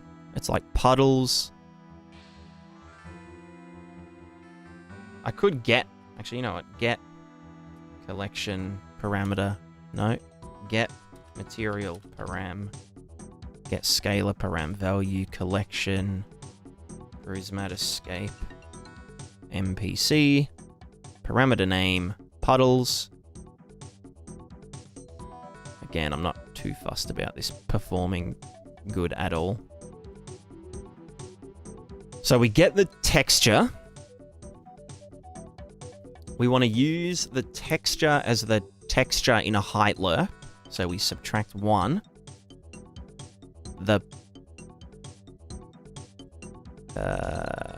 Let me just remember how I actually fucking do the puddles. Puddle mask. Show me the money. Right. Texture sample, subtract 1. Puddles plus the vertex color, which is... Fuck. That's 0 to 1, but we want it to subtract or add the thing. Right, so...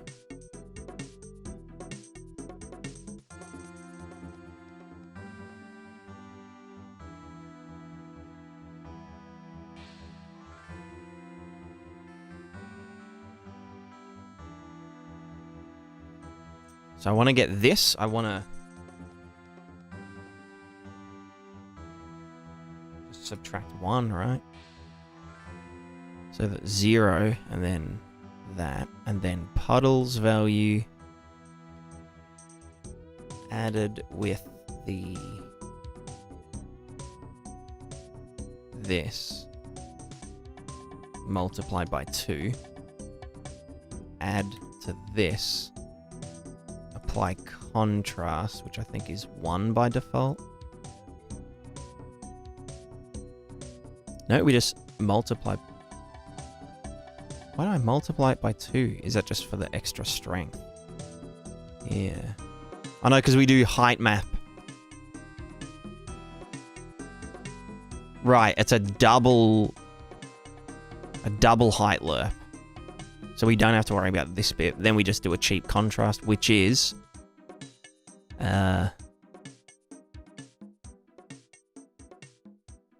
fucking just... It's a dumb way of doing it. I'll just do it like...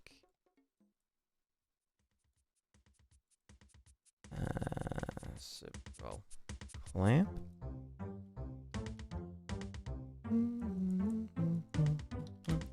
Subtract 0.5. Multiply by 2. Add 0.5. And that is our color. Rightio. Let's give it a geese. Where's our character?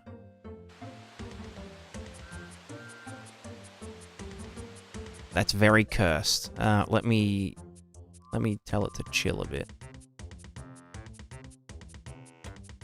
Also, here's some puddles. And we can get rid of that, because we know that it works. Lerped when he should have derped? Yeah, so true. Based. Look, I can see something.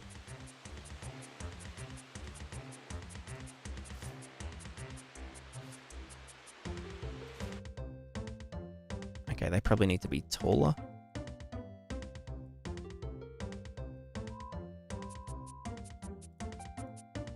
Or like start up higher.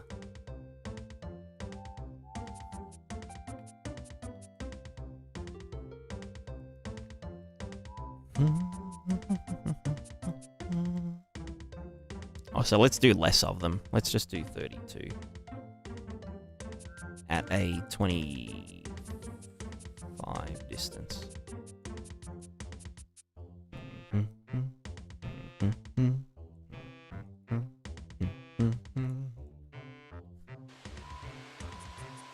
Why are they not thingoing? Anyway, you can see that, yeah, the puddles are white.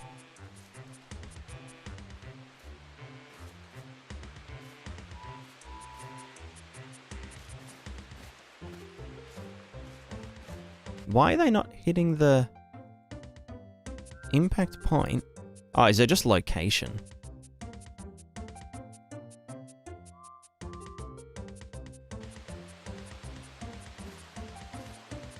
Or is it that they aren't... Are the line traces not...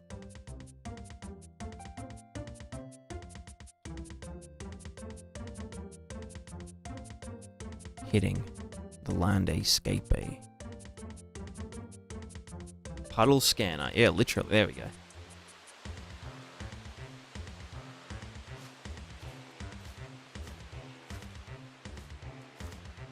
It works. It's beautiful. Look at it go.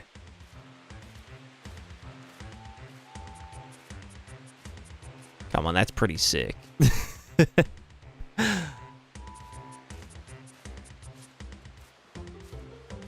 Now, obviously, you'd only be doing one of these at the character when they take a footstep. You know. Although it's not even expensive, it's just that it's drawing all these debug shapes that is chugging. And also the fact that I'm doing like 1,000 of them.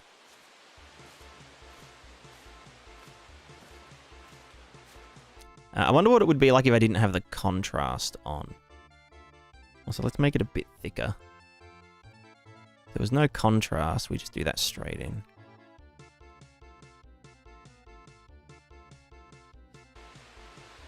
Right, new Prismatica feature. I probably need to be able to sample with interpolation, though. That's why we get some weird shit.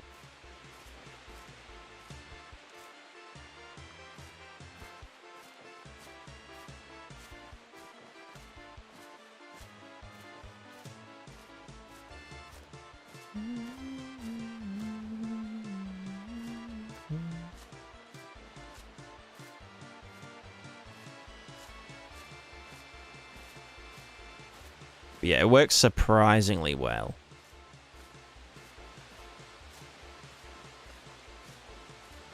And I could obviously tweak it and whatnot.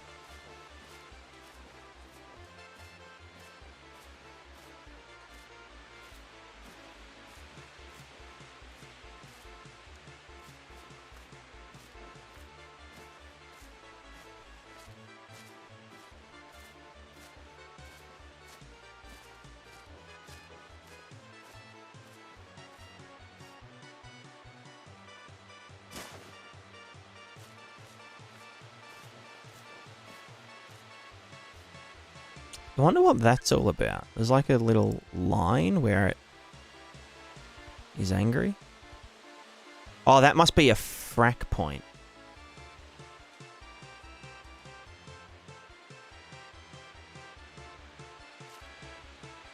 Or, actually, no, I think I know what it is.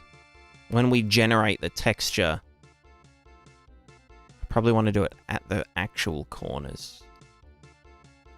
Bro, you're gonna burn your eyes? What do you mean, Medi? What do you mean? Burn them how?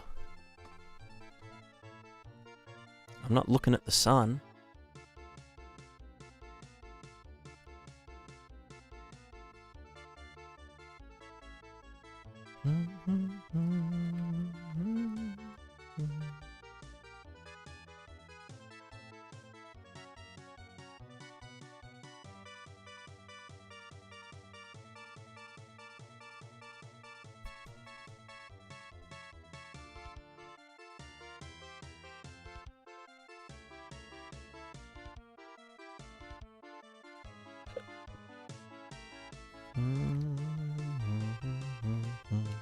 Would it be cheaper to poop the data out to a decal with some grid dots for alpha? Well, no, because this is CPU. We're in CPU land. With a decal, I could just sample the texture like I would here. But no, I just want to use debug traces to be able to... Because this is doing line traces and then just using the position to look it up from a texture that we've generated for the CPU. Look at this weird sampling shit.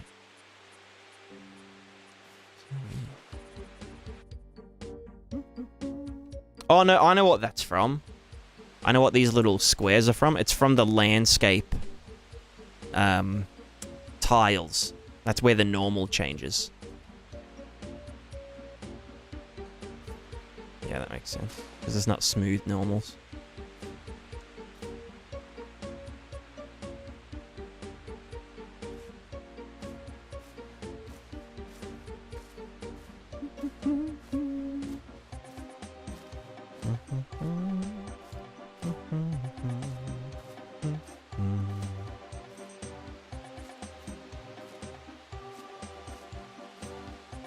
Yeah, that's pretty good.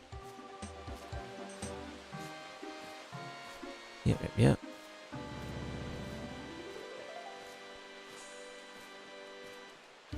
And then here we get nothing because it knows that on slopes there are never puddles.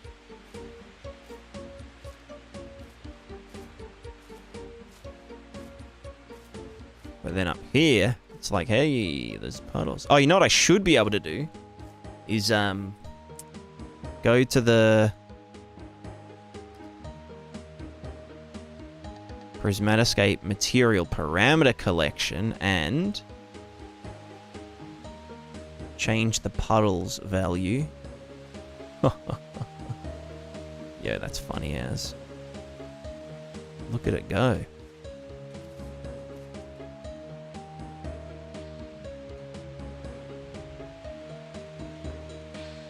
So even as puddles are drying up, it's still accurate. Easy. We've officially won the game.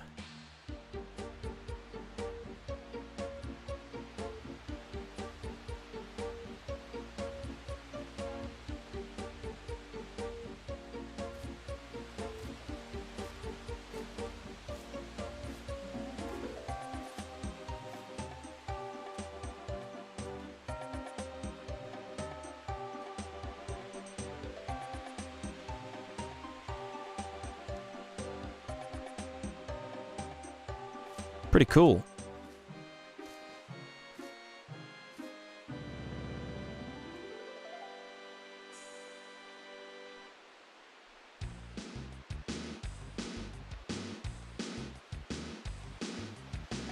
So the benefit of this is that it's completely coincidental that it shows the right values. Oh, so that snare drum, what the fuck? There we go. Yeah, like there's no communication between the texture and the value that we receive. So yeah, basically the way we'd use this is when we do a footprint or a footstep, we can then get the puddle value, really, like it's very cheap to get the value, and then we can, you know, play the splash sound effect, we can spawn splashing particles, we can slow the player down, or slow the character down, we can make the character slip over if it's like mud, all that kind of stuff.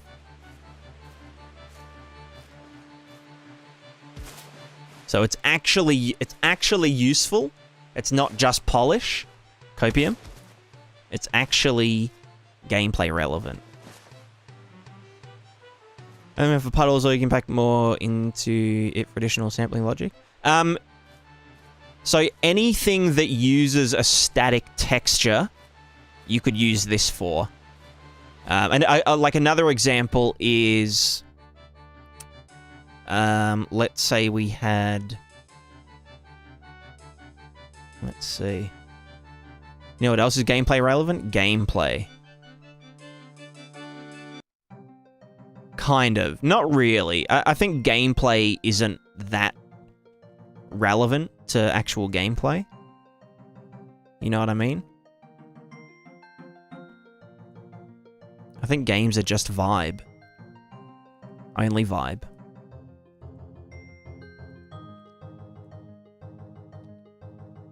Alright, let's get the Pris Global Wind and just rip out the...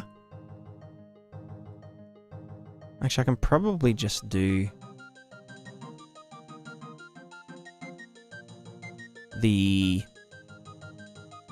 This. Probably.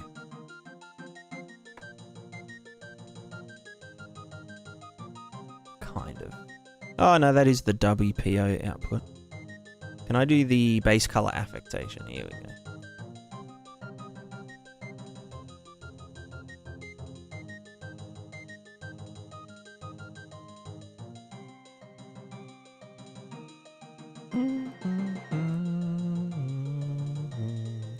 So let's say I had a big texture. Well, okay, let's say I had no time distortion. Wind distortion texture. Where does that get? Here.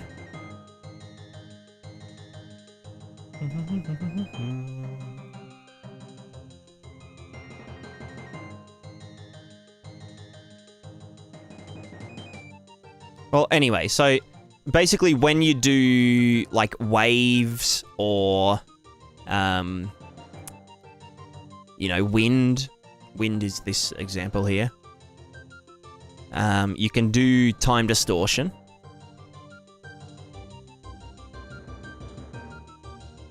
So if I just put in a really big thing here, additional time distortion at like, I don't know, fucking 10,000. Actually, 10,000 is probably not much.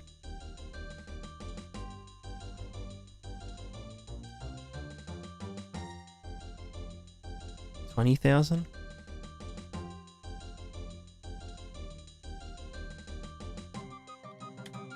Multiply by a big number.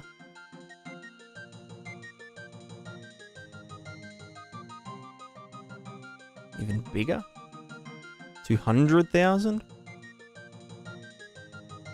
And then really big number?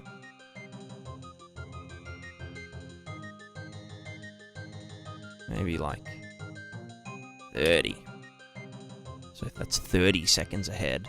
So yeah, you can see how now this, I mean, it's kind of bad because it's a low resolution texture, but see how like these waves are ahead of these ones.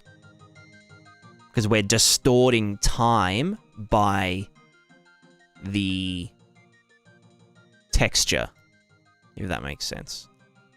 Can I sample that at a lower MIP? No, that just would be worse. If I use like actual noise, like generative noise.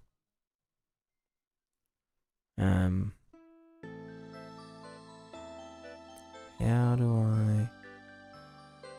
Oh, I'd literally just do that.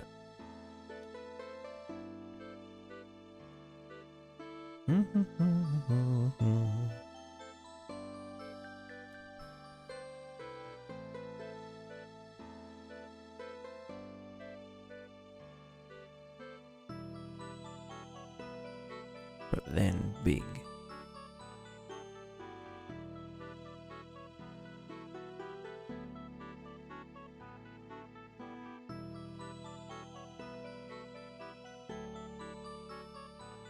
Where is level scale? Is bigger smaller?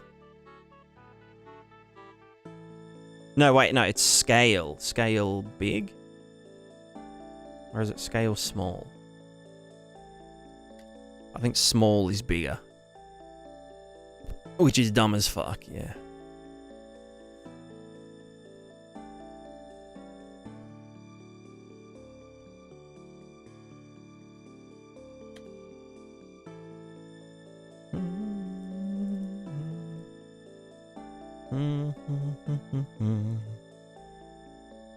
Let me just disable the time distortion.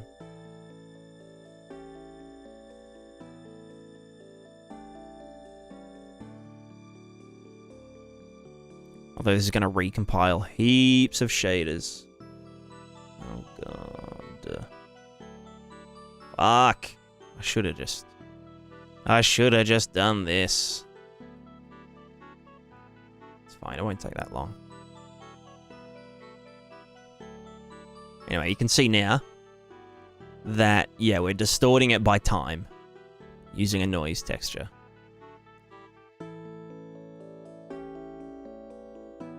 So usually this would just be movie. No, it would just be straight lines. So this is like another case where, yeah, you could have a really accurate like wind gusts on a character by just, you know, doing like 2 or 3 sine waves, the world location, the wind intensity, and then the noise distortion texture.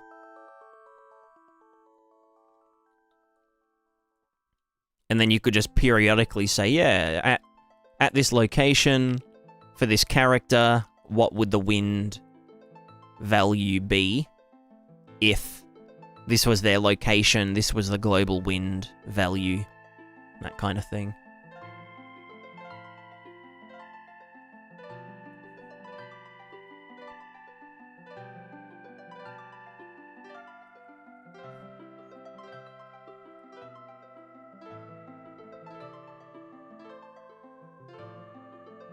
If you wanted to do that, of course.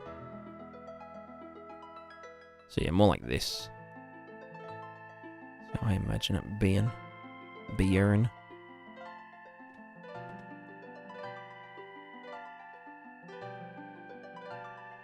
I'm tripping. Tripper and Borals.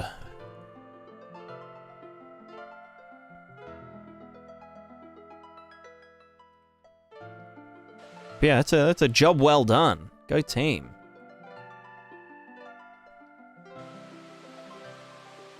That seems to work perfectly.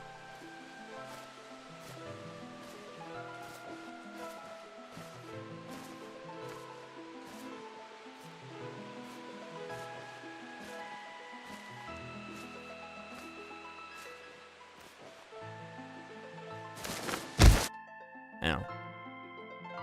Alright, well, I think we leave it on a high note. And we get the frink out of here. So thanks everyone for hanging out. Hope you all had a ripper. I'm going to start downloading those Unreal Humble Bundle asset thingos. Well, redeeming them, at least. Actually, yeah, and then I will download them. Yeah, I can put them on my Z drive. So that should be fun. Yeah.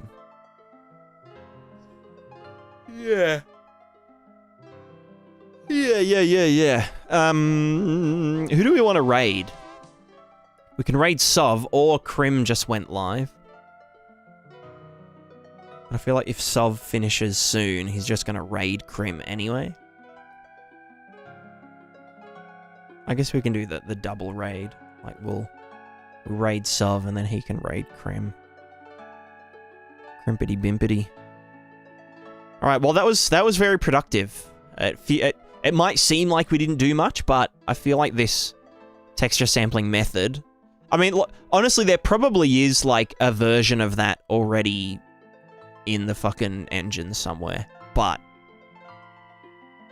I like my version better because you can choose, like, the resolution to the texture array thing. Yeah. It's pretty cool. So, anyway, we're gonna raid Sov. I feel like I'm about to fall asleep, so... Yeah, Twitch chatters? What do you mean that was huge? Oh, you mean like the texture thing, eh? I mean, it's a little helper function. But I think that'll be good for, especially with the plugin, that people are like, oh, how do I detect puddles? You know, that kind of thing. So that'll be handy for them. Anyway, we're going to raid Sov. Cool. We just raided Sov. And YouTube chatters, thank you very much for watching. You guys are pretty cool. Yeah. Thanks. Bye.